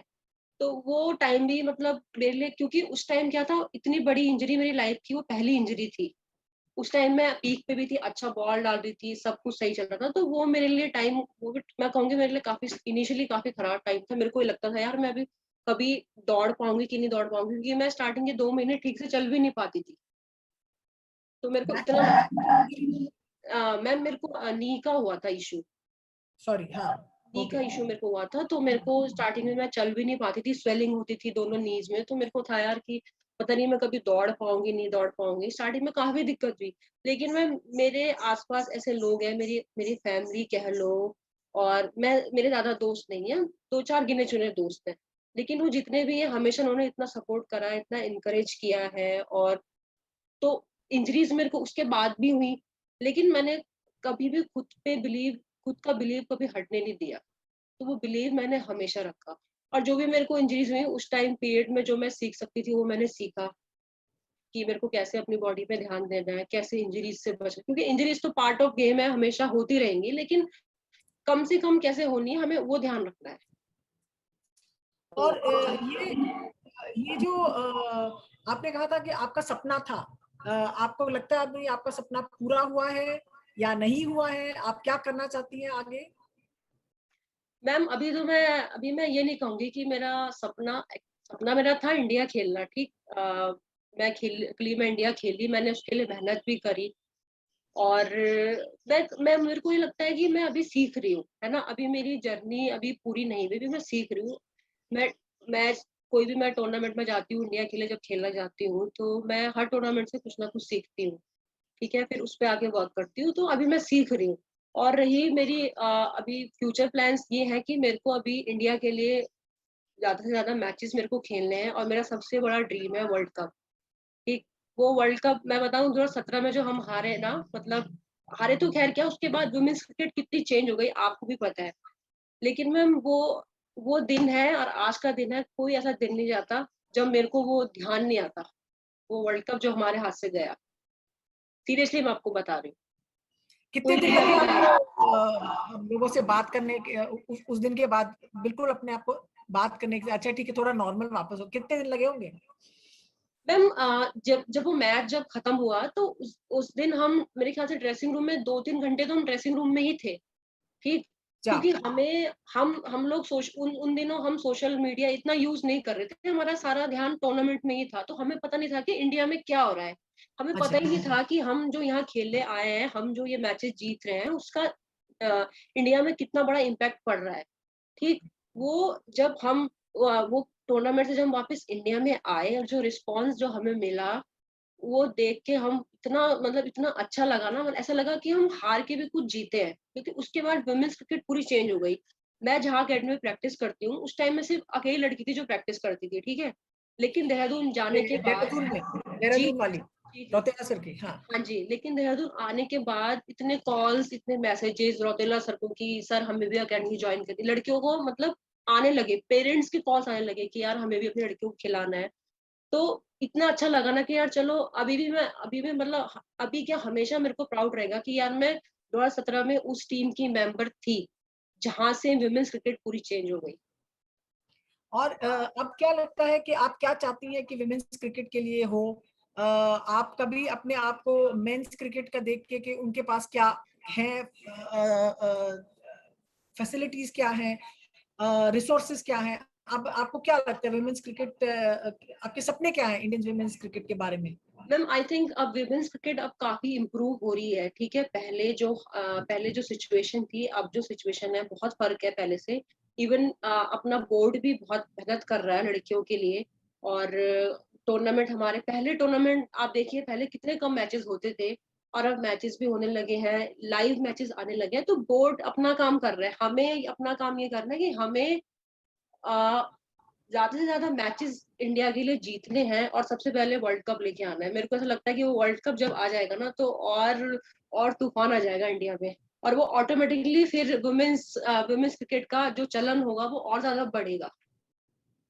ये मानसी, अब आप अपने अपना करियर अगर आप देखती हैं कि आपने क्या अचीव किया है, आपने कितनी मेहनत करके और आपकी फैमिली ने कितने बलिदान और त्याग करके आपको यहाँ तक आप पहुंची हैं, तो आपको क्या लगता है कि आपकी जो लाइफ है उसका एग्जाम्पल आप क्या चाहती हैं कि लोग उसमें से ले, कि लोग उसमें से देख के हम मानसी के लाइफ में ये हुआ है तो हमें भी सोचना चाहिए कि थोड़ी अलग हमारी सोच होनी चाहिए कि लड़कियों के साथ कैसे हम व्यवहार करें, छोटी लड़कियां हैं उनको हम क्या चांस दें, उसके बारे में आपका क्या कहना है?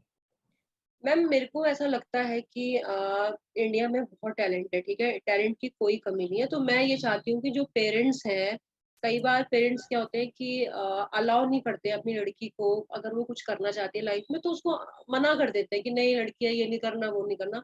मैं सीरियसली मैं दिल से ये चाहती हूँ कि पेरेंट्स उन लड़कियों को अपना सपना पूरा करने दें। मैं ये नहीं कह रही कि उनको क्रिकेटर ही बनना है, अगर वो कुछ और भी करना चाहती है तो उनको करने दें। उनको अपने प्लीज उनको जो उनके जो सपने हैं उनको पूरा करने दें। नहीं पूरे होंगे कोई बात नहीं, उनको कुछ तो एक्सपीरियंस मिलेगा ना वहां से।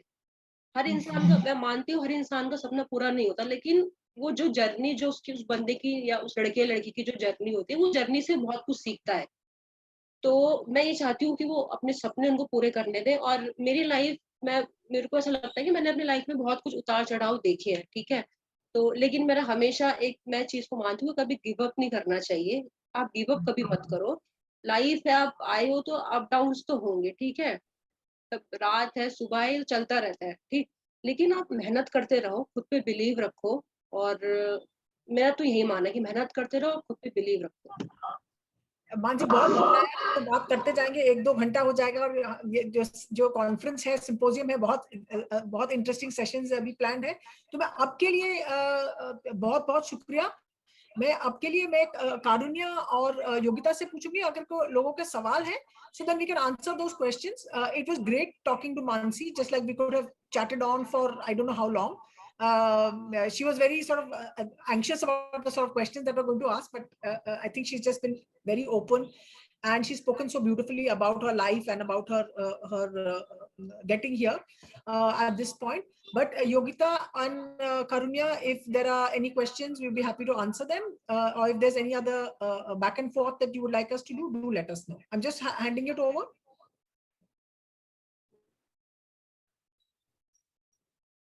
Thanks, Sharda. I think our audience for now doesn't have any questions, but I'm sure if we receive anything, we'll direct them to you. But thank you so much to both of you for that extremely authentic and inspiring interview. I think young athletes everywhere have plenty to take away from this.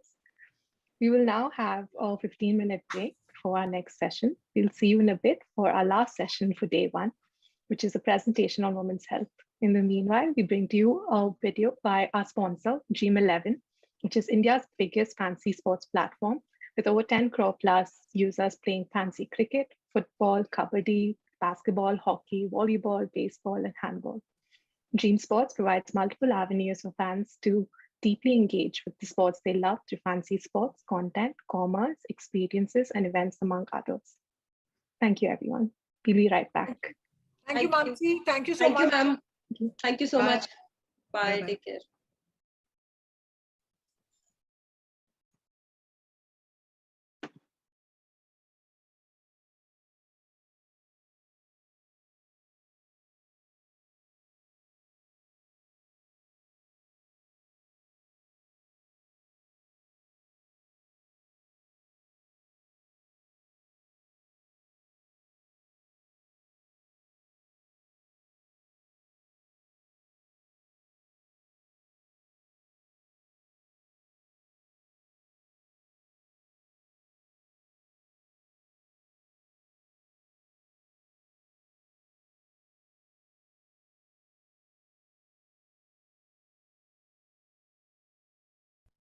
Not everybody who loves cricket plays cricket, and that's okay. Like most school kids in India, I wanted to become a cricketer. Picking studies over playing cricket wasn't so bad after all. And one day, I found a way for it to mean more to me. I found a way to play again. I didn't become a professional cricketer, but I'm living this sport every single day of my life. My name is Manya Pilani. This is my Dream 11 story.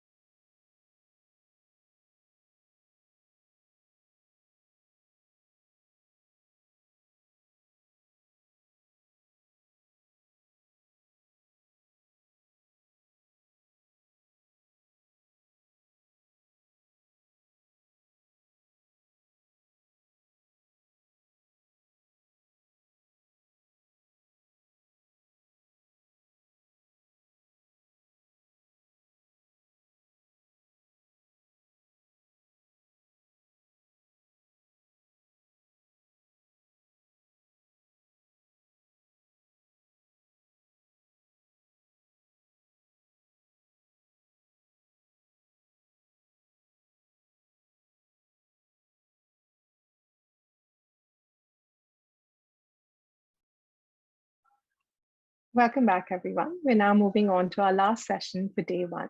The last session is a presentation and discussion on women's health by Soumya Khullar, exercise psychologist and physiotherapist at the Sports Authority of India.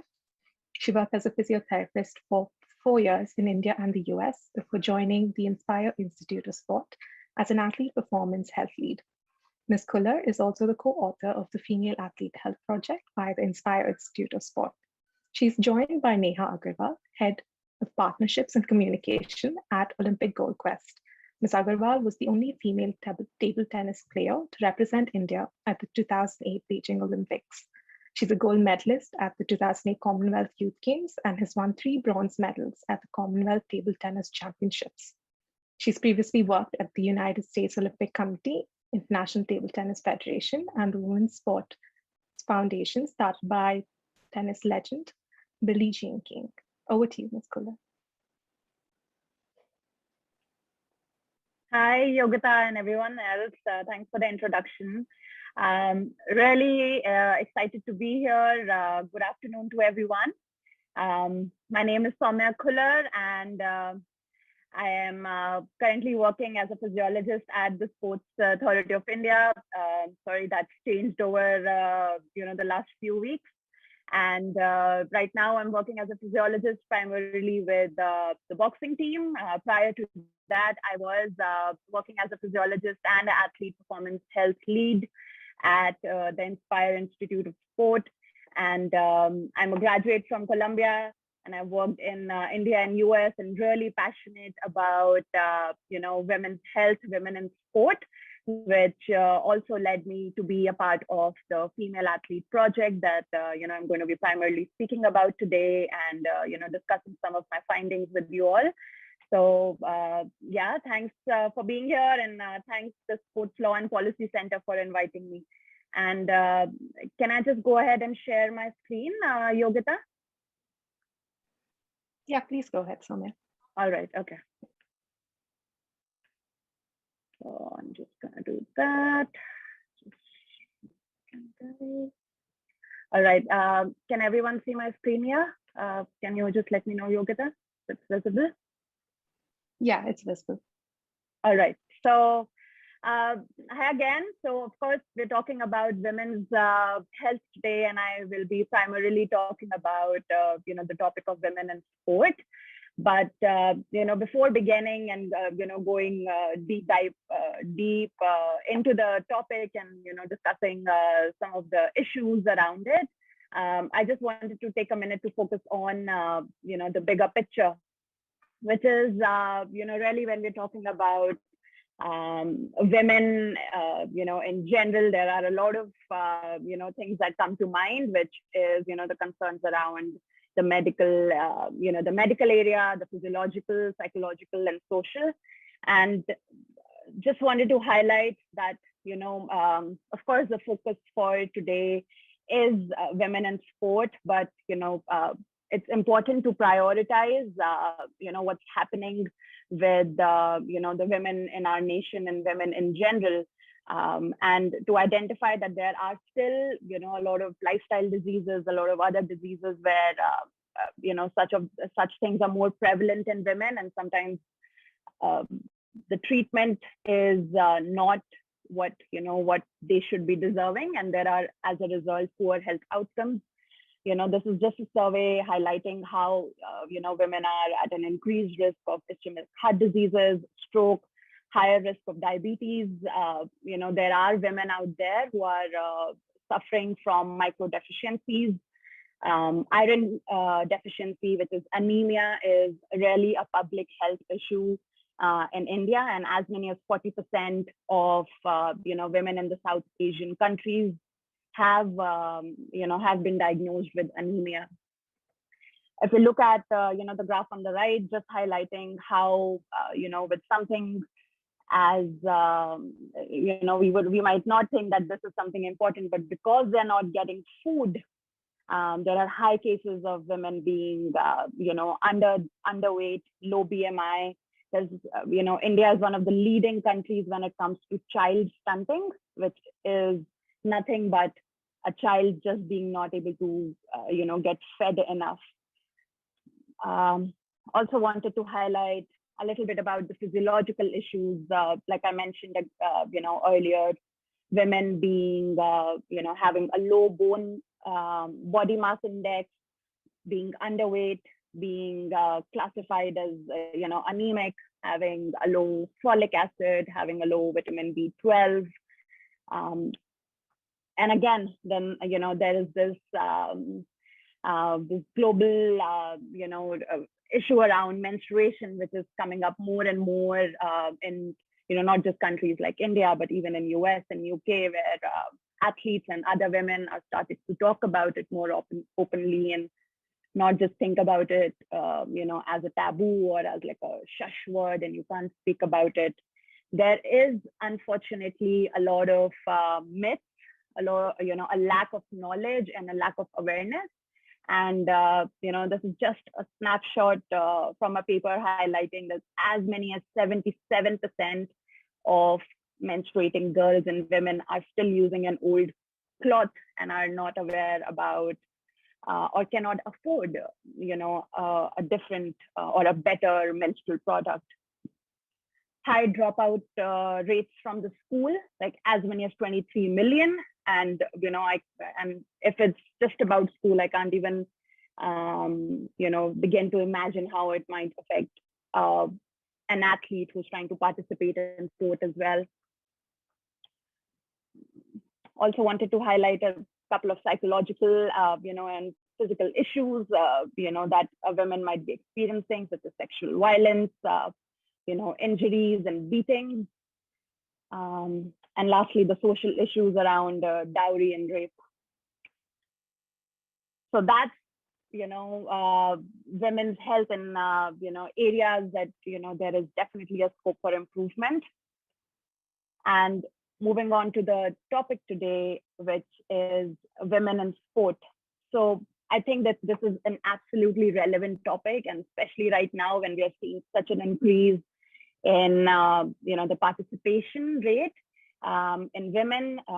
Just this graph to show how much the participation has increased over the last few centuries. If you look at the early 1900s, there were only 2% of the women participating in, Summer Olympic Games, to as many as 44% of the athletes in the, the last 2016 Rio Olympic Games. So the participation has been increasing, tremendously over the years, and that also sort of highlights how we need to start thinking about more, how it impacts an athlete's performance, and how we can't just, sort of copy paste what's been seen and found in male athlete to a female athlete. So there's a lot of, things that we are yet to discover, how an athlete's health is affecting the performance. And I think that's a huge area that we need to bridge. And if you're talking about female athlete, I think how I look at it is, like a pyramid. And if we have the foundation as solid, so if I know that my athlete is healthy, I know that I can, achieve the key, which is the performance. However, if I know that my athlete is not healthy, or if I'm, say, doing a few examinations, or based on the signs and symptoms that my athlete is telling me, and I know that the athlete is not healthy, I may not be able to push her to, her true athletic potential. For example, if my athlete, has a low hemoglobin level, I know that she's not able to recover properly. I know that she's missing her periods. These would be the signs that would tell me that, okay, I still need to, work around the base. Let me have a solid foundation. And then when I know my athlete is healthy, that's when I can keep pushing her. Because if I don't have a healthy athlete and I try to push her, it's going to fall right back. And even if I'm able to achieve a good, performance, I may not be able to sustain it if the foundation is not good. So really, I think what we need to focus on is, of course, I have a healthy athlete, but then how, of course, we're all passionate about sport and we want to see our athletes winning medals. But if the foundation is not good, then I can't win a medal in 2021 and the next Olympics, and so on and so forth. So for a long-term athlete career, I think establishing these good habits, ensuring that our athlete is healthy, providing them with basic education, basic resources is very critical. That, of course, leads me to the Female Athlete Project, which I was a part of at Inspire Institute of Sport, which was nothing, just helping athlete with some of the areas that I've highlighted here. And if I can take you back to what happened, a couple of years ago when we really started thinking about the project, and we thought that, okay, we need to do something about it, was, this one incident where I was just, accompanying the athletes, and they were having an ice bath session, as a part of their recovery protocol. And it was only female athletes with me at that point. And one of them was not using the ice bath, and I just probed a question as, why you're not using it. And then she kept shying away, and she told me, ma'am, I have a stomachache. And then, her other friend winked at me and told me that it's not her stomachache, it's actually that she's on her period. And it was quite surprising. I just thought that why wouldn't she tell me that she's on her period, and why is she shying away and not telling me what's happening? And that just led to more and more discussions around, I started probing questions and sort of, trying to get to know what the athletes are really feeling, or what their knowledge base is when it comes to this topic. And only about time when there was this topic about relative energy deficiency in sport that was, being researched. And yeah, that led to just taking more and more education sessions for the athletes, speaking to them about basic female anatomy, telling them, it's not your stomach that's hurting, it's your uterus, that's just contracting and giving you pain. Why do you get periods? What's puberty? What's hormones? Why do you feel a certain way? What are the reasons behind it? Just basic physiology. Very, very fundamental is what we started to cover, and then sort of build on to that.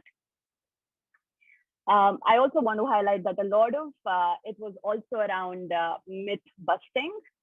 I would find out about these myths that the athletes, had heard about back in their village, how women were still stopped from, entering the house or entering the temple or going in the kitchen, or, so I think it was just trying to make them understand that it's something very, very biological, and it's nothing bad about you having a period. Like it started at that level, and then I'm very happy and I'm very proud that we were able to develop that knowledge base and make them comfortable and educate them about importance of a regular period, how they were able to then go and tell their coaches and have a healthy discussion around how they can, best sort of manipulate their training around, their periods, or how they might be feeling around their periods.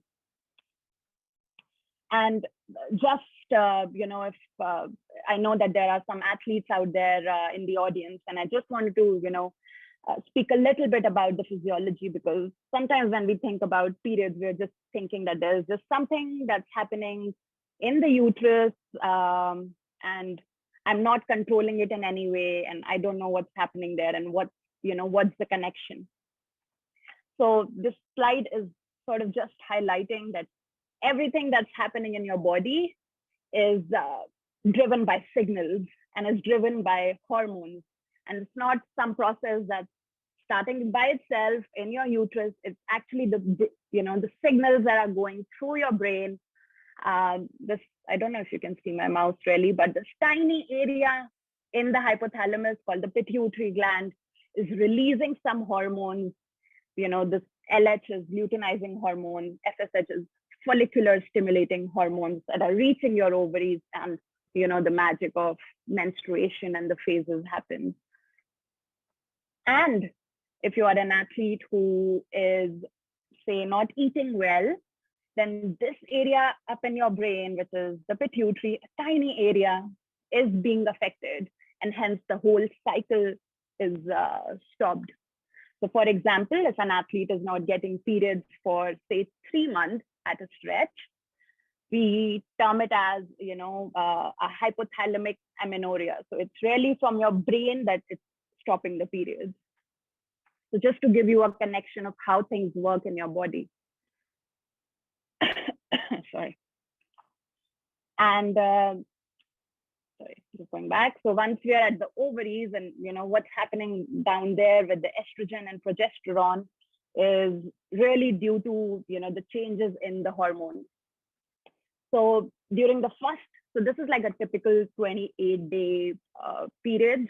Of course, it can be different for different people, as small as a 21-day cycle, or as long as a 40-day cycle. Excuse me,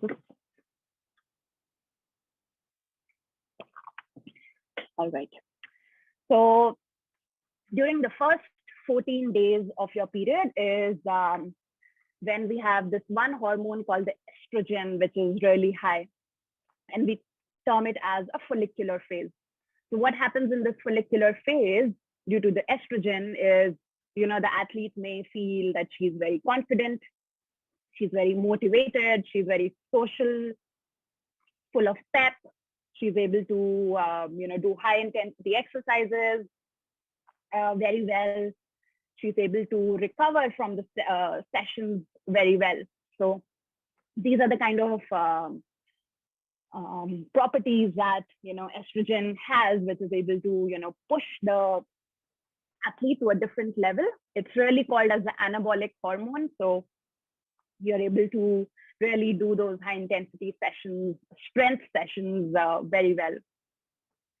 But on the other hand, if we talk about our second phase, which is the luteal phase with the high progesterone, that's when the athlete will really relaxed.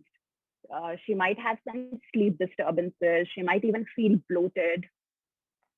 If you're doing strength training during these sessions, it's advised to give a little bit more gap, take more protein during these days.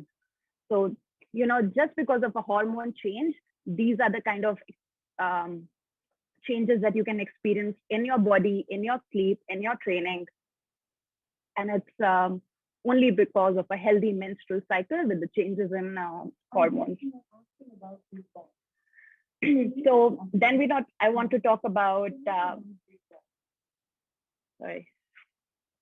Then I want to talk about the relative energy deficiency in sport, which is also the topic of Red S. And that's nothing but explaining us the importance of eating the right kind of energy as an athlete. So for example, if I'm an athlete and I need 4,000 calories during the day, so that 4,000 is a mix of my my resting metabolic rate. So if I'm not doing anything, if I'm just lying in the bed, I need a minimum of, for example, 2,500 calories. And I'm also training 2 times a day along with that, which would add another 1,500 calories. Then I estimated, okay, I need 4,000 calories in a day.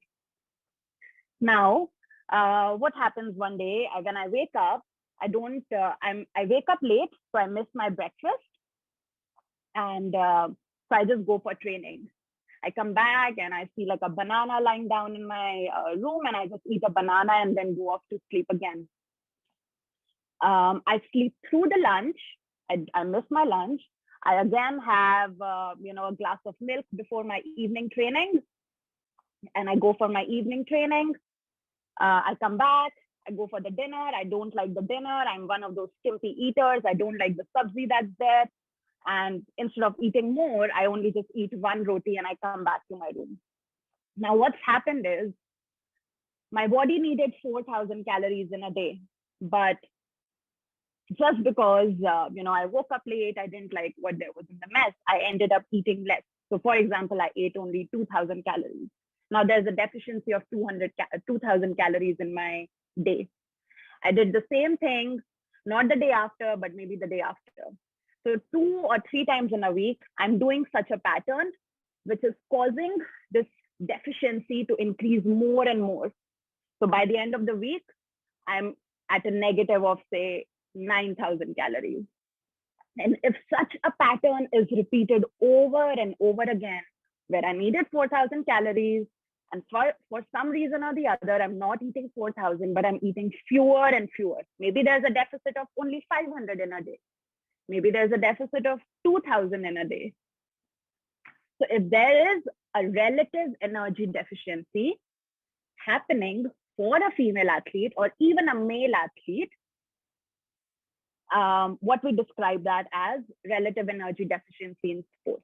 So these 2 pictures that you see here, one of them, the one on the left, is basically highlighting all of the areas, all of the systems in the body that would be affected by something, that I just described. If you're not, and this concept was earlier known to be a female athlete triad. So for example, if I'm not eating well, what that would cause is my periods to get missed. And the third thing would be my bones to get affected.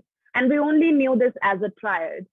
But recently, it has been known to cause so many other issues in the body. For example, our immunity might go low. If I'm not eating well, I'm at an increased risk of upper respiratory tract infections. My athlete will have more cough, more sore throat. Gastrointestinal issues, more of constipation and bloating. Cardiovascular issues, not able to push, easily short of breath. Growth and development, how we saw about, child stunting. Hemological, if I'm not eating well, my iron level will be low. Things like that.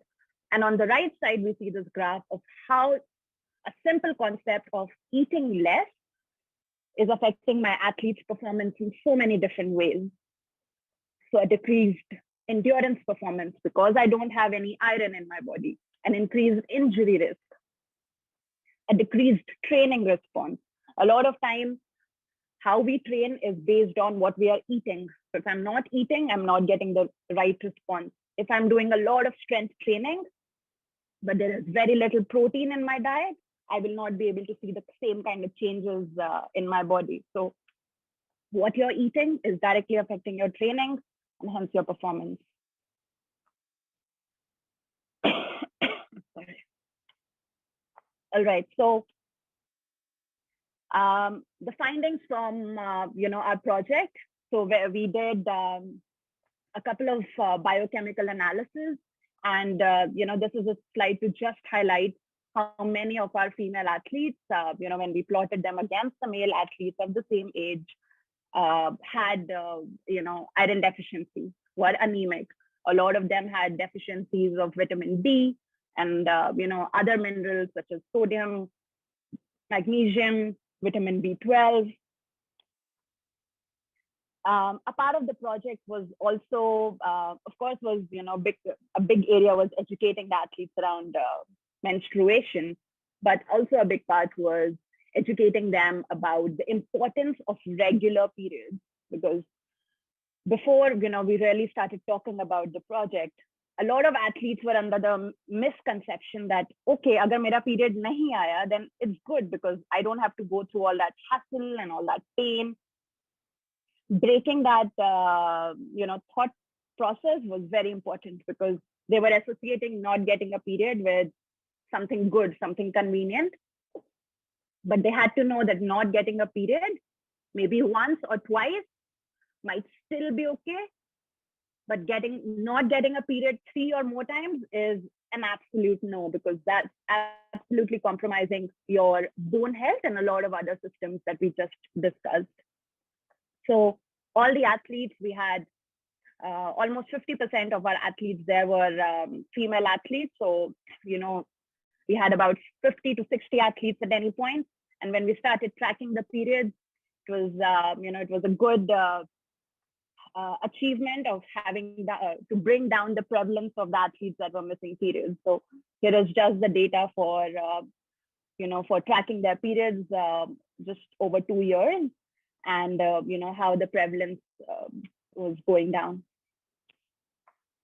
Another thing that we did was weight tracking, and this was really being not reactive, but really being proactive and trying to identify if any of my athlete is at risk of low energy availability. It was all the more tricky because most of my athletes were weight category athletes, so we had to be aware of their weight anyhow.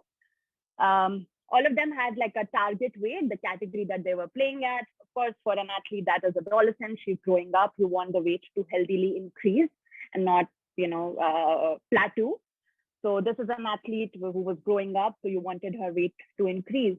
But if there is an athlete whose weight is sort of falling down and not picking up, that's just a red flag that the athlete might be going into a low energy availability. And that's when you start talking to the athlete, maybe start talking to her about how she's feeling, how she's recovering, how she's sleeping. Is she tracking her periods? All of those questions. Are the periods normal? And a lot of what we did was system driven. We had processes around everything, be it menstrual tracking. At the end of the month, I was collecting the dates from each and every athlete. We were closely tracking what is the pattern for each athlete. Of course, that required a lot of time and energy. We were tracking how an athlete is maybe delaying her period or it's coming sooner, and how that is affecting her other wellness scores that we were managing. So through this process, every month we were doing the menstrual tracking. The weight tracking was happening every week. We were also doing wellness questionnaires with them every morning. Along with that, we were using a few questionnaires. One of them is called Low Energy Availability in Females Questionnaire, which highlights questions around gastrointestinal system, highlights questions around injury, highlights questions around menstrual disturbances or menstrual history. And with the help of all of these systems and all of these data, we were able to have like a bigger picture of what's happening in our athlete's body, and then correlate to other data that we had from, say, the physio team or the SNC or the tests that we were doing, and correlating them with the performance. And lastly, I would just like to talk about some of the directions that I would like to suggest. And I think the big one here would be education. I know a lot of it can sometimes get complicated for the athletes, but really starting very small, as simple as what is periods, and that it is absolutely healthy. We had athletes at the institute who were say 13 or 14, had not reached had their menarche, which is when you begin your periods, and surprisingly they had never had a discussion about it with either their mother or friends, and they had no idea.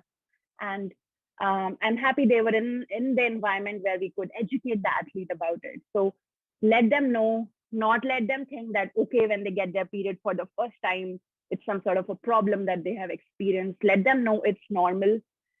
Talk about it to the athletes, educate them, tell them that missing periods is not healthy. It is a sign that there is something not right with your body, because when there is something not right, what the body does is goes into a survival mode, and it doesn't want to shut your cardiovascular system or your respiratory system. It shuts your reproductive system because it knows that, okay, probably at this age, you don't need the system. But as a result of those hormones and everything that, that's happening in the body, there is a dysregulation. And for example, if you're not getting enough estrogen, your bone is really compromised because it helps in bone resorption, and your bone health really goes bad, which might be okay in a short term, but long-term consequences, do not look good. Screen your athletes. It doesn't have to be any complicated screening. It can just be if you're able to check the weight or just verbally ask your athlete, speak to her, ask her to start tracking her periods. try and get her some help if her periods are not regular. Maybe if it could be related to a low energy availability, connect her to a nutritionist, connect her to a physiologist. Maybe it's something more clinical, connect her to a gynecologist. And then I think with a lot of these things, we will be able to move towards an improving health of the athlete, which will, of course, involve a lot of other areas. If possible, go and get your athlete checked, especially if it's a vegetarian athlete and someone who complains of a heavy menstrual bleeding. Maybe she is at risk of anemia. Maybe they have a low vitamin D if your athlete keeps getting sick very often. So screen them, make sure that their athlete is healthy. And I think all of those, doing the basics right, will really help us improving their performance. Like I said, speak to your athletes about menstruation. This is a topic I can speak hours and hours about, but just really just feeding the idea, letting your athletes know that you're comfortable with that, comfortable talking about it. Or if you don't have the information, you can connect them with someone who does. Educate the athletes, educate their parents. Maybe they also have some myths which really don't have any grounds, and breaking them, educating the coaches, telling them that every athlete is different. They can't compare an athlete A who never complains about her period. She's absolutely fine. She can train through it, to a different athlete who is probably raising concerns about her period. Every girl is different. How her hormones will fluctuate is different. So let's not compare athletes. Everyone's different. So a lot of awareness amongst the practitioners is also required. And I think this is still a topic that we're finding out about, more every day, and a lot of research is still required. We still don't know what are the factors truly affecting the performance of a woman or performance of a female athlete. So, encourage people to just find out themselves and, really try and research the topic, because I think there's a lot of things we can still find. And lastly, I would like to acknowledge Dr. Kevin Kayo, who, I worked with at IIS and was, involved in the project with me, JSW Sports, and really the athletes who, who were so keen on learning and made this project a success. Thank you very much. And that's me. I think I will stop sharing now. Okay. Thank you, everyone. And if anyone has any questions, or I know me and Neha would like to chat with you all. Thanks, Soumya. Now over to you and Neha to continue the discussion.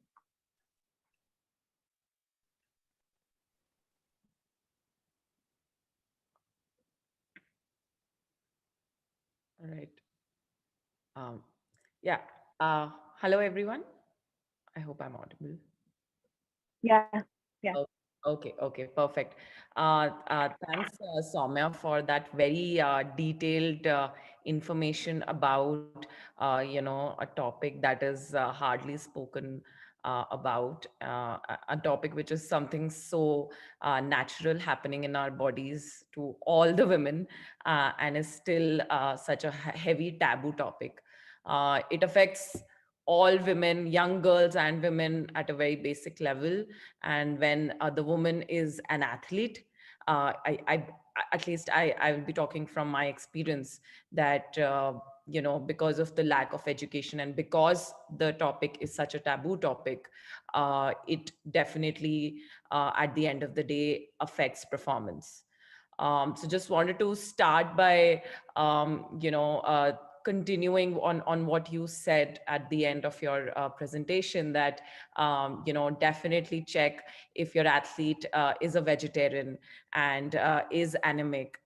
Does that athlete need help or not? And I want to tell you all that I'm a vegetarian and anemic. So during when I was around 17, 18, and in fact at the peak of my career, in the regular tests, we found out the iron levels were low. But at that time, we just referred to a doctor who said, okay, take iron tablets and you should be okay. And I feel that's the problem, right? Because referring to the right doctor, referring to whom, and for the athletes, for the coaches, for the parents to know that this is not right. It could be something related to menstruation, the issues. Do we need to consult somebody, an expert in this field? So really, because this conversation was very uncomfortable with my coach, with my parents, at that time we did not have many support staff anyway. So because it was such a taboo topic, I was never really aware what exactly is happening, what am I supposed to do on the days when I'm having my period, on the days before I'm having mood swings, things like that. Simple things like do I need to do a certain sort of a workout during my periods or not. All of that just remained a mystery always, and me and my other team members would just learn and grow as along, and never got any expert advice. So and I'm happy that with the advent of sports science and the data and the research that's now come along in India as well, there's a lot of information coming in regarding menstrual health and connected and its connection to athletic performance. But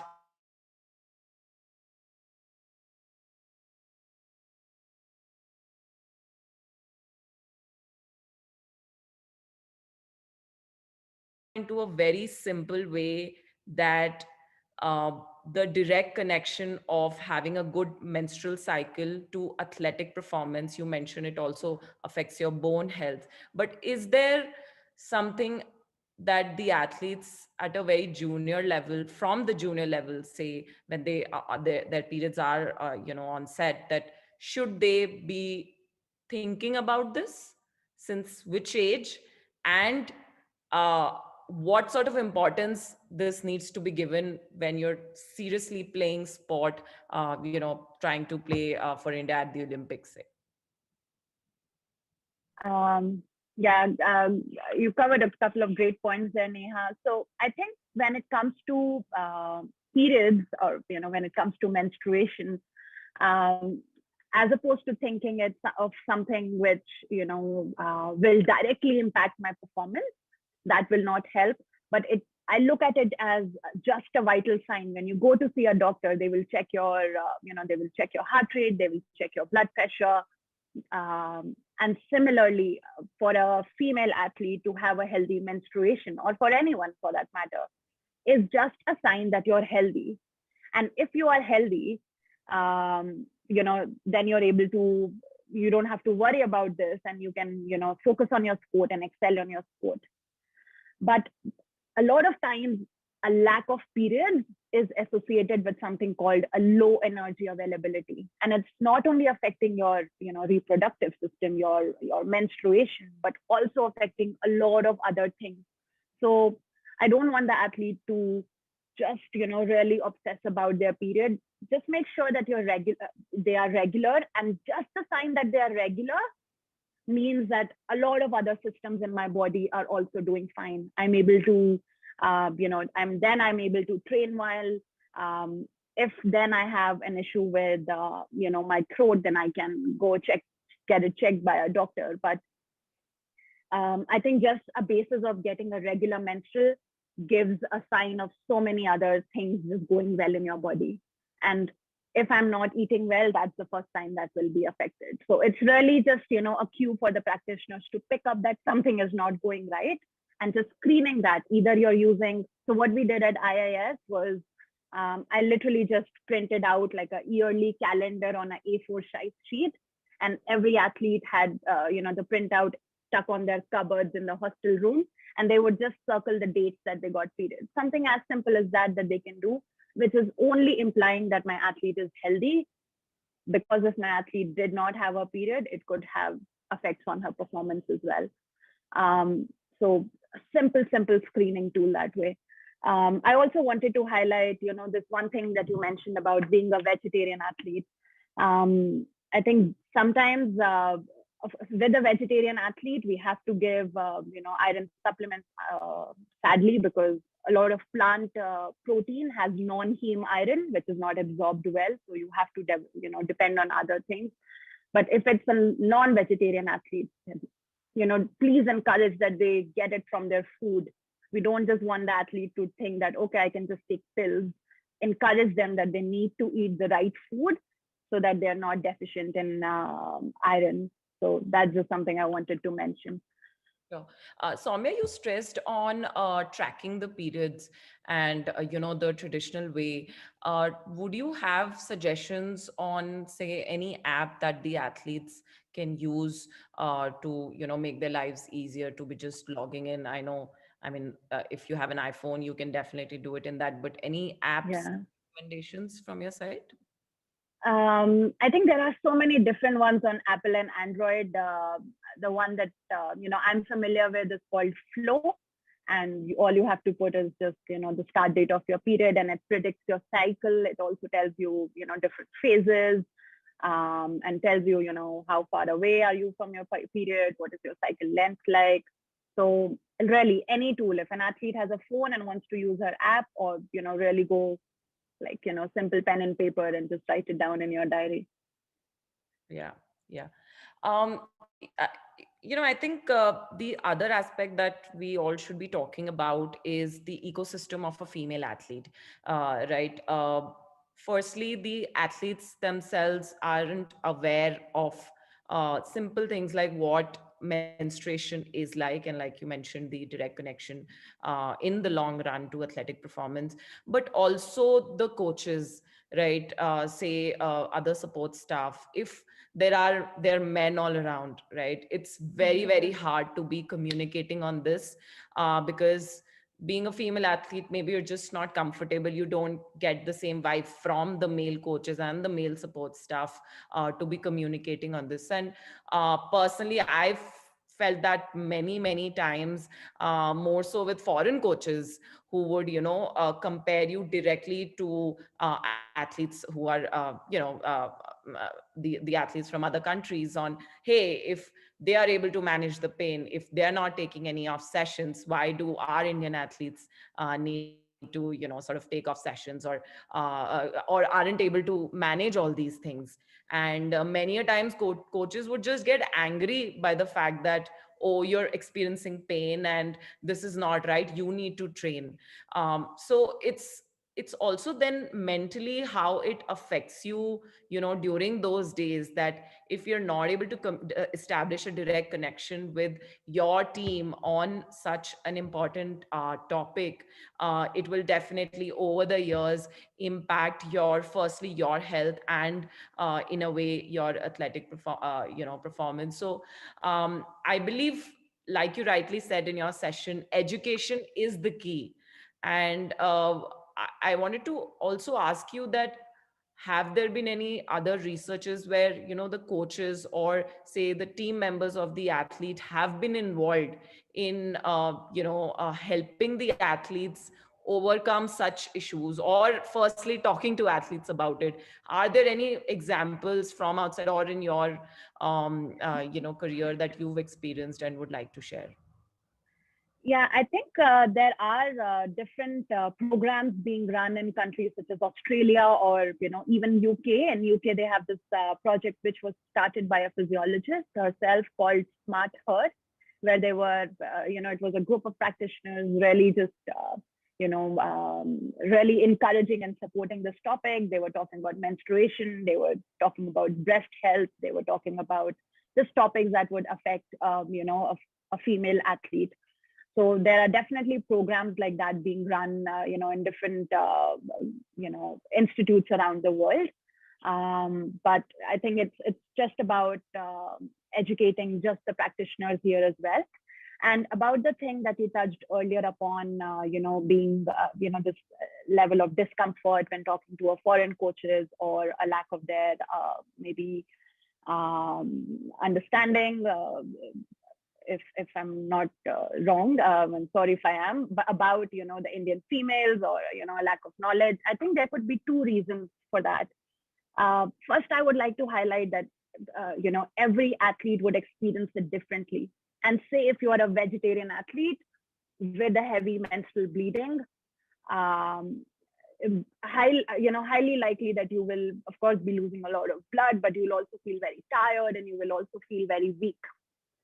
So we need to understand what is the physiology, what are the other factors that are affecting her period. A lot of times what happens is there are two types of menstrual cycle. There is one that is ovulatory, where you have the egg and there's ovulation and you have a normal period. The other times there is also an anovulatory cycle, where there is no egg, there is no fertilization, and you have a period, but the period that you have that time, and sometimes referred to as polycystic ovaries, is what will give you more pain. So identifying what to know if you had an ovulatory or anovulatory cycle. So there's so many things that can affect it.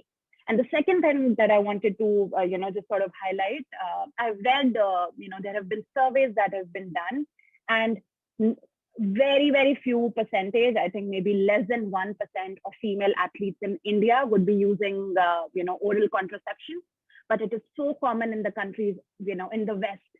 And there, the athlete is on a contraceptive pill. Of course, the coach, will not know about her discomfort because she's not getting a period. So, he's probably not even aware of something that is happening. But a lot of Indian women, on the other hand, are not taking an oral contraceptive pill or are not aware of this, the system of, where you can manipulate your hormones. A lot of our Indian athletes are not doing it. But the Western athletes, on the other hand, are taking pills. They're not even getting periods. And if at all, they have bleeding, it's not a menstrual cycle. That's something that is a withdrawal bleeding. That's not a true period. You will not get pain during that time.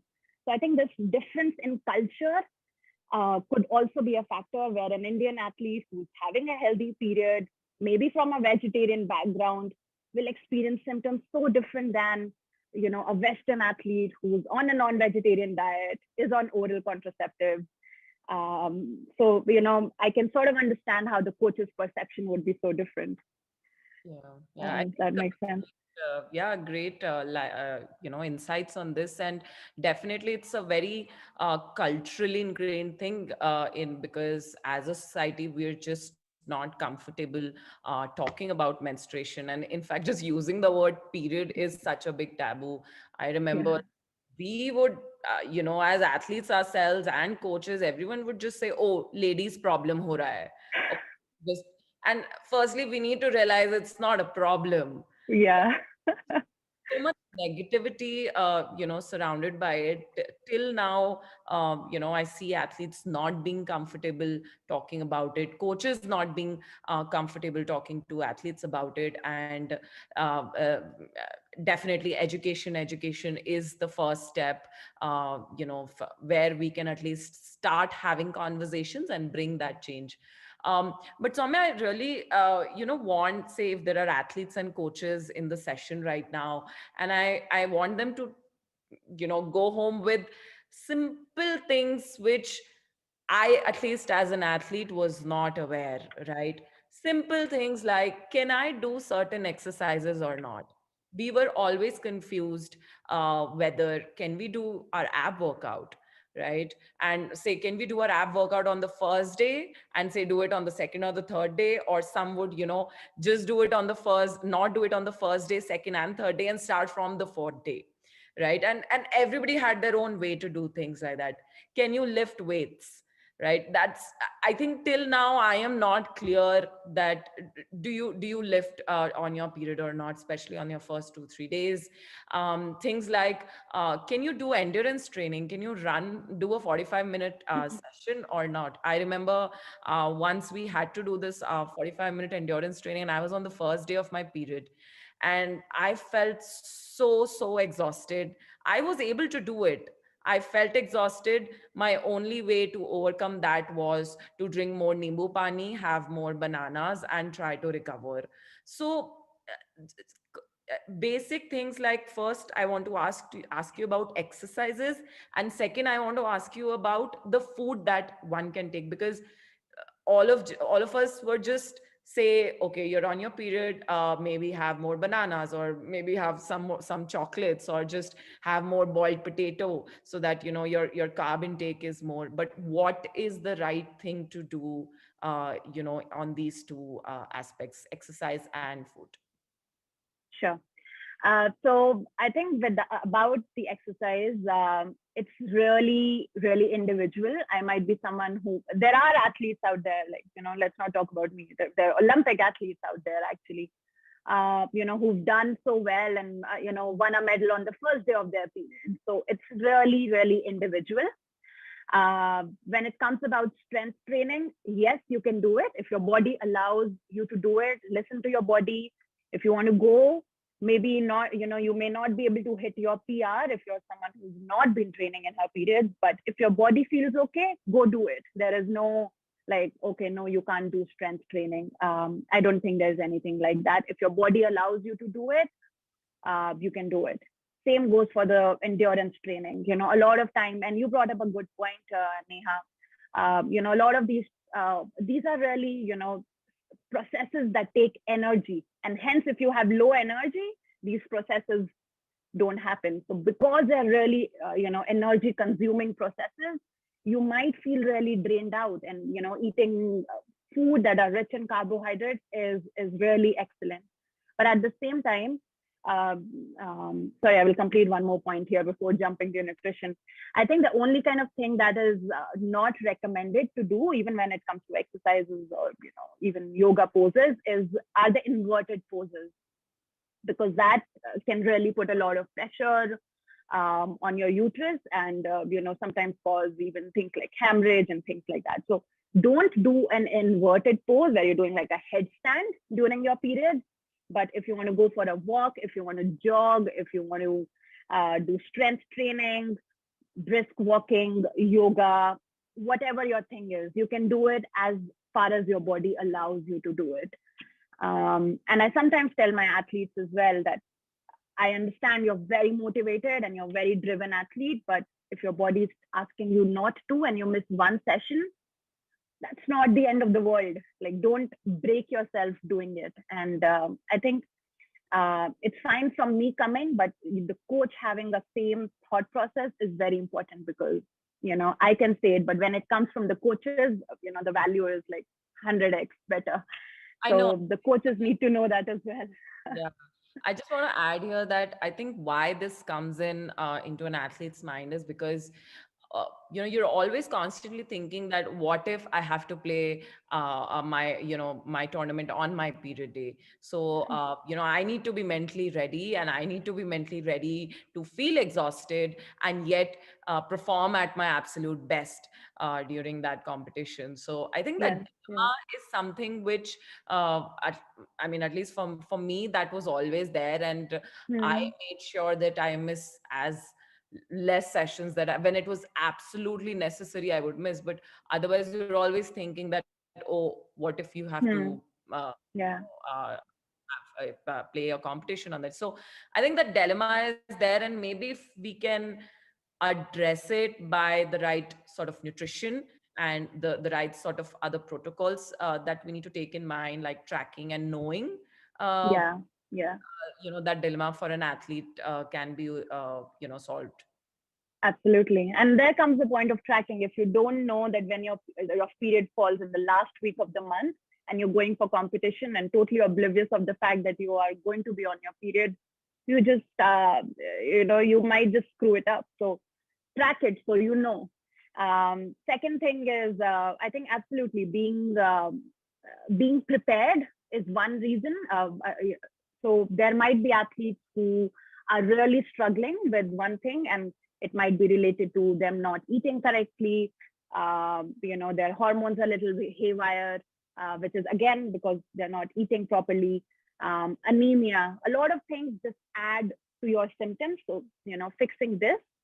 On the other hand, if you have an athlete who, has a clinical issue for the reason that she has a lot of pain, might be a good option to consult a gynecologist if there is a need to, tweak the dates a little bit so that she's able to compete. In my experience, a lot of time when we've been able to just, fix, the basic things like, getting the iron right, getting the energy right, like not even talking about the different macronutrients. If an athlete is eating well, if, coming on to the nutrition part, a lot of the symptoms that we experience during the periods are a result of inflammation. So period is nothing but an inflammatory process. And anti-inflammatory foods, encouraging the athlete to not eat processed food. She might crave for, a pizza or a burger or Maggie or, some unhealthy chips or biscuits during her premenstrual phase. So encouraging the athlete not to take those processed food, but it really, include raw fruits and vegetables and hydrate yourself during that premenstrual phase so that you can manage the symptoms of inflammation in your, during your periods, and including anti-inflammatory foods like flax seeds or pumpkin seeds, plums and peaches, garlic and onions. Some people also like to sip on green tea. So any anti-inflammatory foods that you can take during your periods is good. Try and move. Movement is good. And during and before your periods, please encourage your athlete not to take any processed food. Not take any processed food and hydrate. During your periods, lots of raw fruits and vegetables, anti-inflammatory food. Make sure your athletes, magnesium, zinc, iron, omega-3, all of these are in good levels, because if they are not in good levels, it can really aggravate the symptoms. So I think these might be some helpful, things that someone can just incorporate. Of course, tracking, educate, but little modifications around what they've been eating. If they ate pizza and, a glass of wine or beer, they might experience pain when they really start their period 2 days after. But if there's someone who's eating like healthy salads and hydrating, their symptoms might be less. And this is what I've observed with the athletes as well. Of course, cut the alcohol part. Well, I hope they're not eating pizza. They crave it, they crave it. They want to go and have a burger. And that's just normal in a premenstrual phase. You crave that sweet, salty food. Absolutely, absolutely. And I just want to also touch on I briefly touched on the psychological aspect that, because as athletes, you're always so focused, you live in a bubble, and most of the times, athletes do what coaches tell them to do, and the support staff, in case they have, and not really know much about these things, and not want to venture out and explore further about it. You just focus so much that you tend to think that if I am not having a regular menstrual cycle, if I'm feeling drained out, it's very normal. It's okay, and that's how it is. That's how my body is, and I just need to do it, and I need to go on with my session or go on with the tournament and get it done, because you're so committed, you're so driven to be able to get through that session, because your more important goal is to hit that right shot and to perform that exercise and do it really well.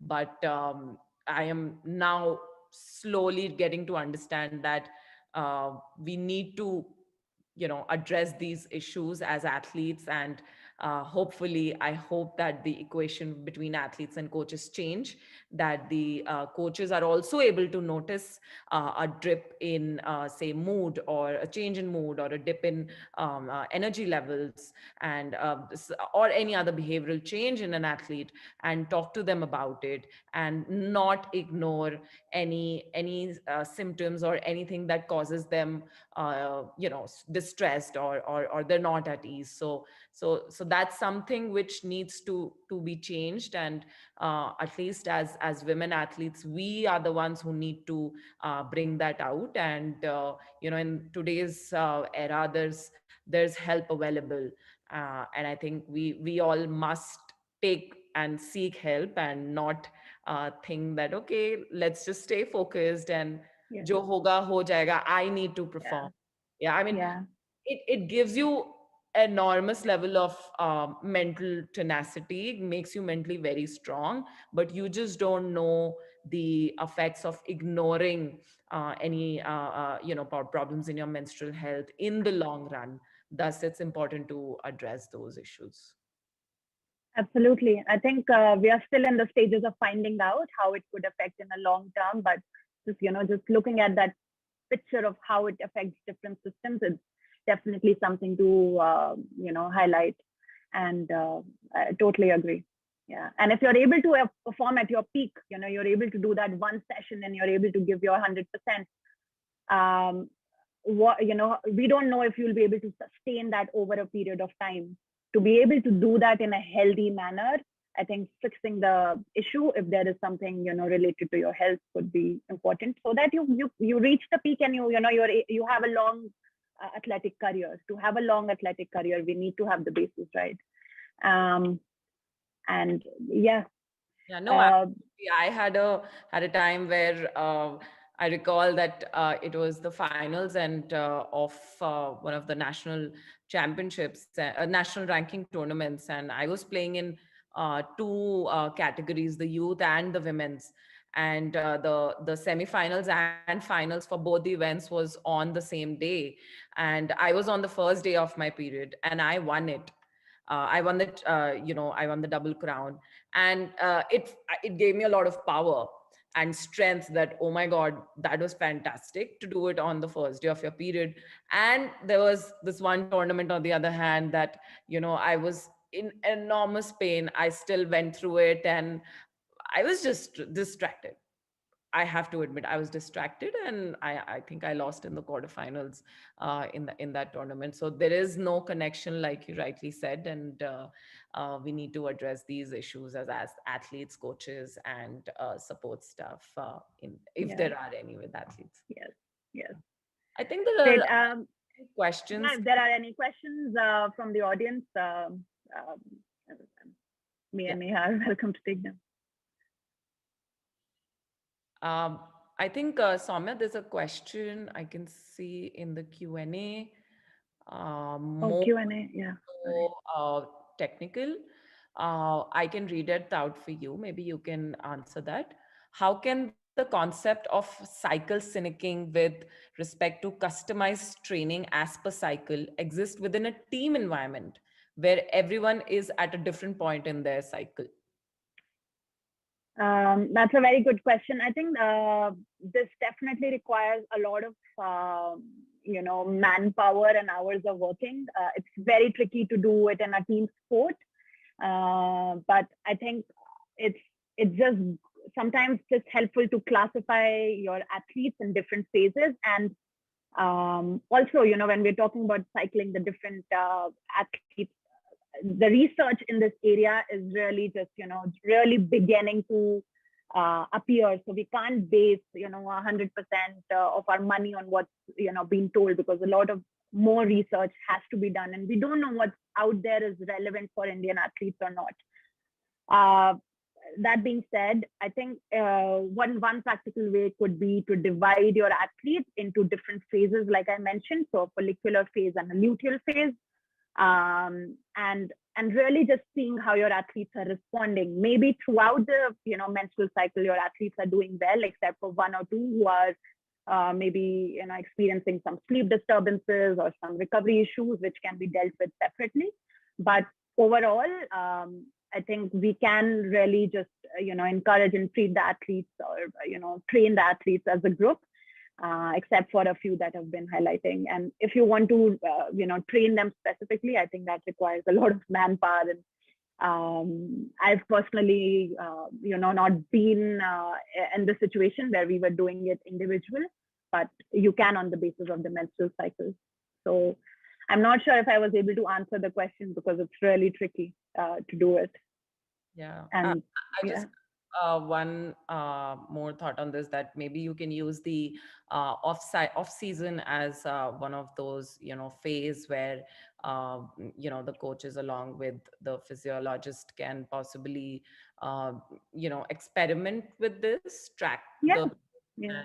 because in an off session you can really divide the load that you're an athlete and your team, and based on like what you've mentioned, Soumya, phase them, and see, say if you have a 3 month off season, phase it that way, and possibly try to get data around it, so that um, there could Yeah. be some information and improvement in performance.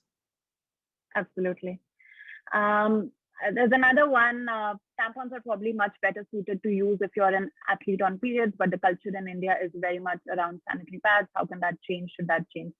Um, I think it really depends on athlete preferences as well. Some of the athletes who I've, worked with have preferred a menstrual cup over a tampon. So it really is, their individual preference. The important thing here is maintaining the hygiene and hygiene around it. If you're using a pad, make sure to not wear it for too long, and days you haven't changed it.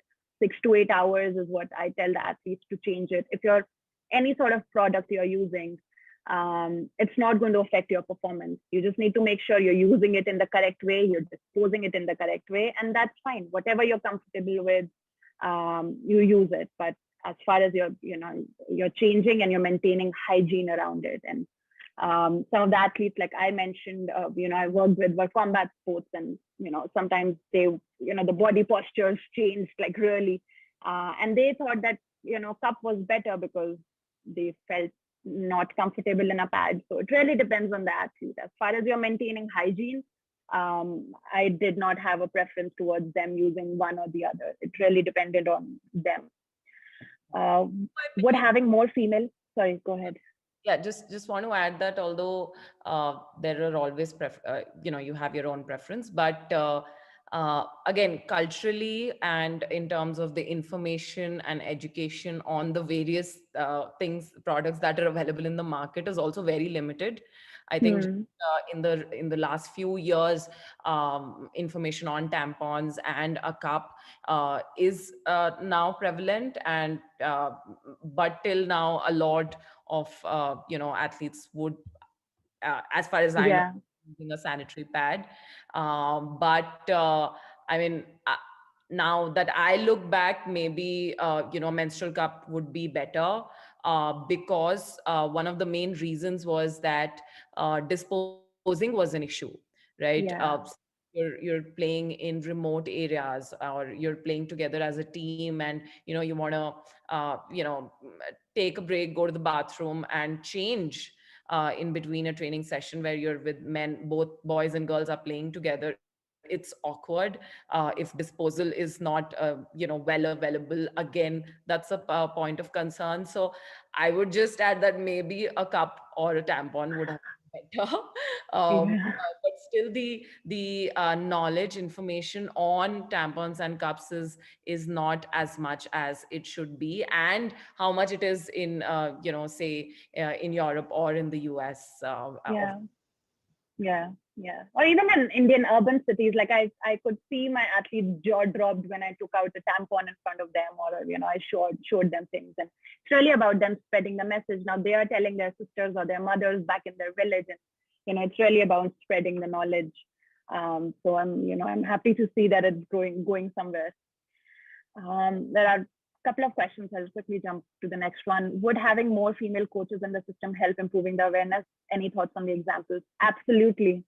Absolutely. I think if we ourselves are shy of talking, then we can't expect the male coaches to come and start talking to the athletes about it. So I think it's really encouraging. It's really encouraging for a female athlete to empower and educate the athletes that way. So I would totally agree.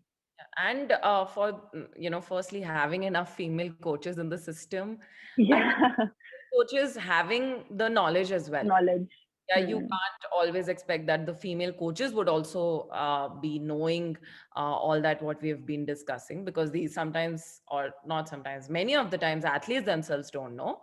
So it's all about education and awareness, but definitely, yes, having more female coaches would certainly help a lot. As Indian athletes are more malnourished, should eggs become the most important part of a diet in case we need to produce more female athletes? I think eggs are important. They are a good source of protein, but I think for me, it's a lot of other macronutrients that we need to look at as well. It's, there are vegetarian athletes out there who are also performing at, the highest level. Eggs are important because, they're a good source of protein and, other micronutrients and vitamins such as B12. I wouldn't, really just vouch only for egg. I think nutrition in general is something that needs to be encouraged, with our athletes. And last question I see here is, what kind of systemic effects does menstrual cycle manipulation by female athletes cause? I think that's a great question. If I understand correctly, systemic by manipulation, you mean taking some sort of hormonal pills to change, your cycle date.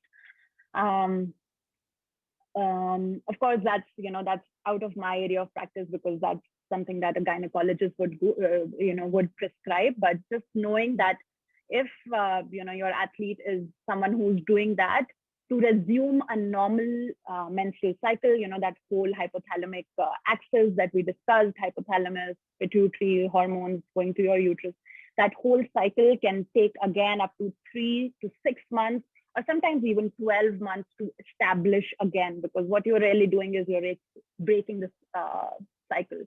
So if your athlete is taking it once in a while, is able to resume her periods soon, then I think it's okay. And, if it's, discussed with the gynecologist prior.